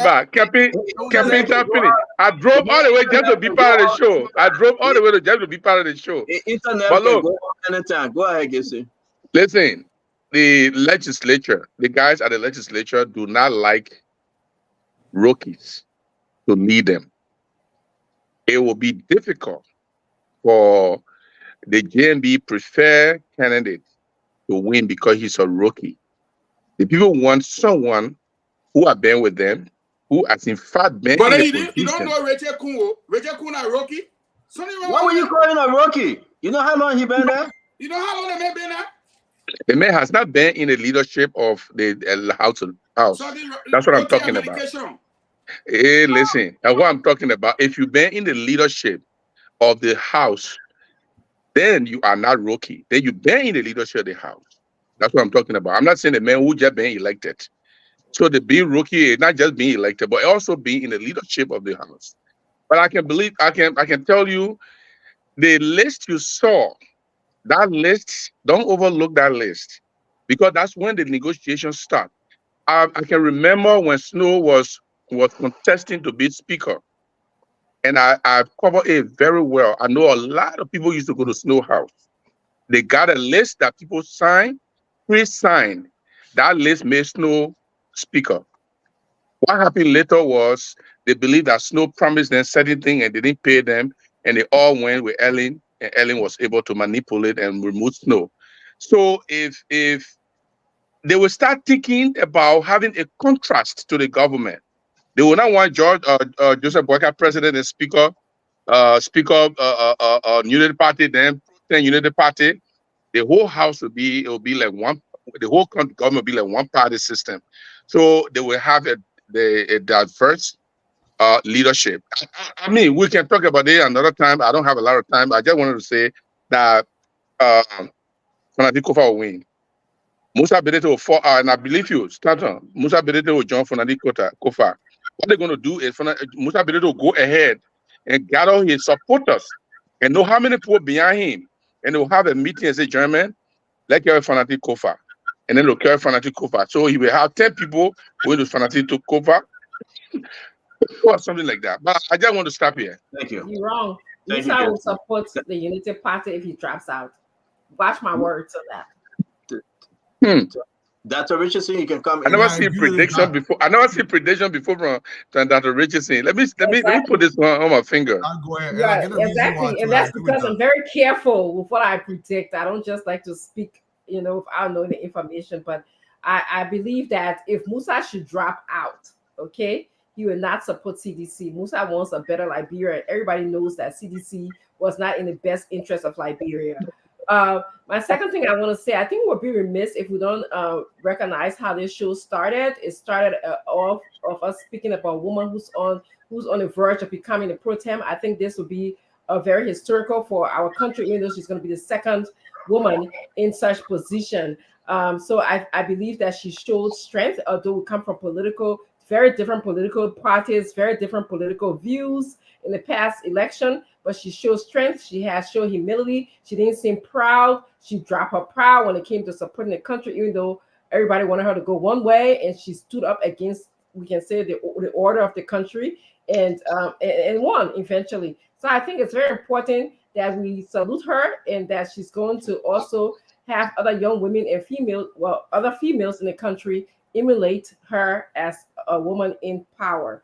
That's very good for our country. I just wanted to say that. And lastly, great show. I wish that the legislators shouldn't be as deceptive as they are presenting now. I know politics is politics, but in Liberia, there tends to be a very movement towards deception. So I want them to say what they say and mean what they mean. If you didn't sign the paper, come on and say I didn't sign it. If you sign it, say you sign it and why, and move on. But don't come and say, oh, I signed the paper, but I didn't know I was signing. I signed the paper because, this person will be good speakership because his daughter is the niece of the president. Those are not good words. They are not important reasons why we should select a speaker. We should select a speaker based on what the job requires: administrative function, the ability to move across the aisle, the ability to communicate. And keep in mind, the speaker is the tearing line. If anything happens, that's the person who's going to be the leader of our country. So that's all I have to say about that. Let me say this before we bring Prince Maxwell. I disagree with you on your Unity Party. I believe he's in serious conversation with Fanati Kofa. and this conversation is going a long way. Sorry, I just got a text from Musa telling me that he disagrees with you. So that's better, and that's why I hear myself. We went back and forth today. I can tell you, he's in a serious conversation with Funati Kofa.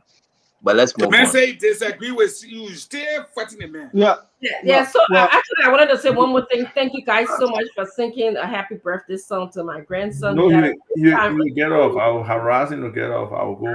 I appreciate your song to him. And tomorrow, I'm not sure if I'm going to join you guys. I am working my birthday. It was a Thursday. I'm not usually here on Thursday, but just tell us what you're doing. Where are you going to? Just tell us. I'm working tomorrow. I'm not at you. I gotta work, so I'll be working my birthday. But thank you so much, my grandson. I appreciate that coming on Spoon Talk.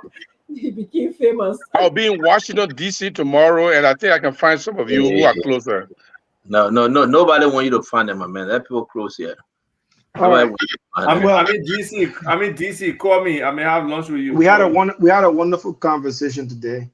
I would just simply like to say, Senator Yombi Kangar stands to gain from what she's done over the years and her role in standing fast when it comes to the selection of President-elect Joseph Yuman Boakai. I think Liberian people do pay things forward, and I think that is going to go a long way for her. So I'm in her corner, and I'm hoping that she takes over because we need that to be the second person.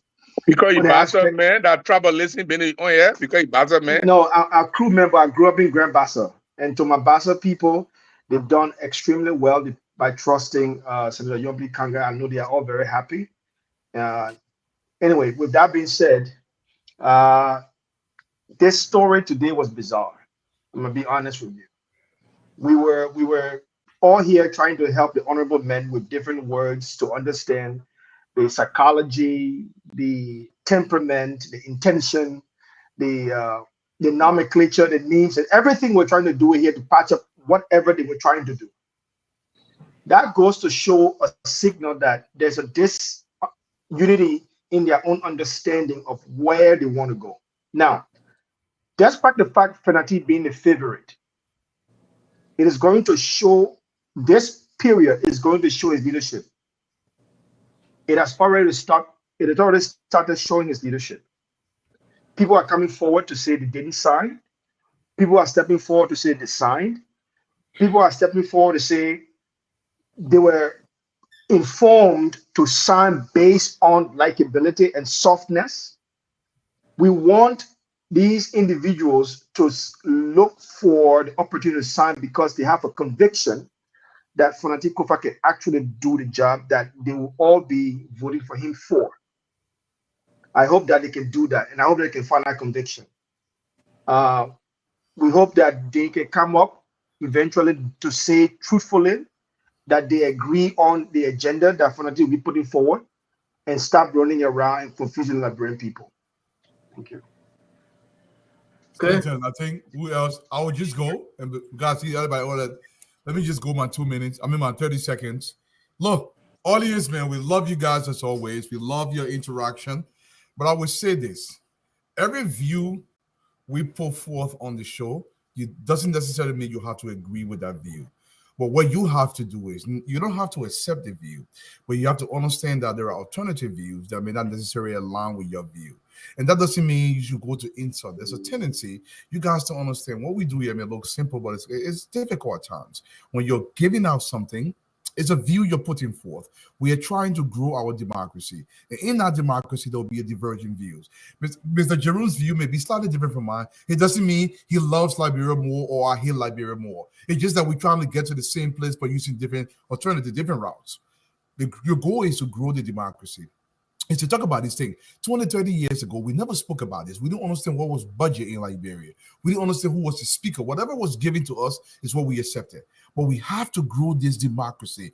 If you decided, Asim Tupa decided to become a representative, we will talk about his girlfriend, his outside girlfriend, his inside girlfriend. It doesn't mean I hate Asim. We just have to talk about everything. And Asim won't talk to anybody. I'll let him talk it. But we got to talk about everything. Is that a revelation? Is that a revelation? Let me confess is that a revelation? My son graduating next week from Michigan State University. No, Stanton, that's a breaking news. I said by outside girlfriend there. No, not outside girlfriend. Outside son, that's a big difference. Outside son, like I was saying. Thank you. But let me give it back to the point I'm trying to make. But no, you cannot do this. You must have an outside girlfriend to have an outside son. But let's go ahead. Okay, good. You know, I just want to add to that, and I'm going to say something very unconventional on this program today. Somebody on the show started out calling me a prostitute. I'm sorry, I'm not even going to call your name, okay? Correct. You are impotent. Oh, we all know you born minds that you don't even have a child. So that's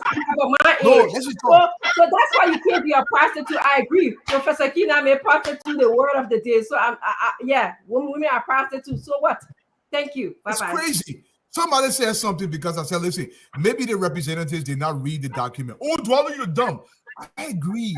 But the problem here is let's not resort to Dwalo, I know. The people got freedom of speech. Now let exactly. What I'm trying to do is but if we respond to them, they say we should not respond to our commentators.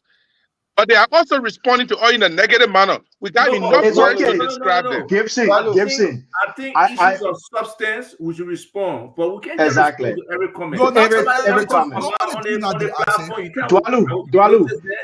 Dwalo, you don't respond to comment easily. Don't respond to this one. Leave it. Okay, that's true. I agree. So let me ask a general question. Is it not also in Cuban? Is it not incumbent upon them to also address us in a respectful manner and argue their case? What does that make them to be? 5 seconds, Jerome. What does that make them to be if they are insulting? Jerome, so the people in Liberia listening, you're thinking too much about listening to what to know, but by the time talking, we will force the democracy will grow. It will bomb. No, but your point is well taken. Our democracy is building. It's building. You will not just get elected easily going forward. You got to start. So let Dwalo close now. We gotta go, guys. I'm finished. I think Asa time. Oh, let me take over. Asa did that. Let's go to Aaron McGregor. Asa, you spoke? I didn't really speak, but people having double 30 seconds. But I will wait it just because I want you to come. So hurry on. Let Aaron go ahead. Aaron, can you go ahead? What I wanted to say is, I think if you just ignore the audience, that would be the highest discipline you can ever exercise. Look, I don't even look at the comment.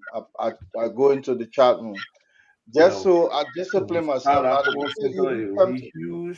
Do that. So one thing I would say is that me and okay. No, me, I will not ignore them. I will not ignore them. I will call someone an idiot sometimes. That's all right, Gibson. We all come from a different persuasion. Our discipline, upbringing, just different. But I just feel that if you want to have a sanity of mind, just ignore that. Look, I've been called names.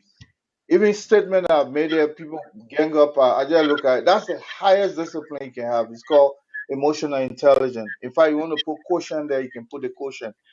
Now, what I want to say is, I think the fanatical peers, they kind of coming together. What Representative Jones, the guy from Lofa, said, I want to believe it. And also I can sense that Liberty Party alliance, that cohesion coming together, even though it's loose. Now, the individuals who have named there, all of them got bearings to Liberty Party. Whether you say Yombly, whether you say Fonadi Kofa, or whether you even talking about Musa Hassan Belete, who all you will call, they got some past that will rally them eventually, even without even them knowing. And I think Fonadi Kofa, in my opinion now, is reigning high among those other guys. People can come in and deny for political expediency because nobody wants people to. Some of the people. Remember when they voted the chief the associate justice out of office? Some people wanted to hide that process. In fact, some people took money. They voted, but they didn't want their name to come out. So that's the legislature as it is. That's the inside stuff, as you can say in politics. They don't want people to know, but I think they already have resolved, in my opinion. Rachel Kuhn just does not have the or the wherewithal, or he doesn't have the razzmatazz, he kind of limpy a little bit. Look, this thing you got to go for it head on. I think I can see Ponadi doing that, and that's how it's going to be. Take it or leave Thank it. you. That list Thank you. is good. Thank you very much, my brother Conagray. Folks, tomorrow conversation will focus on Jose Yiman Boaka, who he going to select for the very 5 major cabinet posts. I want you to think about it. It is important. We are hearing different names. We talk about Justice Minister, Chief of Staff, Foreign Minister, Finance Minister.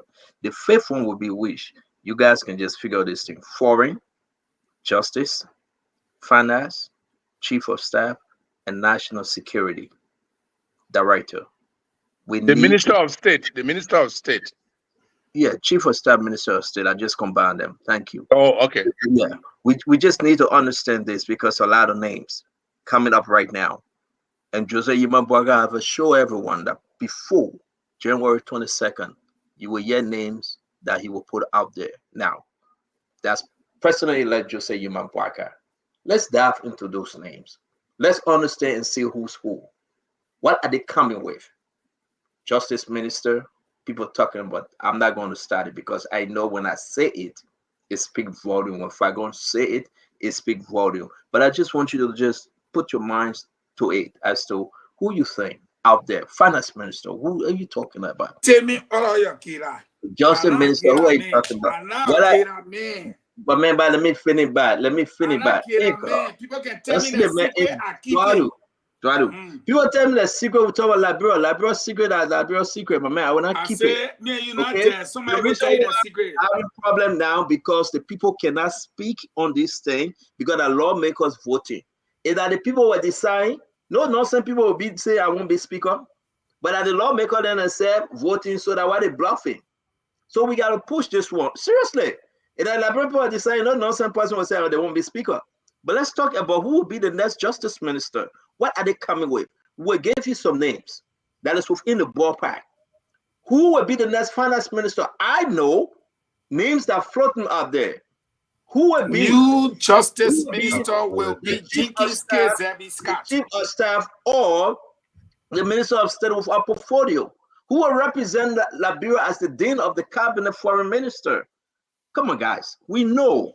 National security director. We know. So let's have that conversation tomorrow. I want to say it's a beautiful show. I believe everybody closed already. I appreciate your time on the show. Come back again. I choose not to close tonight for a particular reason. I choose not to close. Thank you. But man, Fagon, the time you were small, you not playing. The only person Fagon played when he was small, I Kev Hassan. That's how they were related. You better go for your song with a peace to me. The lawmakers then. You better go for your song with a peace to me. The only person Fagon played with Kev Hassan. So they are 6 and 7. You see that right there. Me and Kev Hassan name which one on your will list? Your property and your will. Thank you very much, Asif. Good to see you. Thank you very much, Prince Maxwell. Good to see you. My brother, Ever Emigrate. We appreciate you. Again, like always, we want to say thanks to everybody. What a wonderful show. We're glad to have you all on. Thank you, folks, for joining us every evening and making the case for us. Nelson, welcome. I believe Yekezi left already. But we want to say what a day, what a fun. We will make the case for Liberia. We trust that you will be part of the process. Follow Spoon every day. And let's discuss. I'm going to leave you quietly. I'm here. I'm not leaving. I want you to call now. Haven't heard everything. You watch the show. If you can, we want to hear from you. So we get it's 8:10 and 8, 9, 10, 11, 12, 1 in the 1:10 a.m. in Liberia. We will open the phone line. You have but 30 to 45 seconds to make your case. Reche Nangbe Kum or Funati J. Funati Kofa. I want you to hear this. J. Funati Kofa from CDC or Reche Nangbe Kum from Unity Party. Your choice for the speakership position. Let's hear you out. Do not call my number. Nelson will put the WhatsApp number on. That's the same number all work. Please call, be patient, and make your case. Ladies and gentlemen, it's your time to speak. Nelson Kolai. I said, don't call my number. They say call me. Let me take some calls, then I will leave. Hello? Hello? Yes. Make your case. You got 30 seconds. Richard Kuhn or Funati Kofa? I think Richard Kuhn. Thank you very much. Let's why first let me give you another. You just ran straight Richard Kuhn. Why Richard Kuhn? Real quick. Okay, the reason why I'm saying Richard Kuhn is hello? We hearing you, sir. Go ahead. Well, definitely said it, but been watching the program. I'd like to give you kudos. I'm calling from Atlanta, Georgia. The reason I'm saying Richard Kuhn, because based on your assessment, I'm saying you got to stop listening to your receiver, sir. Listen in the phone. We're backing you. Okay, the reason. Wow, he's being distracted. Richard Kuhn will be the best fit because. All right, we're gonna go. Hello, your name? Where you calling from? Can you pull the number up, Nelson? Your name? Where you calling from? Yeah, good evening, Stanton, and good evening to the Spoon family. You got 30 seconds. Richard Kuhn or Funati Kofa? Yeah, my name is Chengsa Woodai Gibson, and I called from Minneapolis, Minnesota. I take Richard Kuhn over Funati Kofa. All right. Why? Reason being, Liberian people for the past 6 years have been fed up with the CDC-led government. So we put out the CDC government. So totally we have to put out the leadership, and we want something good within the health of legislators. Thank you. That way people will good and marginalize Thank you. Liberian people. Thank you. Your name and where you calling from? Your name, where you calling from, sir? Yeah, my name is Uriah Clark. You got to listen into the phone, please. Who are you going for, Richard Kuhn or Funati Kofa? Yeah, I'm going for Richard Kuhn. Why?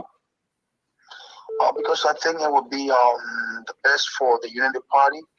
They will be able to the agenda for the Liberian people, the ideology of Joseph Newman Barker would better be. Can you pull the number up, Nelson? Yes, I'm editing it. Speaker from the Unity Party. Thank you very much, my brother. Thank you. Thank you. Oh, I'm sorry. Hello, your name and where you calling from? This is Mr. We are calling from Texas. Yo, your take, Richard Kuhn or Funati Kofa? Richard Kuhn. Why? Richard Kuhn, because our agenda got to be passed in the House. The lower house got the government, and we do not need any distraction from CDC right now. Thank you very much. Let me bring in this person on the WhatsApp line. Your name and where you calling from, sir?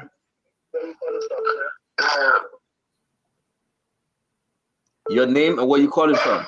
Yes, I'm Satya. I'm Satya. Satya is Satya. Satya is Satya. Talk to us. Richard Kuhn or Funati Kofa? Funati Kofa. Why so? And the reason because the legislature needs somebody who's experienced, who is a cross-cutting individual, who is down to earth, who is people-centered, who understand the issue confronting the country. Funati has all of those. Thank you very much, Satya is Satya. Thank you. Your name and where you calling from? I'm Abraham Martin, I'm calling from North Dakota. I protect Richard Kuhn as a speaker for the House. Why so? Because I guess so that the black people well. Thank you very much, my friend. Thank you. Let me take this one. Your name and where you calling from? Rufus Martin from Columbus, Ohio. Rufus, Richard Kuhn or Funati Kofa? Richard Kuhn. Why Richard Kuhn? So, you see, Liberian politics is so complicated, especially we saw the behavior of, I wanted to say the late buffer chamber, but the former buffer chamber. So, if the president has a speaker that does not go his way, every good thing that's supposed to happen for the country will be opposed, and then they will make you a bad president. It's not about buying them to work for Joseph Barker, no. Thank you. But we want people that will understand the good way of the president. Thank you very much. Just give me 1 second, please. And tonight, I'm disappointed in my own brother, Collins, Dizzy Collins from Wanjama, which we supported 100%, that he should retract his statement and apologize for whatever he said tonight. I'm against it, and I called him, I told him, Thank you. Thank you, all sir. Your name and where you calling from. You should come in, Nelson. Open the phone line. Your name and where you calling from? My name is Edwin Clark, and I come from the state of Minnesota. Richard Kuhn or Fonati Kofa? I support Fonati Kofa to be speaker. Why so? Because for me, I need the president in the house, and it's not about the party, it's not about partisanship. Once you can work with the government elect to see that the country move forward, I support you in that aspect. Thank you. Thank you very much. Again, Nelson, let's take some calls from Monrovia, Liberia. So let me take the first person. Hello? Hello? Yes, go ahead. Yeah, my name is Cassandra from Chicago. Okay. Richard Kuhn of Fonati Kofa. Which one? Fonati Kofa. Why? You still trying to find a reason? Yeah. Okay. Thank you. We'll come back to you. Hello? Hello? Yeah, Representative Kuhn. Representative Kofa. And then my calling from Marshall City. Yeah. I would prefer Richard Kuhn. Why? To be, because I think he has the experience and the technical know-how when it comes to legislation and lawmaking. I think he's the best suited right now. Okay. Thank you, sir. Thank you. Let's take this person. Hello? Hello? We lost that person. We take another one. Hello? Hello? Yes, let's hear you. I call you brother, my family. Okay. Okay. When I want a job, that my phone will take the job. Oh, the two people want a job. But the question we're asking now is Representative Richard Kuhn and Representative Fonati Kofa, the two lawmakers, who you think should be the speaker? Please tell Opa Mani Mamina that Opa take the job. Who Matthew.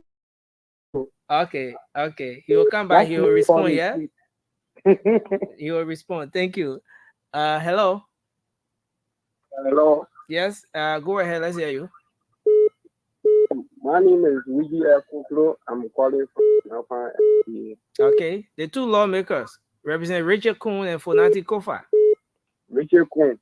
Why? The reason is very much simple. For the past 6 years, Richard Kuhn, they have not done nothing for the Liberian people. So putting Richard Kuhn there is just that we're going back to the next 6 years again, that he will be putting up bills that will not. No, you're missing the thing. You said Richard Kuhn or Fonati Kofa? Which one? Fonati Kofa will not put any bill all that will benefit the Liberian people. Okay. Because from the past 6 years, have now improved the livelihood of the Liberian people, and the Liberian people are in actually poverty as we're talking. Okay. So that's why you think Richard Kuhn is the best, right? Sure. Okay. Thank you. Let's take this person. Hello. Hello. Hello. Yes, sir. Your name, where are you calling from? It's good. Boulevard. Okay. Representative Kuhn and Honorable Kofa. I prefer Representative Kuhn over Kofa. Okay, why? Yeah, because I think Representative Kuhn will seek the interest of the government and for that Kofa. Thank you. Thank you, sir. We take another person. Hello. Hello. Yes, sir. Your name and where are you calling from?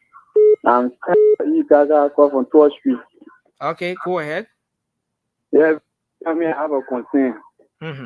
Yeah, I'm confused. The speaker said the current law because will be voting.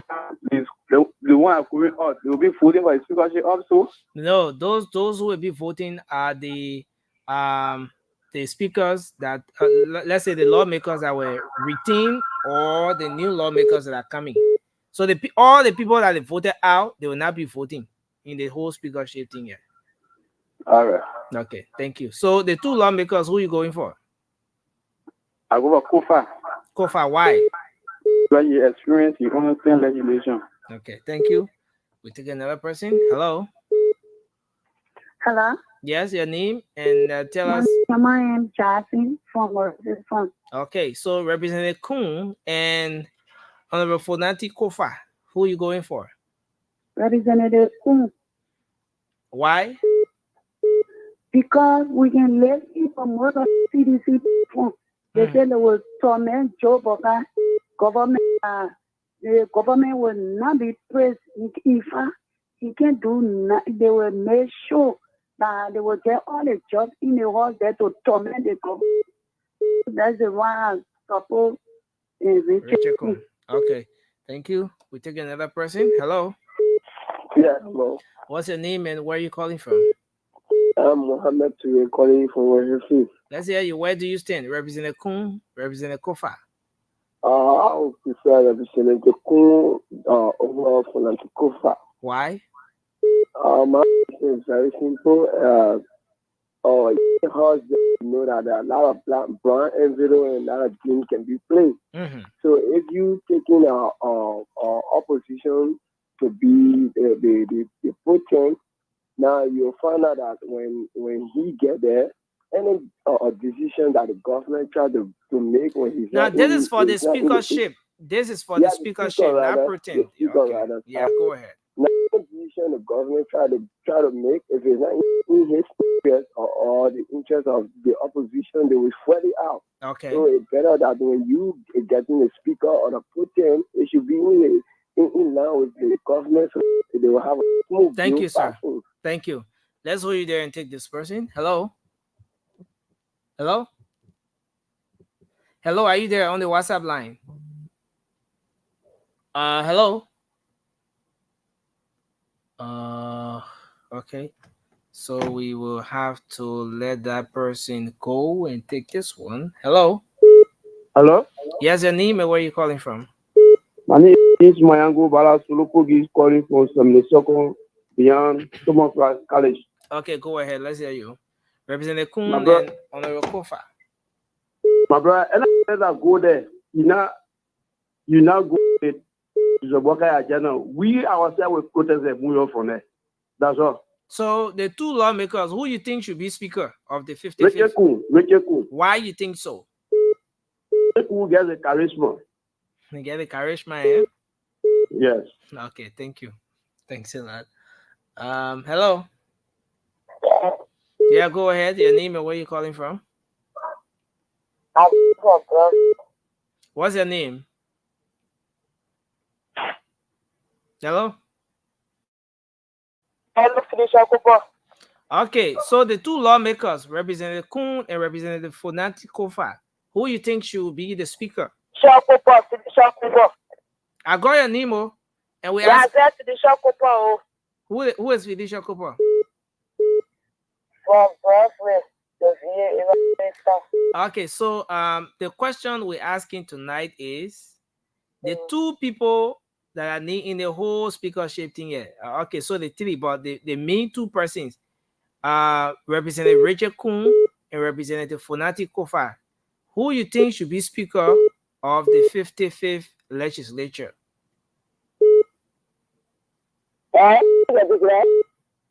Yeah, your line is not good. I hope we can have you to change your location. Hello? Hello? Yeah, hello? Your name and where you calling from? I'm Dempster Tiga, calling from the second district park. Dempster, where do you stand on this? Representative Kuhn and Representative Kofa. Kuhn would be preferable. Why? Because, this country, we are not here for fun. You see, the situation, they are already talking there, even the campaign, the youth, they're going to get by the position. But now the guys are coming back, they want to press. And what the people put on the table, whether the person accepts.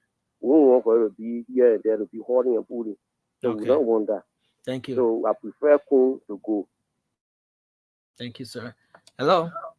Hello? Yes, your name and where you calling from? You're cool. Okay, it's a call. Let's hear you. The two lawmakers, who do you think should be the speaker? Richard Kuhn. Why?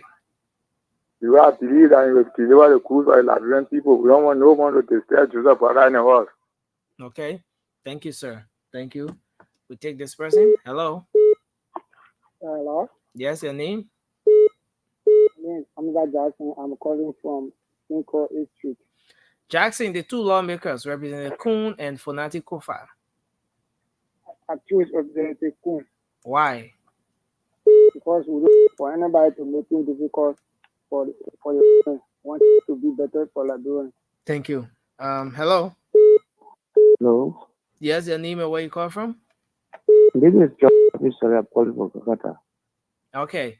So Representative Richard Kuhn of the Unity Party and Honorable Fonati Kofa of the CDC. Who do you think should be the speaker? I prefer Richie Kuhn. Why? Why? Because our president JMP is supporting him so that he can work together. Okay. Thank you. Thank you. Hello. Hello, are you there? Yeah, I'm here. Okay, tell us your name and where you're calling from. I'm calling from Peace Island. Kuhn. Okay, you're going for Representative Kuhn? First, okay, why? Hello? Because we are rescuing Liberia. Okay. Thank you. Thank you, sir. Let's take this person. Hello? Your name and where you call from? Yes, go ahead. My name is Abraham Colley and I call from Kawa. Abraham Colley. Yeah. Representative Kuhn and Honorable Fonati Kofa. Who are you going for? I prefer Richard Kuhn. Why? Because the missions of the rescue must be completed. The agenda for the president is what Richard Kuhn will be pushing. Okay. So I prefer Richard Kuhn. Thank you, sir. Let's take this person. Hello? Hello? Yes, sir. Your name and where you calling from? My name is Darius. I'm calling from Germany. Okay, Darius. Representative Richard Kuhn and Honorable Fonati Kofa. Who are you going for? Who do you think should be the speaker? I will prefer Kuhn. Why? Because to have a successful government, it derives from the speakers of the House. Okay. If the president have a vision for the country and the speaker does not approve, it means automatically nothing will work within the country. So I will prefer Kuhn for the Unity Party to work along with Honorable Joseph Newman Boaka to work for the Liberian people. Because CDC, if we elect Kofa will not allow for President Joseph Newman Boaka work to supersede George Manawia. So most of the bill that will come, you will put it on the table. So I'll prefer Kuhn. Thank you. Thank you, sir. Thanks for making your point. Hello. Hello, I'm F. Murphy. You say your name? Mawolo F. Murphy. Mawolo. Mawolo, where do you stand on this? Yeah, I prefer Mr. Kuhn. Representative Kuhn. Why? Say how to be implemented. So what the president would need by the people, they how to be implemented. So we need Kuhn. Thank you. Thank you, sir. Let's take this person. Hello. Yeah, hello? Yes, your name and where you call from? Am I live? You are live on the show. Let's hear you, sir. Okay, yeah. My name is Emmanuel Winner. I call from Atlanta, Georgia. Okay. I just want to appreciate all the callers. One thing I noticed tonight is that I can see the Liberian people are waking up. You can see them deciding who they want as speaker. So all the lawmakers who are elected, if you ignore your people and you vote the other way around, just remember that 2029, the people will vote you out, and Spoon Network is still around. So I hope they are listening to the people, because if you listen to the vast majority of the caller tonight, each of them calling talking about Richard Kuhn. So if the lawmakers who will be voting. But where do you stand as an individual? Basically, I don't know much about Richard Kuhn or Jay Fonati Kofa. So, but I'm just trying to make a point that the Liberian people are voting. They are trying to decide who they want. If they know it and do it the other way around, they will regret it come 2029. Thank you, sir. Thanks a lot. Let's go back to the line and take this person. Hello, your name and where are you calling from? Hello, I'm Josephine Sayi calling from Road, Jalo Shop. Okay, let's hear you. Richard Kuhn and Fonati Kofa, who do you think should be the speaker? Richard Kuhn. Why? Because the CBC led government has failed us, and we want someone that will take us to where we want. Okay. Thank you. That's all you there. Hello. Hello? Yeah, hello. Yes, sir. You're live. Your name and where you calling from? My name is Nathan X. Morning, calling from 9th Street, Ontario. Let's hear you. Where do you stand on this?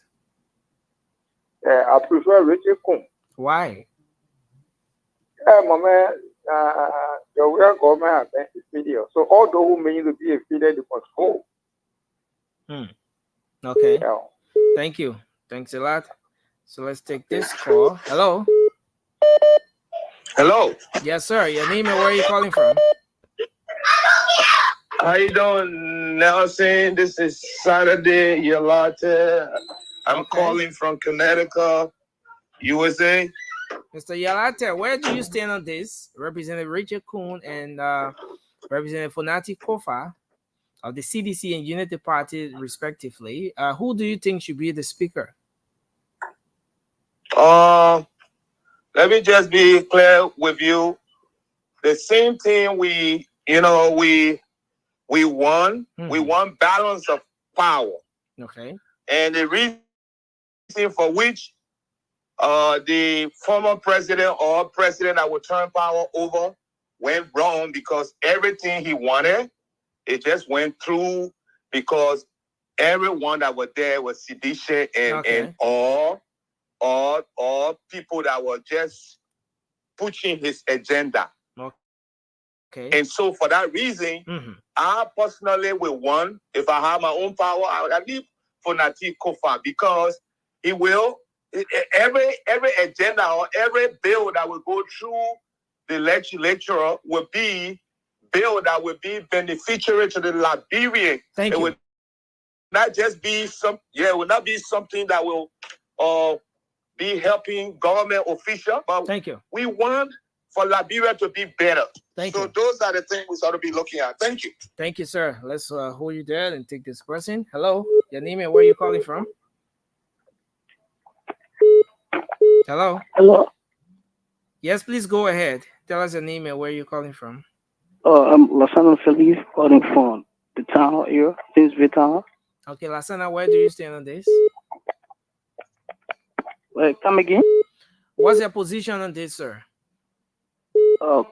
Honorable Kuhn. Okay, why do you think Honorable Kuhn is? Because we actually won the the rescue mission agenda for the excellency President Joseph Jimabaga feature to continue. Okay. Yeah. Thank you. Thank you, sir. Let's hold you there and take another person here. Hello. Yeah, good morning. Morning. Your name and where are you calling from?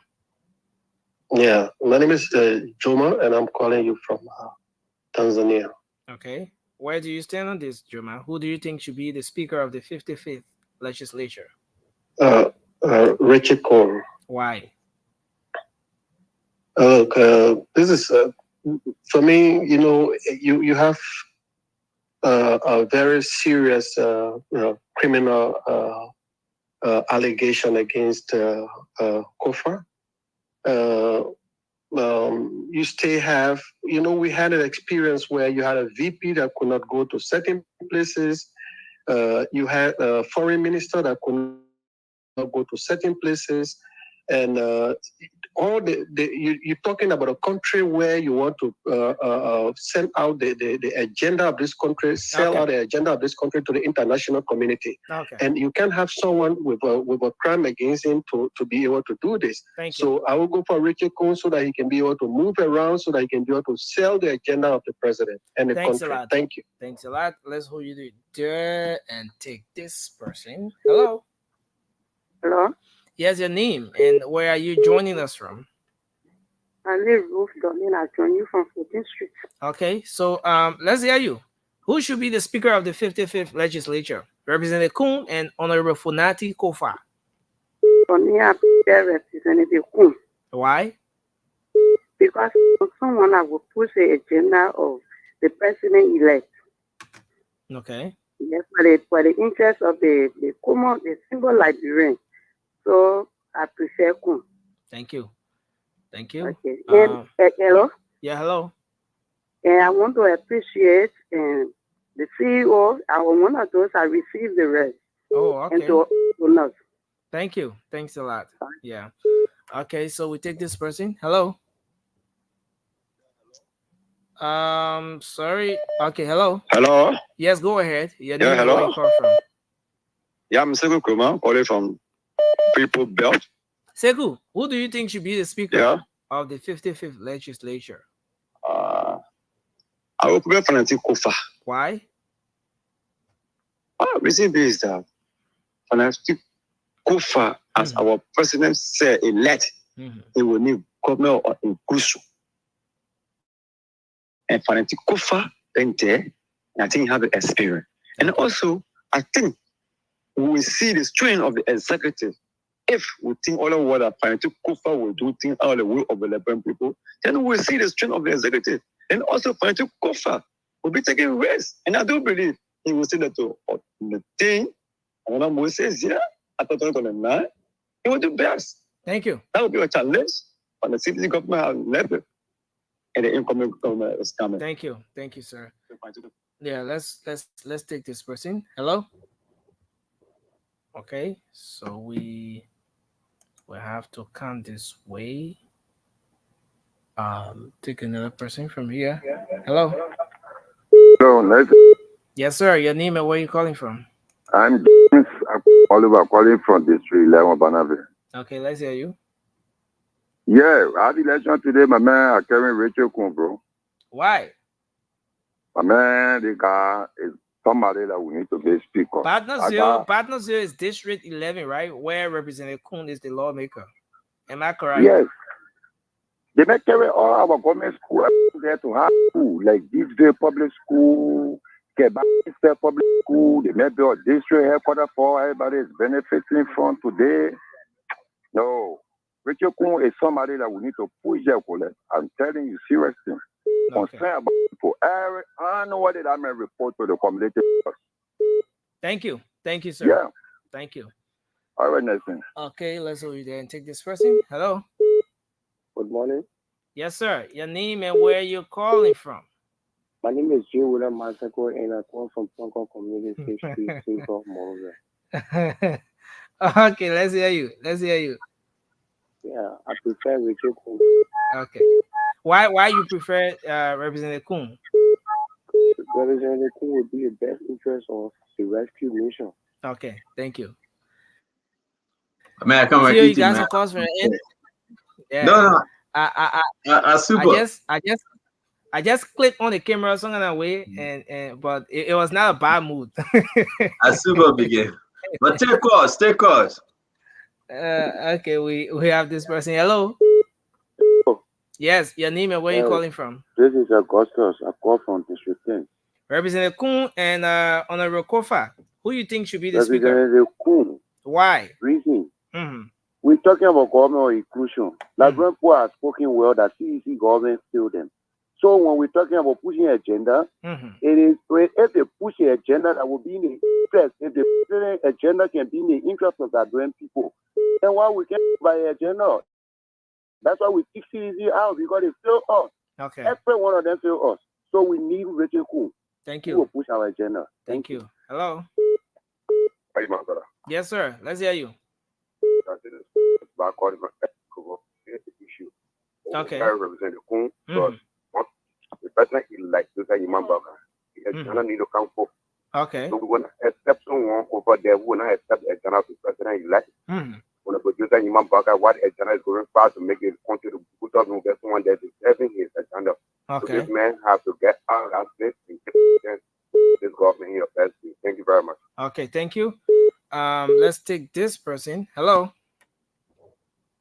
Yeah, hello, Nelson. Yeah, hello, you're live. Your name and where you call from? Yeah, this is Jerry Yiman Yipan. I call from South Korea. Okay. Well, I think the Unity Party candidate for the speakership is best suited. You know, it is important to support people who share the manifesto because we are about to do serious business in this country. We do not need distraction. There are people. I believe in the independence and good judgment of Richard Nabekun. He's not going to be the other people. He's going to do the Liberian people work. Thank you. But you understand our agenda. Thank you. Thank you very much. Thank you. Thanks a lot. Let's hold you there, Jerry, and take another person here. Hello. Hello. Your name and where are you calling from? That's I'm calling from Brooklyn. Okay. Representative Kuhn and Honorable Kofa. Who do you think should be the speaker? Yeah, I would prefer Honorable Kofa. Why? I want to know the strength of the president-elect when it comes to lobbying with opposition lawmakers. Okay. Yeah, that's my. Okay, so that's why you want Honorable Kofa. Yeah. Okay. Okay, so let's take this person. Hello. Yeah, good evening. Yes, your name and where you calling from? Yeah, this is Jerry Taylor. I'm calling from Ghana. Mr. Taylor, let's hear you. For me, I would prefer Reggie Kum. Why? The representative, if any time after that time, so then I'll vote for this guy or from the cover will make sure to get them out. Because from the cover, I think if the American government said they don't want to work with a criminal, and they made criminally, they made the arrest him and America here in jail. So you look at criminal, you go vote for him, and most of them they only after to destroy the country. Okay. Thank you. So, you know, we are asking the incoming president to make sure that for me, I'm not talking about nothing. These are criminal. Thank you. Let's hold you there and take this person. Hello. Hello. Yes, your name and where you calling from? My name is Tony Harris. I'm calling from Pennsylvania. Okay. Where do you stand on this? Representative Kuhn, Honorable Kofa? Yeah, we go with Representative Kuhn because the reason being here, as Kodo has said previously, you have to link your speaker with the party that they will be in the interest.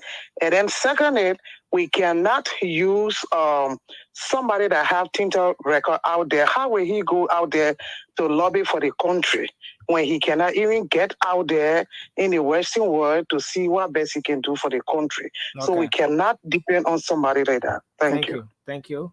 We go back to the line to take this person. Hello. Hello, are you there? Hello? You are sounding far away. You're very far from the phone. Hello? Yeah, hello? Yes, your name and where you calling from? I'm Alexander Sina, call from Brownsville, Motonkono Hillview community. Okay, let's hear you. Representative Kuhn, Honorable Kofa. Representative what? Representative Kuhn. Why? To be able to push the agenda of the president-elect. Okay. Thank you. Thank you. Hello? Yeah. Morning. Yeah, morning. You're live. Let's hear you. Yeah, this is the boss of John Marvel, and I'll call you from the one Magic District 1.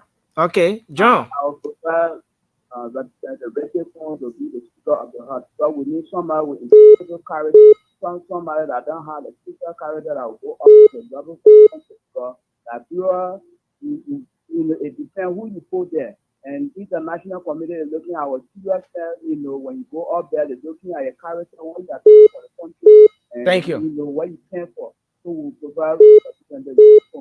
Thank you, sir. Thank you. Let's take this person. Hello.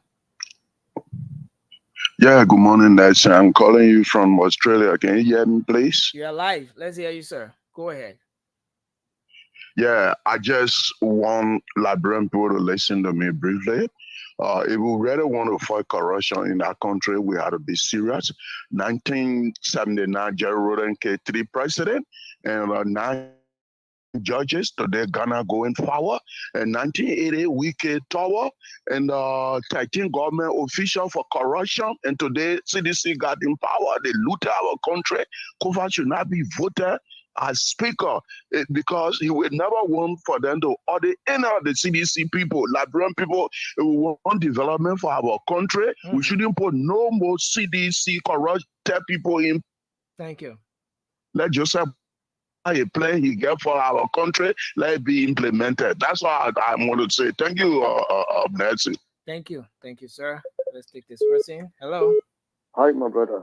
Yes, sir. Your name and where are you joining us from? It's Ama Wasna Sano. Okay, Ama, where do you stand on this? I prefer Unity Party. Representative Kun? The reason is simple. ACR foreign ministry, since the past 6 years, the metal out. Let me clear. Those of you that we put in a horse there. If you put that man there, that man will not go a breaker, you want to go breaking, you go nowhere. We will be right here and no development will come. So please, you vote for the Unity Party so that they come and move forward. Thank you very much. Thank you. Thanks a lot. Hello. Hello. Yes, sir. Let's hear you. Richard would be the best person. Why? Because the other guy has a tinted character. Okay. So this time around, we won't accept things. Thank you. Thank you. We go back to the line and take this person. Hello. Yeah, good morning. Go ahead. Let's hear you, sir. Your name and where you calling from? I'm sorry, so actually from Clay, from County. Let's hear you. The two lawmakers, Representative Kun and Honorable Kofa. Who do you go for? I prefer Representative Kun. Why? Because he's been working in the interest of the Liberian people. Okay. Thank you. Hello. Okay, good evening. This is Chris Mumbo. Let's hear you, Mr. Momo. Okay, because of experience, I would prefer Richard Cohen. The reason is that this is a person who developed system, and he's a systematic person. So, because what I'm saying this is that when he came to the position, he established the Council of Elders, and then he can conduct meetings to expectation. So I believe we have somebody who will help. And again, one thing that I want to just say is, this is someone who is up to the task. He has been an educator, and then he will be very serious on issues that will help the Liberian people. It's not because I'm saying it because of knowing him. Okay. But people should understand this. And then one the caller says something that the CDC people have been very corrupt, and we need somebody who will help the Liberian people, who is just a person. Thank you. So thank you for standing us for the platform. And I pray for my brothers. Thank you. Thank you. All right, let's take this person. Hello. Okay, we lost that caller. This one. Hello. Hello.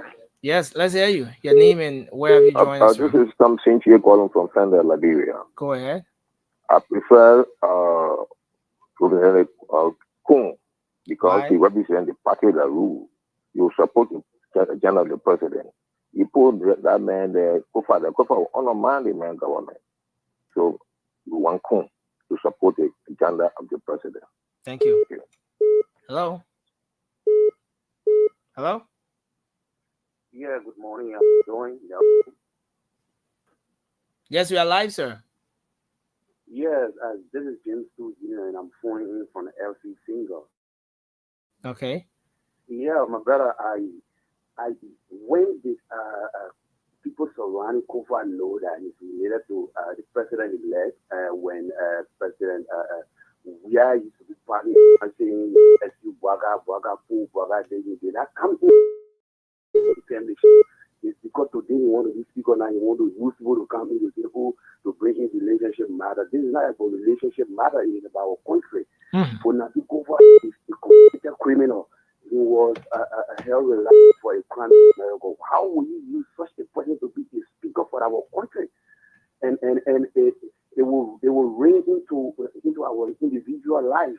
Thank you. Secondly, you see physicians are sitting aside looking at this government stadium. If you're using Funati Kofa to be the chairman in this country, definitely there will be a voice of the physicians now that will be heard even over this ruling establishment. Thank you. Don't make that mistake to see Funati Kofa should be a speaker in the House. So thank you. Honorable Kun is the preferable candidate for this speakership. Thank you very much. Thank you. Thanks a lot. So I got somebody, Nelson. Yeah, your name and where you calling from? My name is Liki Kumala. I'm calling from Syracuse, upstate New York. Yes, sir. I'd like to make my contribution towards the conversation tonight. Talk to us. It has to do with this speaker's fight. I think I would be supporting Jay Fanatikofa, and I have the reason why. Why? If you don't mind. You see, Senator, you and I, we live here in the state. It is never a good thing at times for one party to rule all the branches. That's never a good thing. We want the best for Liberia. I was speaking to you here. I supported Joseph Walker 100%. I supported him financially, and I supported him with my popularity, calling people back home on the radio and what have you to support Joseph Walker. And I love him, and I really wanted him to be president, and I'm happy about my support to him. But when it comes to the speaker fight right now, I believe Fanatic Kofa is close to becoming a speaker. He has learned from day one. The brother who you want him to be the speaker right now. What you mean I want him? No, you can't do that. Why you mean I want him? You told your own day you want to put something on me? Okay, I'm sorry. I'm sorry to say that. I know during the show time this afternoon, most of the people like Dr. Francine, I think they don't want Fanatic Kofa to be there. I hear a lot of things about Fanatic Kofa on the show talking about, his past story in America and what have you. But let me say this. Nobody is perfect in this world. None of us perfect. You cannot stop the man from becoming speaker simply of what happened in America. This man has proven to be a very good gentleman. He is a nice man. I personally know him. And a lot of people talking about he can't come to America. That's a lie. Fanatic Kofa's mother passed away last year. I was at his mother's funeral somewhere in the suburb of Washington, D.C. He comes here regularly. That is not true. Thank you. And the man can come to America. Everybody know that Funati come here and he live here, sir. We can dwell on that. Yeah. So what that news is coming from when they say the man can't come to America? All right, so thank you. One thing I was happy about today, my representative from my district number 4 in Lofa County, seems to be leaning to Fanatic Kofa. And I personally sent him a message this evening when I heard him speaking that I support him on that, and I want him to support Fanatic Kofa. And I really want him to support Fanatic Kofa. So all of the representatives that I know, I will talk to them individually to support Fanatic Kofa. I don't want one party system in Liberia. Thank you. All right, let's take another call now. This is big though, Nelson. A lot of folks making the somebody saying that today was their son's birthday and we didn't announce it. I don't know. I hope they can call. Is it a commercial? That's what I'm trying to figure out. I don't know. Let me take this one. Hello? Hello? Hello? Yes, ma'am. Yeah, this is Walker. If you remember, we have been calling back and forth before the election. Who Walker, ma'am? What's your full name? You are live. Fata Walker. Fata Walker. Yes, you are live. Talk to us. Yes. I think the thing is that we should go as speaker. For me, we are starting everything new. People around the world looking at us to see the first mistake that we're going to make. If I should be a part, we should critique these people before somebody becoming a speaker for us. We should do everything to convince people because people are looking at us. They are looking at JMB. Even the opposition, they are watching. Human being, that corner you can open and look at it. For now, we will be thinking they will be in our interest, but then tomorrow we will have a regret. Or if we knew we're not going to do this, we don't want to be in our stage at this early movement. Please. Majority of the people calling, they want this person, but it left for the house and they will have to look at it. If don't look at it the 6th year after, we have problem with this government. We're going to vote them out.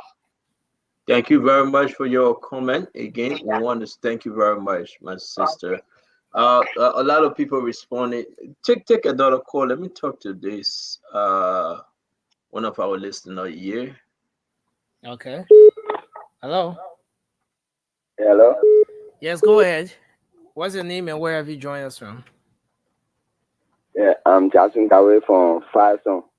Okay, Jackson. Yeah. Who do you prefer for the speakership? Representative Kuhn and Honorable Fonati Kofa. Huh? Are they coming? Who do you prefer for the speakership? Representative Rachel Kuhn of Unity Party and Representative Fonati Kofa of the CDC. Who do you think should be the speaker? Rokon. Why? Yeah, because I mean, them fighting. Yeah. Okay. So, preferring. Thank you. Yeah. Hello. Yeah, hello. Yes, your name and where you joining us from? I'm Momo Kale. I'm calling from Seaport Bridge. Okay, Momo, who do you think should be the speaker? Why? Yeah, we need change, complete change. Okay. We voted CDC out there. We need complete change. Thank you. Hello. Oh, we getting down and we having fun. We not sorry for Johnny. Hey, we getting down and we having fun. We not sorry for Johnny. Oh, we getting down and we having fun. We not sorry for Johnny. Happy birthday. Hey, hey, hey. Happy birthday.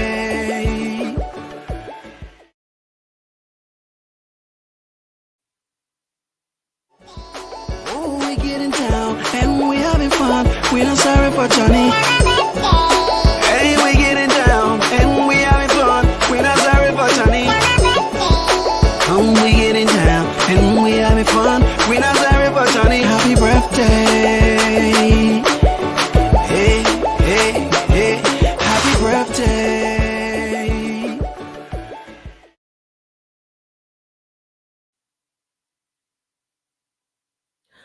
Okay, so we are back, and so yeah, we you guys play that thing Monday. You play on Tuesday. Yeah. Today is the birthday, and you decided to forget because the show was so hot. And but anyway, our young man. That's the young man birthday today. Let's. Oh, we getting down and we having fun. We not sorry for Johnny. Hey, we getting down and we having fun. We not sorry for Johnny. Oh, we getting down and we having fun. We not sorry for Johnny. Happy birthday. Hey, hey, hey. Happy birthday. Wow, the man's a big man. Happy birthday to him again. We want to say happy birthday to Muhammad Khaled. We just wishing him well. He got a long way to go though. My own begin birthday is coming on the 18th. You know, wow. Don't mind what I'm gonna say if I go and lie. I was sleeping on the picking. Don't mind that thing. I'm my own picking. Levi Dempster. That's my powerful grandson. He bouncing and we're gonna have a big birthday party for him. Wow. Yeah. Wow. And December has lots of birthdays. When he see me, he cried to come to me because you gotta throw him off. You gotta he on the bed, you gotta rough him. So he's going to be a rough kid, That's how you want to be. So but it's a great thing. Nelson, man, you got one more minute to go, but I'm telling you, it's wonderful, bro. Yeah. A great day today, a very, very great day. We are super, we're so happy. This one of the best things we can ever do. And a lot of people say they feel voting, man. The lawmakers then dancing around playing kakaleka as to who to vote and who's not to vote, man. I'm telling you. They're playing kakaleka. So what's your take? Well, I think the legislative politics is a bit tricky. Yeah. But again, most of the folks there will want to be in a good book with the ruling establishment. Right? Yeah, they want because CEO, I think Unity Party is a brand that is selling right now. Like the CDC in 2017, Unity Party is that brand that politically a lot of people are gravitating towards. And we don't know how it would be like in terms of what the JMB administration, how they react to opposition lawmakers. But we saw that the CDC administration reaction to opposition lawmakers was different. For example, Representative Rostelin Swakoko Dennis in District 4, there was this Duporo marketing that was sponsored by the government, and she was left out. She wasn't even invited. And even the developments that went on in the district, whether sponsored by the government, she was in no way connected to it. And we saw what happened to her defeat. And I think a lot of lawmakers will want to learn from that. And why it's true that we can right now say what the reaction of the United Party government would be like to opposition lawmakers, but they want to be in good book with JMB. They want to be in good book with the political brand that is selling right now, which is the Unity Party. Yeah, so one of the best things you ever said is today, CDC didn't support, they didn't, seriously, they didn't take care of their candidates, their lawmakers, because they all believe that, trust me, these people believe that George Manawia had a majority and he was going to win the election. And because he was going to win the election, they were going to win as well. But trust me, they didn't work that way. It's an issue that we went so hard on George Manawia, we beat him, so the state going crazy. They got to come to reality. We beat Joe Manawia, he's done. He's not coming back. Everybody's also fight for themselves. But you only beat George Manawia. You beat Akaris Gray. You beat the general. You removed the general. Solomon George, West Point. Look at Emmanuel Dam. Beat him. Yeah. Look at Akaris Gray. Or Pekin Princeton from nowhere. Beat him. I mean, it's that party. We have destroyed that party. And so they would never forget. When they hear but stand to with his spoon, when they hear but you do fagon, when they hear but the spoon talk, that to Richard say, something can make them to shiver. Something can, Jobo, that Prophet Key can say. They can't forget. Again, I'm serious. We beat them. And every day we will remind them. If they come again 100 years from now, we will beat them again. Because they got no agenda, no policy, nothing they were running on. Everything was blah. They were just running with the mindset that George Manawia is popular. And we reminded them that no, George Manawia was never ever popular. If we show a place in his political life, the people separated him. And this thing was about Liberia and George Manawia. Yeah. And it's crazy to see people just sitting there and thinking and just believing that George Manawia was going to pull Akaris Gray hair up and say, "Do it for my birthday, yay!"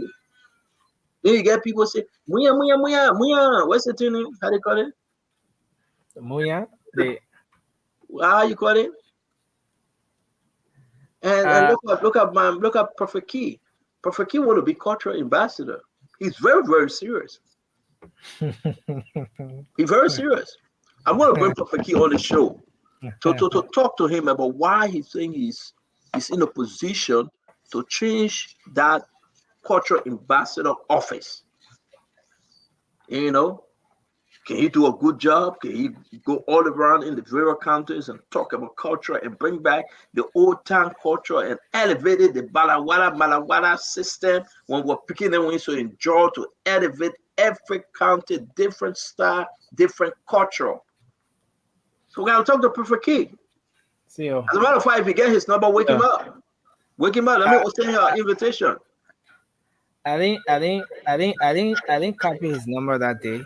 Look at all, man. You don't call Prophet Key, I will tell you, deal with you. But CEO Prophet Key can be a good prophet, let's say a culture ambassador, CEO. Why? The culture, the Liberian culture, if there's one thing the Liberian culture is. Don't put it on me. Prophet Key, no. But if Prophet Key say he won't do it and he need my support, I will support Prophet Key. Oh, you support the prophet? Okay. Yes, I will. Yes, I can openly say I will support Prophet Key. Prophet Key, when I come and start cursing people, you think a man don't know how to take care of himself? I will support Prophet Key. Why you won't do this to Prophet Key? Is he not a Liberian? Is he not from Nimba? Is he not qualified? Why are you saying no? Why? The prophet is qualified. But the prophet is not honoring his own. He has a deep cultural maybe understanding and all of that. But as far as culture is concerned, no, Nelson, you can't put me in this situation. You support your own. I say I will support Prophet Keith for culture ambassador. Then you get very with me. No, look at the people there. Look at Toga Richard. Toga Richard, you can't get very with me.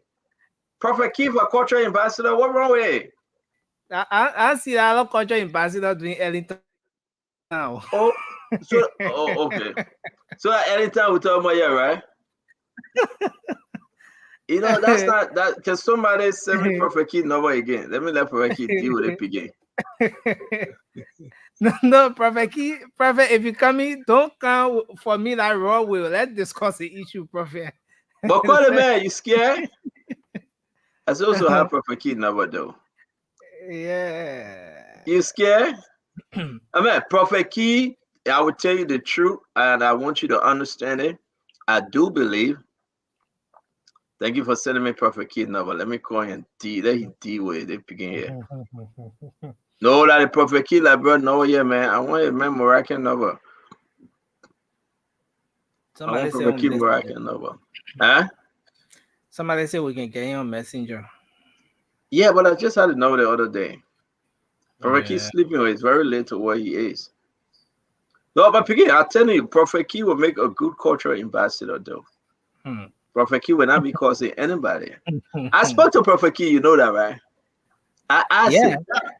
I spoke to him and I asked him, and you know, Emmett, when you say I'm gonna talk something else, why you would do this? Prophet Keith would not be causing in our office. You would just tell every one of you cannot take fraud to beauty pageant.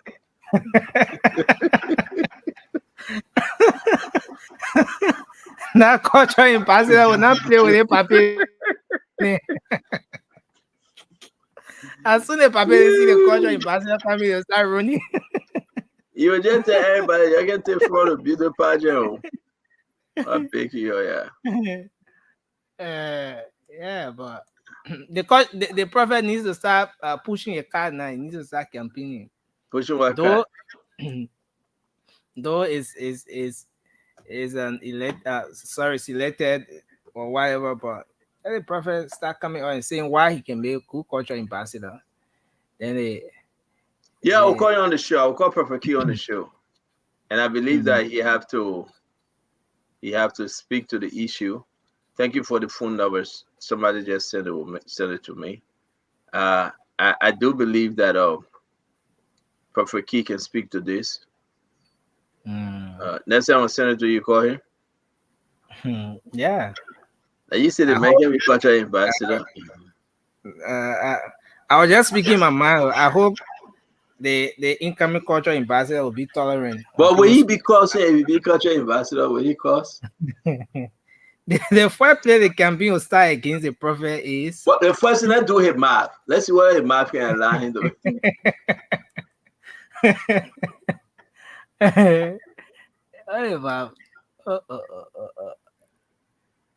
Okay, let me upload the math. Yeah, that whole culture ambassador. Anyway, I do agree, Prophet Key, and what's her name, Andy? Judy Andy. Yeah, Judy Andy, that's my old man. Judy Andy, that's my old man. But I do believe that how many years have she spent there now? 18? Yeah. 18 years. Because the last time I listened to her, she said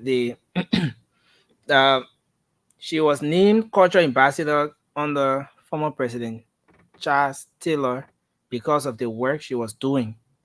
And she said it's not an office where the prophet my video up. She said it's not an office where maybe they can come and change people. No. As part of why she was named is because she runs a local culture group called Crusader for Peace and all of that. So nobody put her in office or paying her for the position, but she was just recognized because of her contribution to the arts and culture of the country. So she want to be there for life? Yeah, she said the position, elected position, so she will be there. She's been there for 29 years, I believe. Yeah. No, but she cannot be there. I mean, she can be replaced. She been there for 29 years, man. Come on. Yeah. There's no way that we can say. The question that the interviewer asked her was, if you say that the position is not appointed, and in fact they just recognize you and all of that, and then you've been named cultural ambassador since that time, you may not be taking pay, but you are benefiting from the fact that you're recognized as cultural ambassador. You go out, represent Liberia at different programs and everything. How about that? She said, oh yeah, but as far as she knows, she's not being paid for the position. It's not a specific office where they pull you and they give you man, that's straight up lie again. All right, so whatever it may be, right? She ain't been paid. Let she go. Let somebody take it too. They will not get paid. Let she just move from there. To tell you the truth, this is what will make our country better. You cannot be there forever. 29 years. Come on, man. It's not hate. We have 5.5 million people, like Joey said. So give us somebody the chance. Give Prophet Key the chance, or get somebody else. You know, it's okay. Move on to another thing. Be a consultant. Fall back. Yeah. Well, now your mountain, now your party. You know, now your man farm, now your power farm. Fall back a little bit. I think whether it's Prophet Key or whether it's somebody else, just give somebody a chance. Yeah, you know, you don't want to be there forever. You know, just don't do this. Don't make it. And this is wrong. That's why our country is not moving forward, because there's no new ideas, and we need to push. We need to bring somebody new in. This will make our country better. This will make our country better. So, but see, you think that position should be elected? You think it should be an elected position where maybe there will be a 10 years. But who put her there? Who put her there? Former President Taylor. Yeah, another person will put somebody else there. They will remove her. I mean, that's it. I mean, they put you there, you know. They will put somebody else there. You cannot just be there and say, yeah, I get a key to the place. No, I like Judy Andy, and you know, she welcomed me in Liberia, and you know, I like her, but she have overstayed her visit. I think it's time for her to go. And Liberian should push for that. Somebody say I should be careful because the prophet already sold his car. And getting ready to go to Liberia. Jerry Boyka, stop. Jerry, you need to stop. Prophet, Jerry pull out the elbow.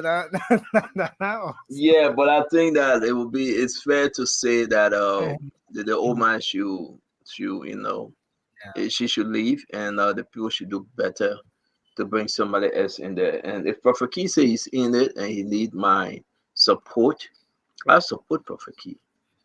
You know, Prophet Key is a traditional man. Yeah. And, you know, he would tap in different cultures and different society, and he would try. If it doesn't work, then we find somebody else. And, you know, Amy says she posted Prophet Key numbers for us to call. I think it's late. He's not picking up, I believe, but we'll have him on the show. Tomorrow is Thursday. Friday, we'll bring Prophet Key on the show. I will tell Prophet Key to come and speak to us on Friday. You know, whenever he comes on the show, he respects it, right? Yeah. And that's how it is, you know. And I don't know. Can be very professional when you come on your own. Yeah, they may respect other people's home. The prophet respect other people's homes. You know, he's not just the only thing I love when he said we don't take fraud for beauty pageant. It's true. Why you want to take fraud for beauty pageant? You know, you can't even take a carrot's grade for a beauty pageant.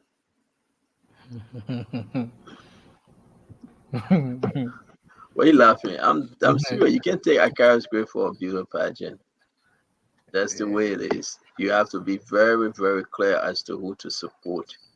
And Prophet Key is the man. Tomorrow's show will be big though. We got some kind of story I want to keep and share tomorrow, Nelson.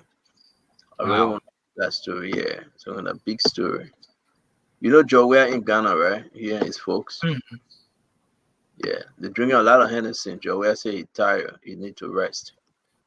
He can't wait to turn power over officially to Jose Yimambuaka. All Joshua people, everything they do now, they're just hustling, they're just stealing, they're creating more problem. They're looting the offices, they're taking the cars and changing everything. You know, it caught them by surprise. So there's no way to maneuver. There's no way to, to hustle. It's so bad for them. It's very bad for Joel people. Very, very bad.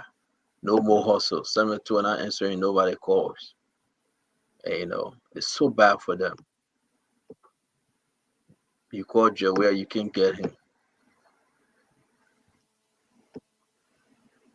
They say the country is too quiet, right? Yeah. No noise in the country right now. Everybody waiting for inauguration. Listen to that. So all that bam, bam, you don't hearing that before. Very few, but all the telling, you can't see cut down. Before. No, it has been cut down up to 80%. Yeah. It's been cut down up to 80%. Okay, election get power. So you mean Joel will never not president again? Wow. All Joel men and the thing about the next plan. The president said they're coming back 2020 now. Where?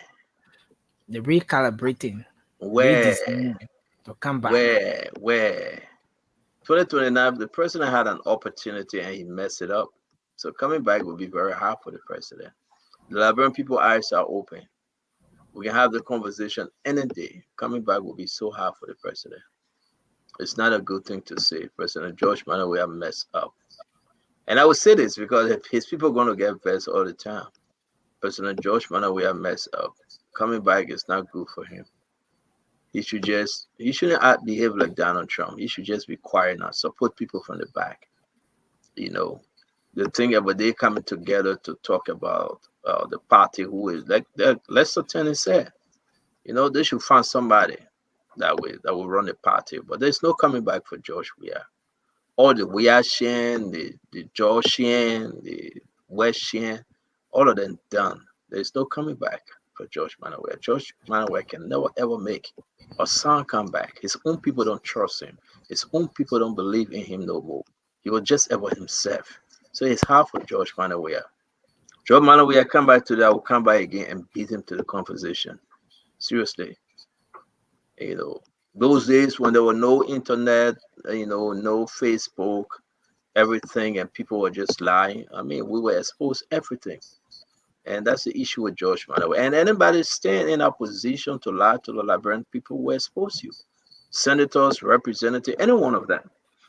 We get stuff on everybody. That's how it is. You talk about me, I talk about you. And the Liberian people got to know where you are, where you stand. So I will say this to you, my piggy.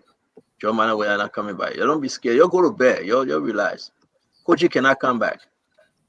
Chosen Kochi cannot come back. You know that, right? Samuel Tua cannot come back. He's done. Nobody will hire Samuel Tua. They will not even give Samuel Tua a consultant position. Because if anybody gives Samuel Tua a small contract, you will lose your job. Samuel Tua will be persecuted. And that's it. People just need to understand it. That's it. These guys didn't destroy our country. Eugene Lane Nangwe cannot come back. There's no job. There's no sweet talk. There's no on-the-side consultancy for him. Nothing whatsoever. We chase them. So people need to understand them at the beginning. It is what it is, but that's the truth. And that's why we always tell people, oh, this guy called though. This guy was on the show, Emmanuel Down. I want to talk to him. Emmanuel Down was on the show. I'm going back. So what you get? You hear what I'm saying? So don't be afraid. The guys then gone.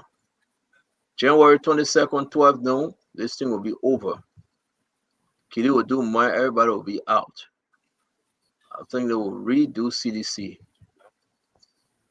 Seriously, they will create a new vaccine for CDC. Wow. Yeah. Is this the Emmanuel Dan from district number 7? That's him? Let me check the profile. Let me check the profile. I'm not sure. I'm not sure. Because if this is him, then that list is a bogus list, though. Because he said the thing is compromised. Okay. Is that him? They just try to make sure that's him. Yeah. No.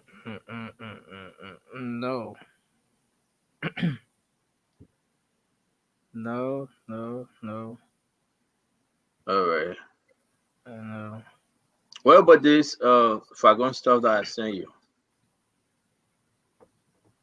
I haven't seen it yet. I want you to play it. I sent it to you though. The reason why I sent it to you because people got to know the real Fagon.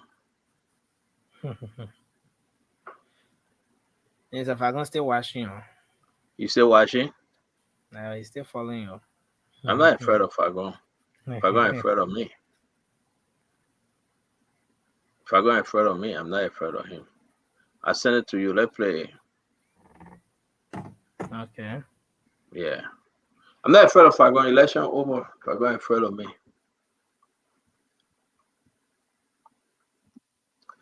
This is the day. This is the day that the Lord has made. That the Lord has made. We will rejoice. We will rejoice and be glad in it. Man, look at this is the day the Lord has made. Though. What? Joel is not in power again. Amen. They think can help. Let me do the talking. Don't talk when you're in like, bro. Let me do the talking because I owe you, okay?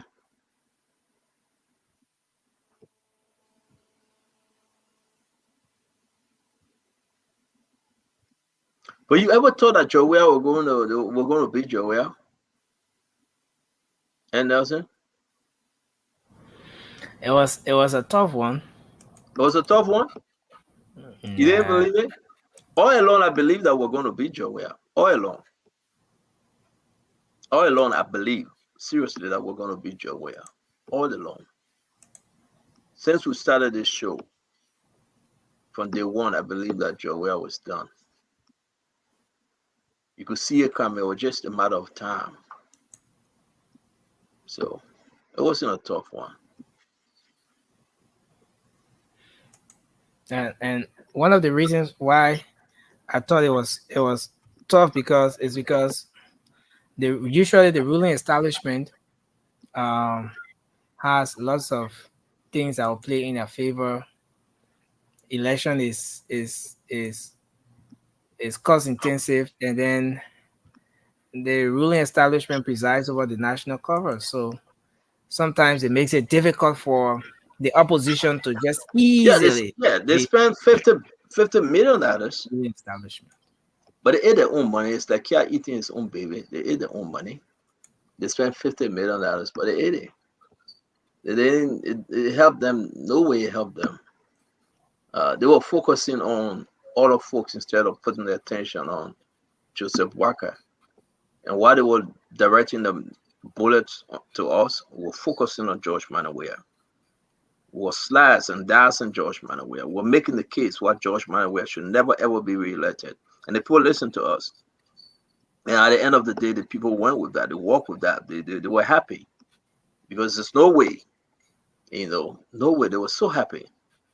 And every day we say the same thing. If a political leaders or politicians go contrary, we expose them. And that's the best you can do. You go in the district, you talk about them. Look at what we're doing. Giving the people rest. Right? You know how many back arrests we just gave out? We're going to be giving rest again on Saturday. Everybody carrying the one back arrest going home. Because the people whom and the bro contributed. We didn't take money from the government and say legislative budget. No, we didn't. You know, the people themselves contributed. They themselves contributed. You know, we're going to help people to do the right thing, engage them in businesses, you know, in trade. But Joe, we are lied to the people. $13 million for at-risk youth. What become of that money? Ask Joe where. Ask, what's his name? Youth and Sport Minister, what's his name? Zoga Wilson. Ask the Deputy Minister, what's his name? Asido. What do you think Asido don't want to come back to the state? Asido they enjoy. You know, the guys then refuse to come back here. They enjoy. Asido say he's not coming back. Asido not take a lot of money from that Youth and Sport Ministry. That's one of the guys I think we need to question. It's Asido. Your own mail. Oh, about man, but I tell you, we need to question him. Because Joey say he getting the money. He say he get Asido the money. You know, what they do with the people money?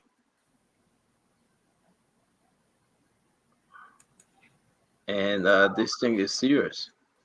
You think Asido in Liberia for nothing? Asido will leave a children and wife. You know, Asido get two kids, right? He will leave his wife and his children. Asido wife named Annie. We met her before. A decent young lady. He get 2 children.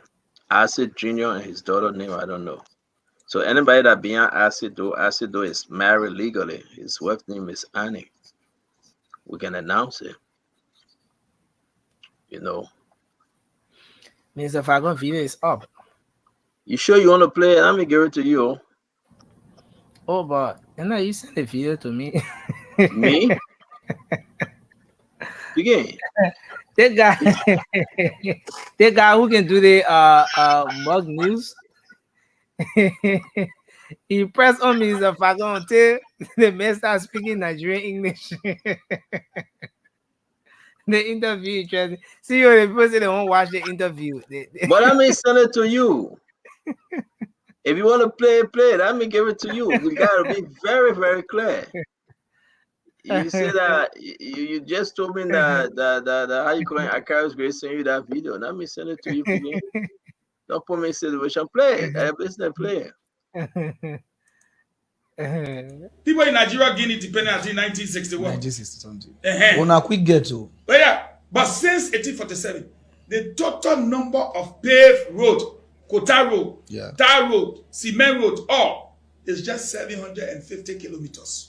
Since 1847. Courage now. Yes, this president took over 2 years now. In his second year, he's paving over 400 kilometers of roads. That's more than half of the total road paved since 1847. Can you imagine that? So you come and say Liberia people not like road. I mean that they complain. The ones that they complain, most of them don't complain, but the ones you see complaining, it's like they say, leave the roads, give us chop.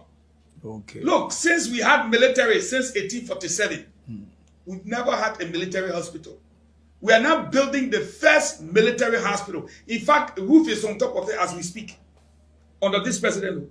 Okay. You know how you have, you people get something in Nigeria like the Federal Police Secret Service.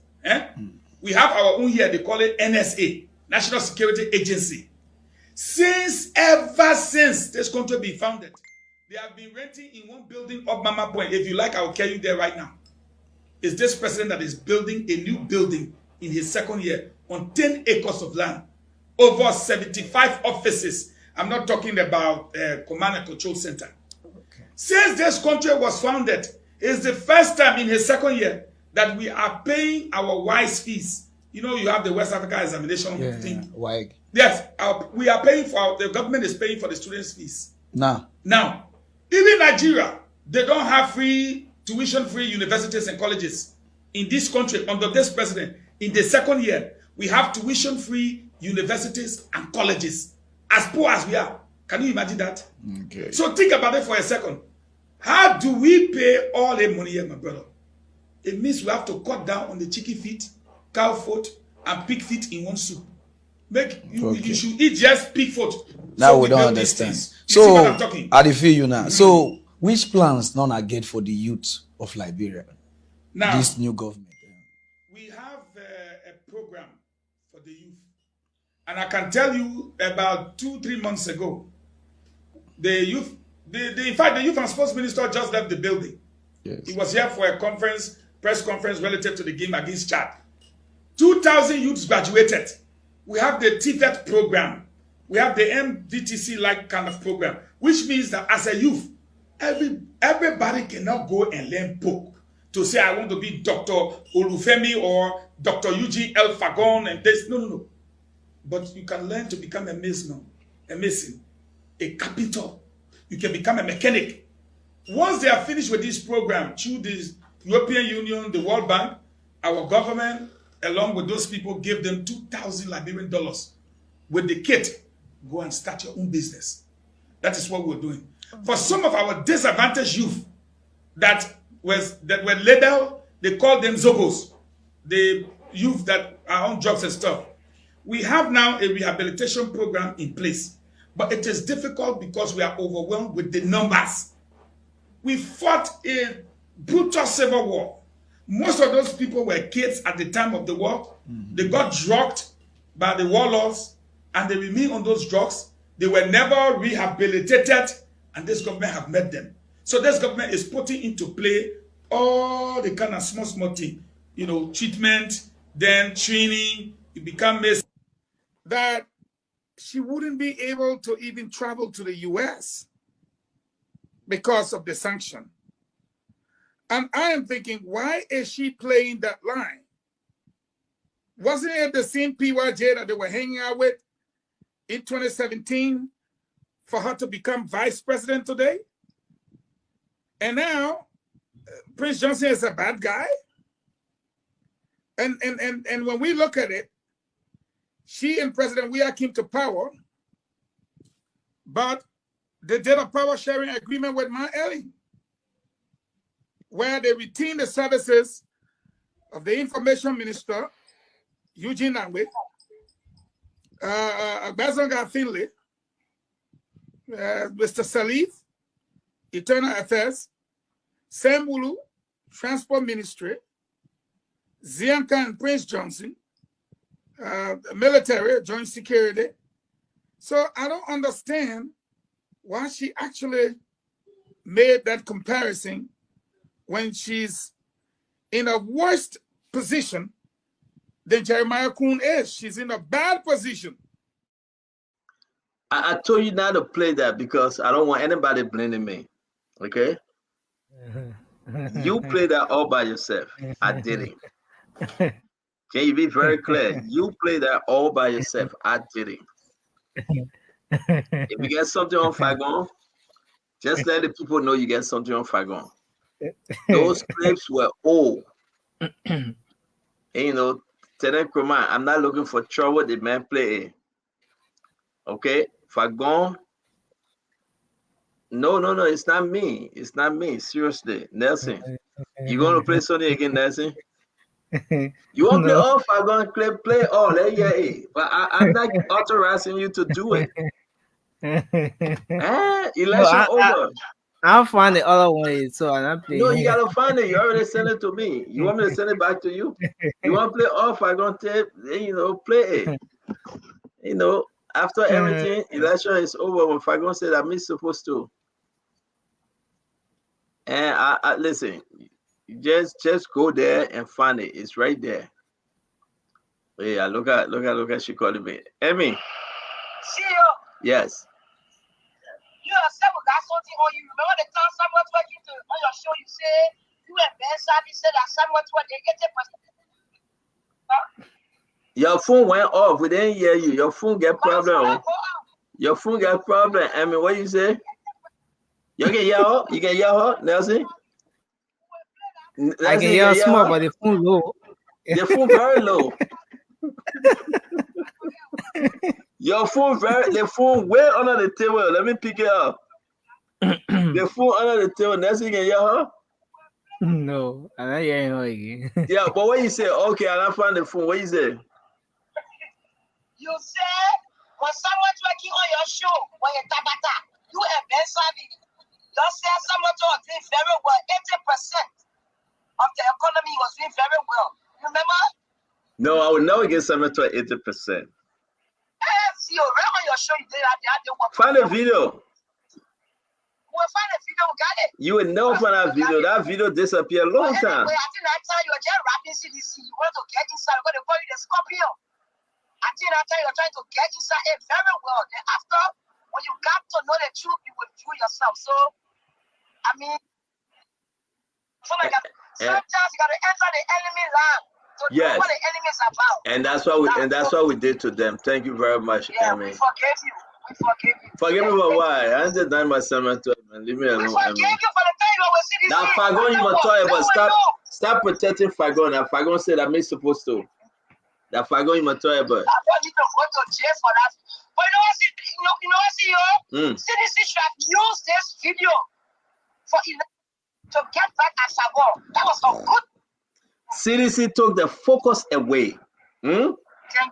From the message. And that's what messed them up. That's true. This will go down in history. Now, they call you the scorpion. Where you get the scorpion name from? You said it on your show. We pay attention to details. Wow. Okay, let me let you go. You won't put me in situation now. Let me let you go. Let me let you go. They get your top plenty. I gotta hang out on her. That's it. She wanna explain everything now. Not there. You get a small time to get ready to talk plenty, but that's what you find the other video. That's what you do. So go on Facebook, the thing and there, man. That Fagon is scared of. I will never be afraid of Fagon. Never ever. I can never be afraid of Fagon. I find all Fagon video and play. Just put a man name, Eugene Fagon. It will come up. Put a man name, Eugene Fagon. All his video that I play. Just put Eugene Fagon name.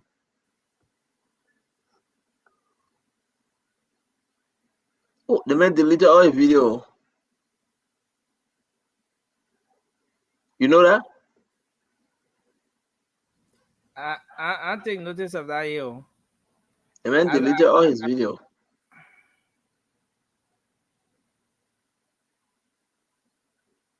Oh Lord, my God, when I'm in awesome wonder, consider all. We're looking for Fagon video, guys. Hold on 1 minute, we gotta play. You know this song? This in my soul, my Savior called to thee. How great thou art, how great thou art. This sing my soul, my Savior calls to thee. How great thou art. You don't know the song, no? How great thou art.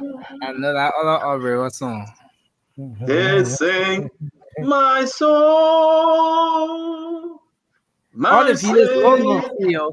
Your God to thee. All the videos long. How great thou art.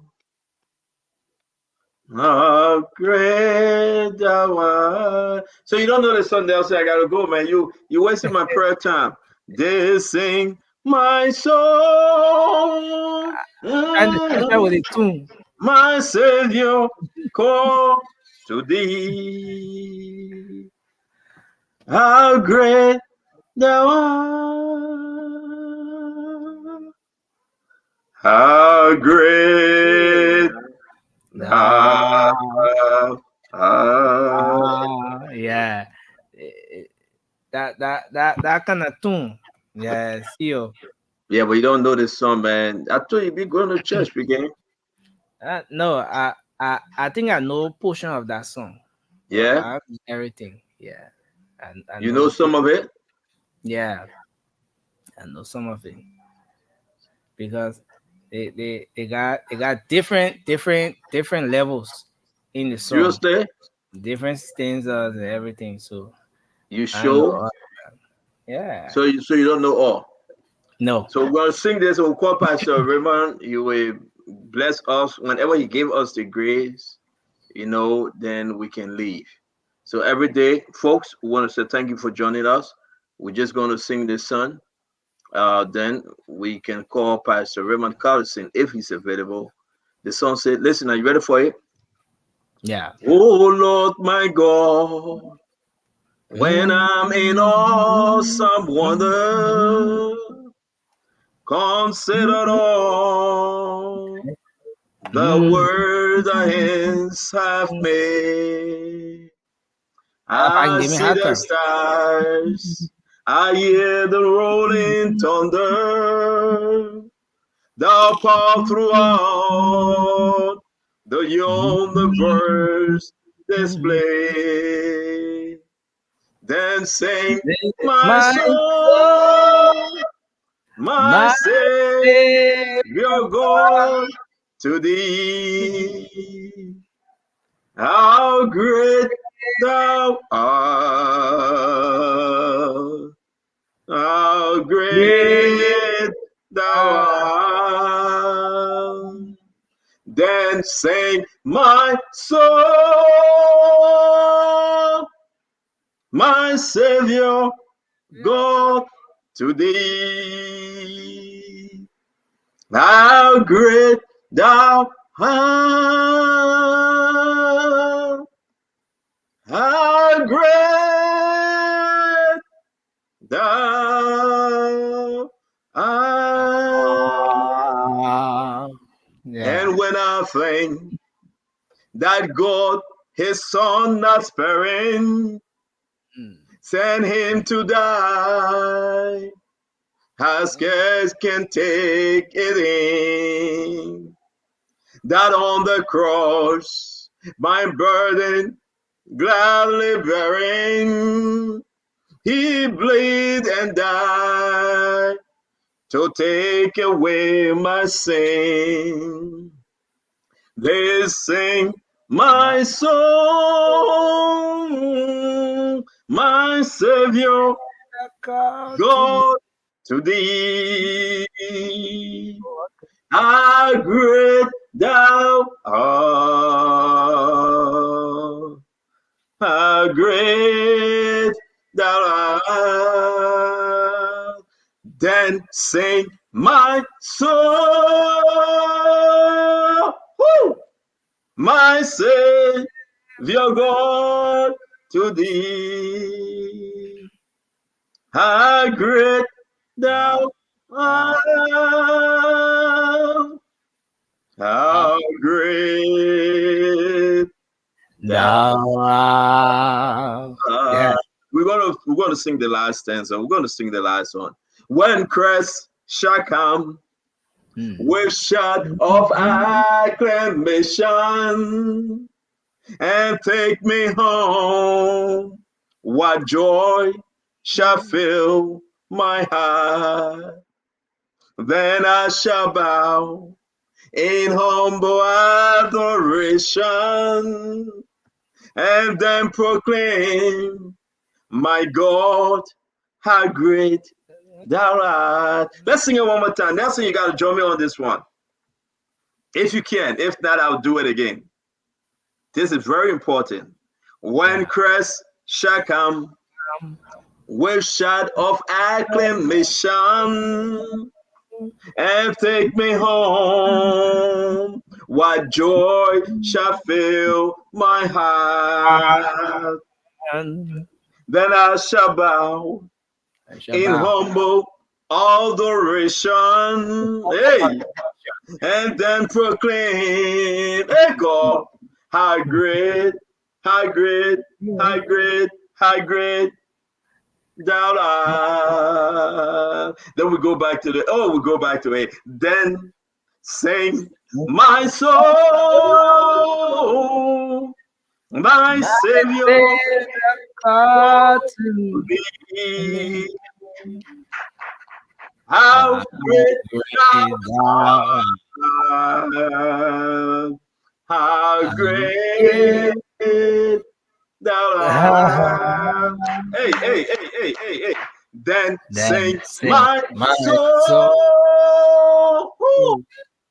my Savior, God to thee. How great thou art. How great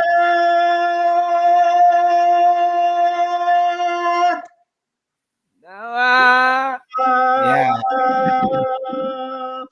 Man, you felt the spirit, right? Yeah, I felt the spirit. How great thou art. How great, great, thou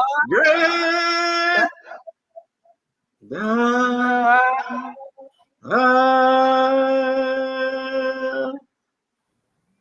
You ready to call Pastor Raymond to say the benediction for tonight's program? That Pastor Raymond don't do politics. We just call him to grace us and get us ready for tomorrow. Because how great is the Lord? How great that are. Oh man, somebody said, come on now. No, CEO, the song on point tonight. The song on point, eh? What? Pastor Raymond, the pastor of the Redeemer Lutheran Church, South Broad Street, Trenton, New Jersey. We have sang how great thou art. If you have anything you want to sing, we'll listen. And we ask you for the benediction for tonight. I want you not only bless us, but bless our audience, those that watch Spoon Talk. Bless the panelists, those that come and share the vision and the way forward for Liberia. And bless this great occasion that we are here every night to elevate the politics in the country. The pastor, Pastor Raymond Cardison of the Redeemer Lutheran Church, South Broad Street, Trenton, New Jersey, sir. I'm wonderfully made. Yeah, follow me. I resemble God. I belong to Him. I'm wonderfully made. Fearfully made. I resemble God. I belong to Him. That's why the devil trembles when he hears me say, I'm God's son. I'm the apple of His eye. That's why the devil trembles when he hears me say, I'm God's son. I'm the apple of His eye. Jesus, now you be our God. Hey, Jesus, now you be our God. Every other God, Every other Thank you. You alone will be my God. You alone will be my God. Oh, you alone will be my God. Wait and see what the Lord is doing for me. You will never believe it. It is great. Every eye shall behold Him, and the whole world's going to know. You will never believe it. Wait and see. Amen. To all the Liberians out there in radio land and TV land and listening to the sound of my voice, you are God's chosen people. God has not forgotten you. God will not forget you. To the Spawn family and the network and all the work you all have done, the work you are doing presently, and the work you shall continue to do by the grace and the grandeur and the glory and the power of God. Hear these words tonight, my fellow Liberians and Spawn network. May the Lord bless you. May the Lord keep you. May the Lord make the Lord's face to shine upon you. May the Lord look upon you with favor and give you peace. The peace that may not change the circumstances, but it's beyond all understanding that in the midst of the circumstances, whatever they are, God still gives you that peace that surpasses all understanding. In the name of the Father, the Son, and the Holy Spirit.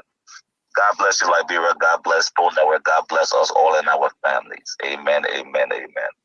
Amen. Can you tell us about your church program this coming Sunday? This Sunday we're going to have a wonderful service. This is the second week of what the church people call Advent. Advent is the time that we wait upon the return of Jesus Christ. The people who know BB book, they can say the Perusa, the second coming of Christ. And you know, waiting is very difficult to do, but we wait on God. And whatever that God has for us, even though it may not be here now, but wait. That's why I say wait and see what the Lord is doing for you. You see, wait and see what the Lord is doing. So 11 o'clock Sunday morning, we will be there talking about, even though that things may not be looking well right now, but just wait. Wait. So wait, I say, those that wait upon the Lord shall renew the strength. Again, I say wait, but where? You will be where? What's the address of the church? I will be at 189 South Broad Street, Trenton, New Jersey. I will be there at 11 o'clock a.m. Eastern Time, and we will be having a wonderful service for the next 3 weeks. We're talking about how to wait on God. How to wait on God. That's our sermon series until January 2024. So all are welcome. All are welcome. All are welcome. All are welcome. We'll how to wait on God? How to wait on God. Did I wait upon the Lord? Shall renew their strength. Yeah. They shall mount. Yeah. Oh, yes. They shall run and not be weary. They shall walk and not faint. I say, so teach me, Lord. Teach me, Lord. Teach me, Lord, how to wait. Hey. You know Job was sick so long, till his flesh fell off his bones. Hold on, Nelson. Let me go to pastor. On the crown of his head. So the Bible said, but no matter how long it took, Job said, I will surely wait. So teach me, Lord. Teach me, Lord, how to wait. Hey. Rebel, let me tell you something. If wait. you're sick and you can't get well, and your doctor, he or she is no help, just take it to the Lord your God. God will heal you, I know God will. For no matter how long it takes, God will heal you. I know He will. So teach us, Lord. Yeah. Teach us, Lord, how to wait. Amen. Deep pastor. You know what? Yes, we just asked for another 6 minutes. I know you said a benediction, but we got to do something for our folks. You said you can't go. But you said something though. They that wait upon the Lord, He shall renew their strength. Yes, sir. They that wait. Why do you think folks are not waiting? Because waiting is not our natural proclivity. It is not something that we are used to doing. We are very impatient. And in that scripture, in Isaiah, the people of God were going through a tough time, a very, very tough time. And the things that they had been promised through the voices of the prophets and those that came before them, they had not received it. So Isaiah, every time God's people are in a predicament, every time God's people are in trouble, the Lord always sends a prophet. And in this time, the Lord sent Isaiah and said, go talk to my people. Now you got to look at that verse, Isaiah chapter 40.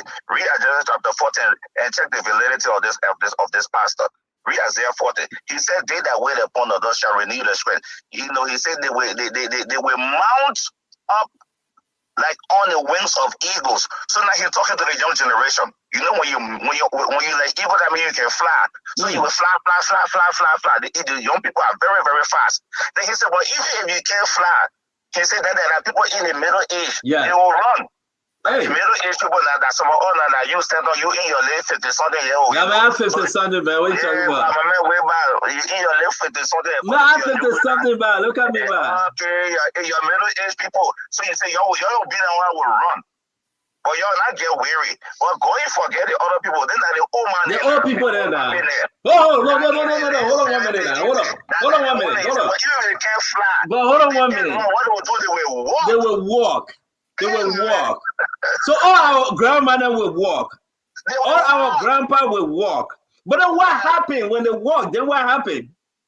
When they walk, they will not faint. No that fainting. Means God is with you. No fainting. Even in your waiting hour. No fainting. God is no fainting. No fainting. No tire.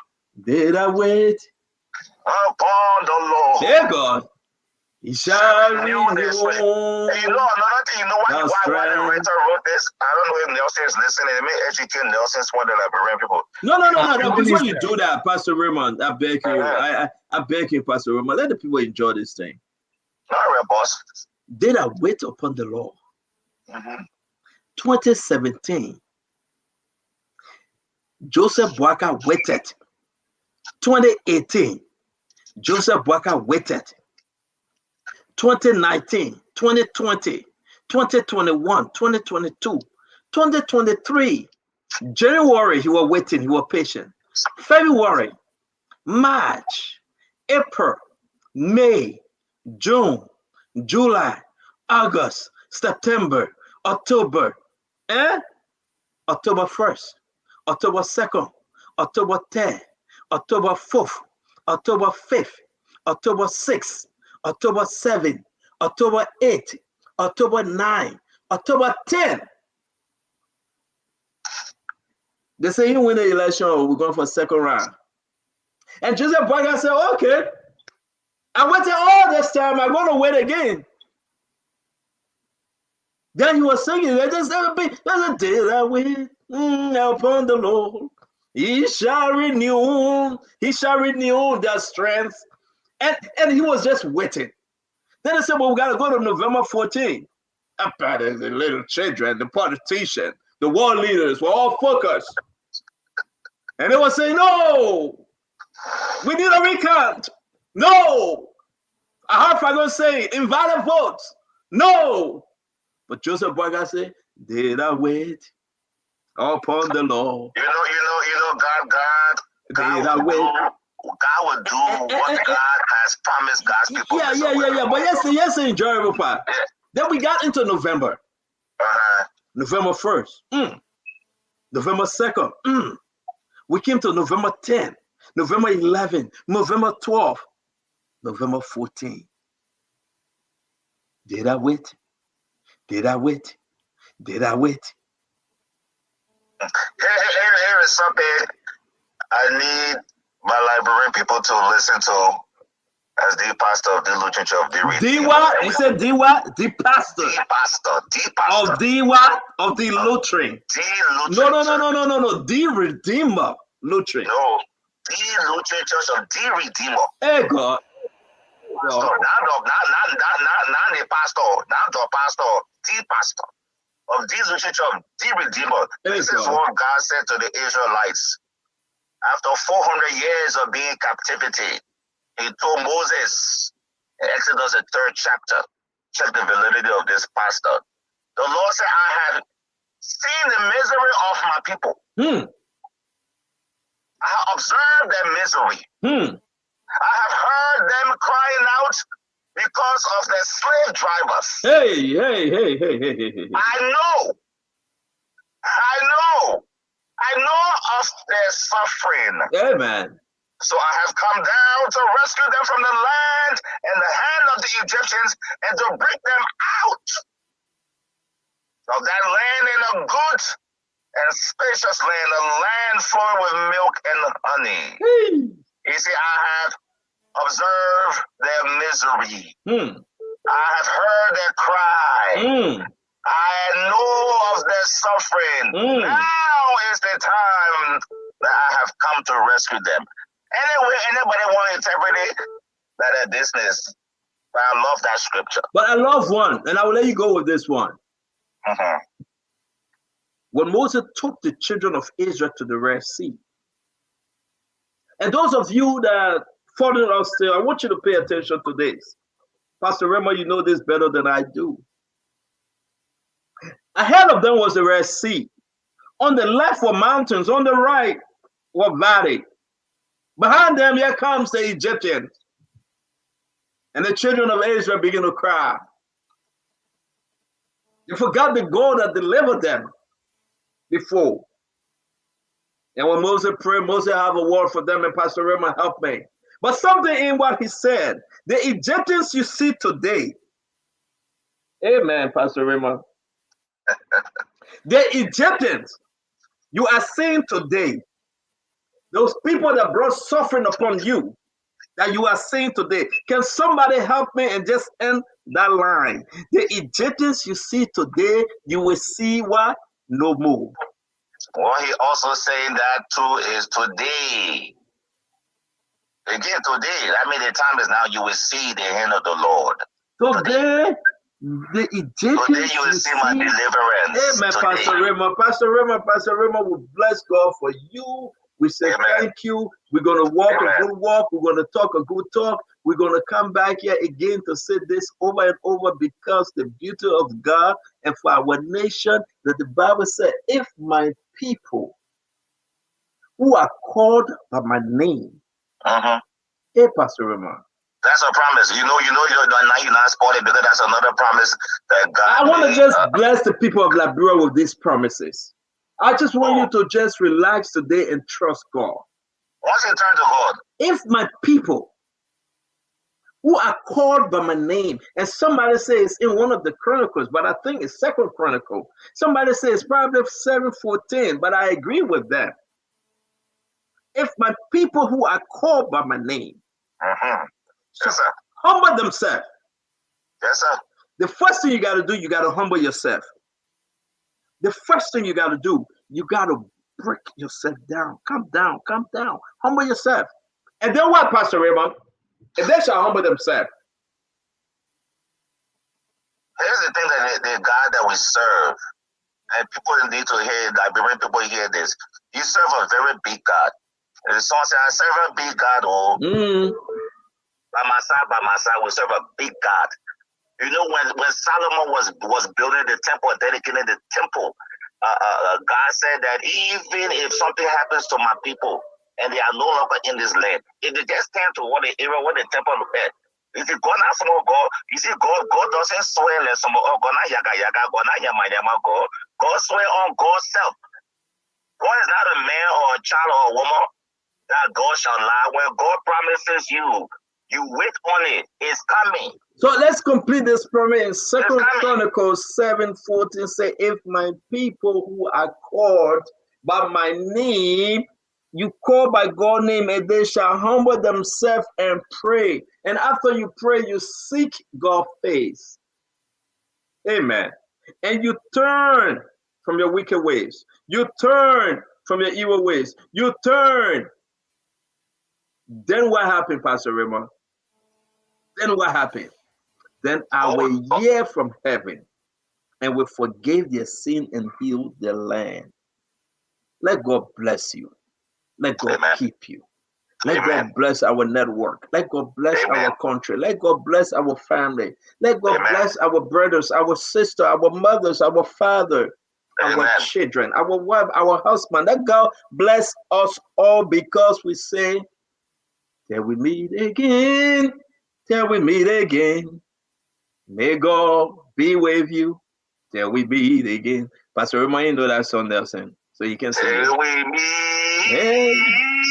till we meet again. Till we meet Jesus' name. You see, no. You see, he's singing a different song, and I'm singing a different song. There's no song you can sing in the time that I told you that he didn't know the song. Trust me. All right. The song says. No, but you understand. It said. The song said that we meet again, Pastor Raymond. So yeah, it said. No song you know that I don't know. Till we meet. Meet again. I won't challenge you because but hold on now, let me see my son now. Can I see my son? Tell your man. He might not be challenging me. Tell me, see, he just better than me. They got to go. Give me the bread, I know, and give me dry bread, no one. That's on there. You want to if you come better stop it 10 minutes. But usually if I go down here now, let me see this one. We're about to tell the people. I hope he is listening. He might challenge me tomorrow. Till we meet. All right, Pastor Raymond. Till we meet again. Till we meet again. May God be with you. Till we meet again. That's a good benediction. Then the other book has it. Amen. Amen.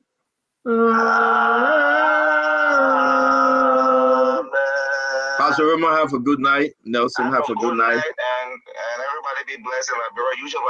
You challenge me. I'm waiting for you. Thank you very much, sir. Nelson. Nelson, be safe, okay? Yeah. Thank you. Thank you, Pastor Raymond.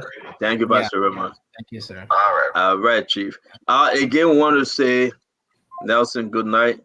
Folks, we had a wonderful time. That's how we like to leave you. Good night, good night, good night. Nelson, bye. Talk to you later. Yeah. Okay, sir. Okay. Well, folks, that's how we like to draw down the curtains on this edition of the Spoon Talk. Thanks to you out there for your contributions. Thanks for calling in. Thanks for watching. Thanks for listening. Thanks to you who tried calling in but didn't make it through the lines. Thanks to those of you who were successful in doing that. Thanks to the radio stations and TV stations, online television stations across the country that are relaying this program. Gibi FM in Kakatama, Gibi County, Trust FM in Bombay County, and we also have Premier FM in Bon County. Thanks to all of you guys and the entire Spoon Network. We've been live on Spoon FM 107.5, Fabric 101.1, and Super 95.5 FM. So we'll be back tomorrow with another fascinating edition of Spoon Talk. Now, as you heard the CEO say, tomorrow is going to be heavy.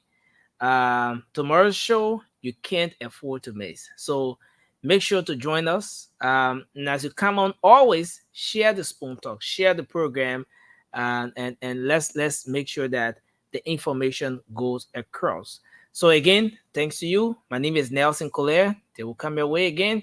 Have a good night. To all of you who were able to get your rice today, yeah, thanks for coming. And those of you who did not get it today, you can come on Saturday. There's going to be another round of distribution on Saturday.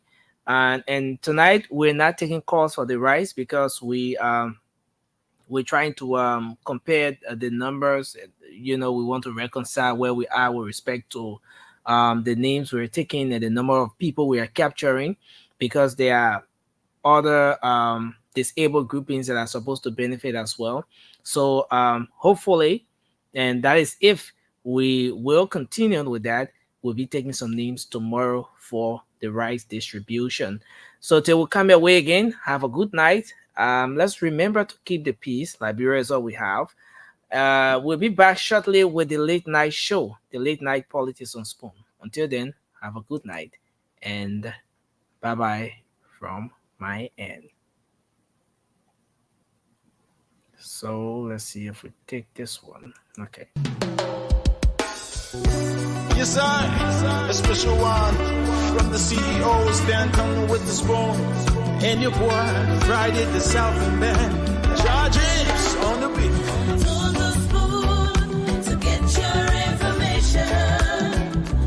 On the spoon to be part of our discussion. Spoon, spoon, spoon television. Spoon, spoon, spoon radio station.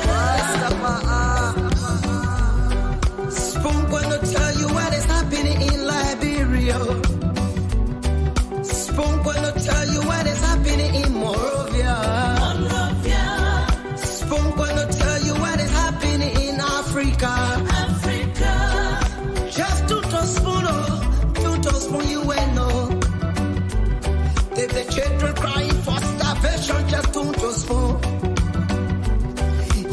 get a news update, brother, to spoon. You want to know what is happening, Morocco, to spoon. Politicians want to make their decision, just to spoon.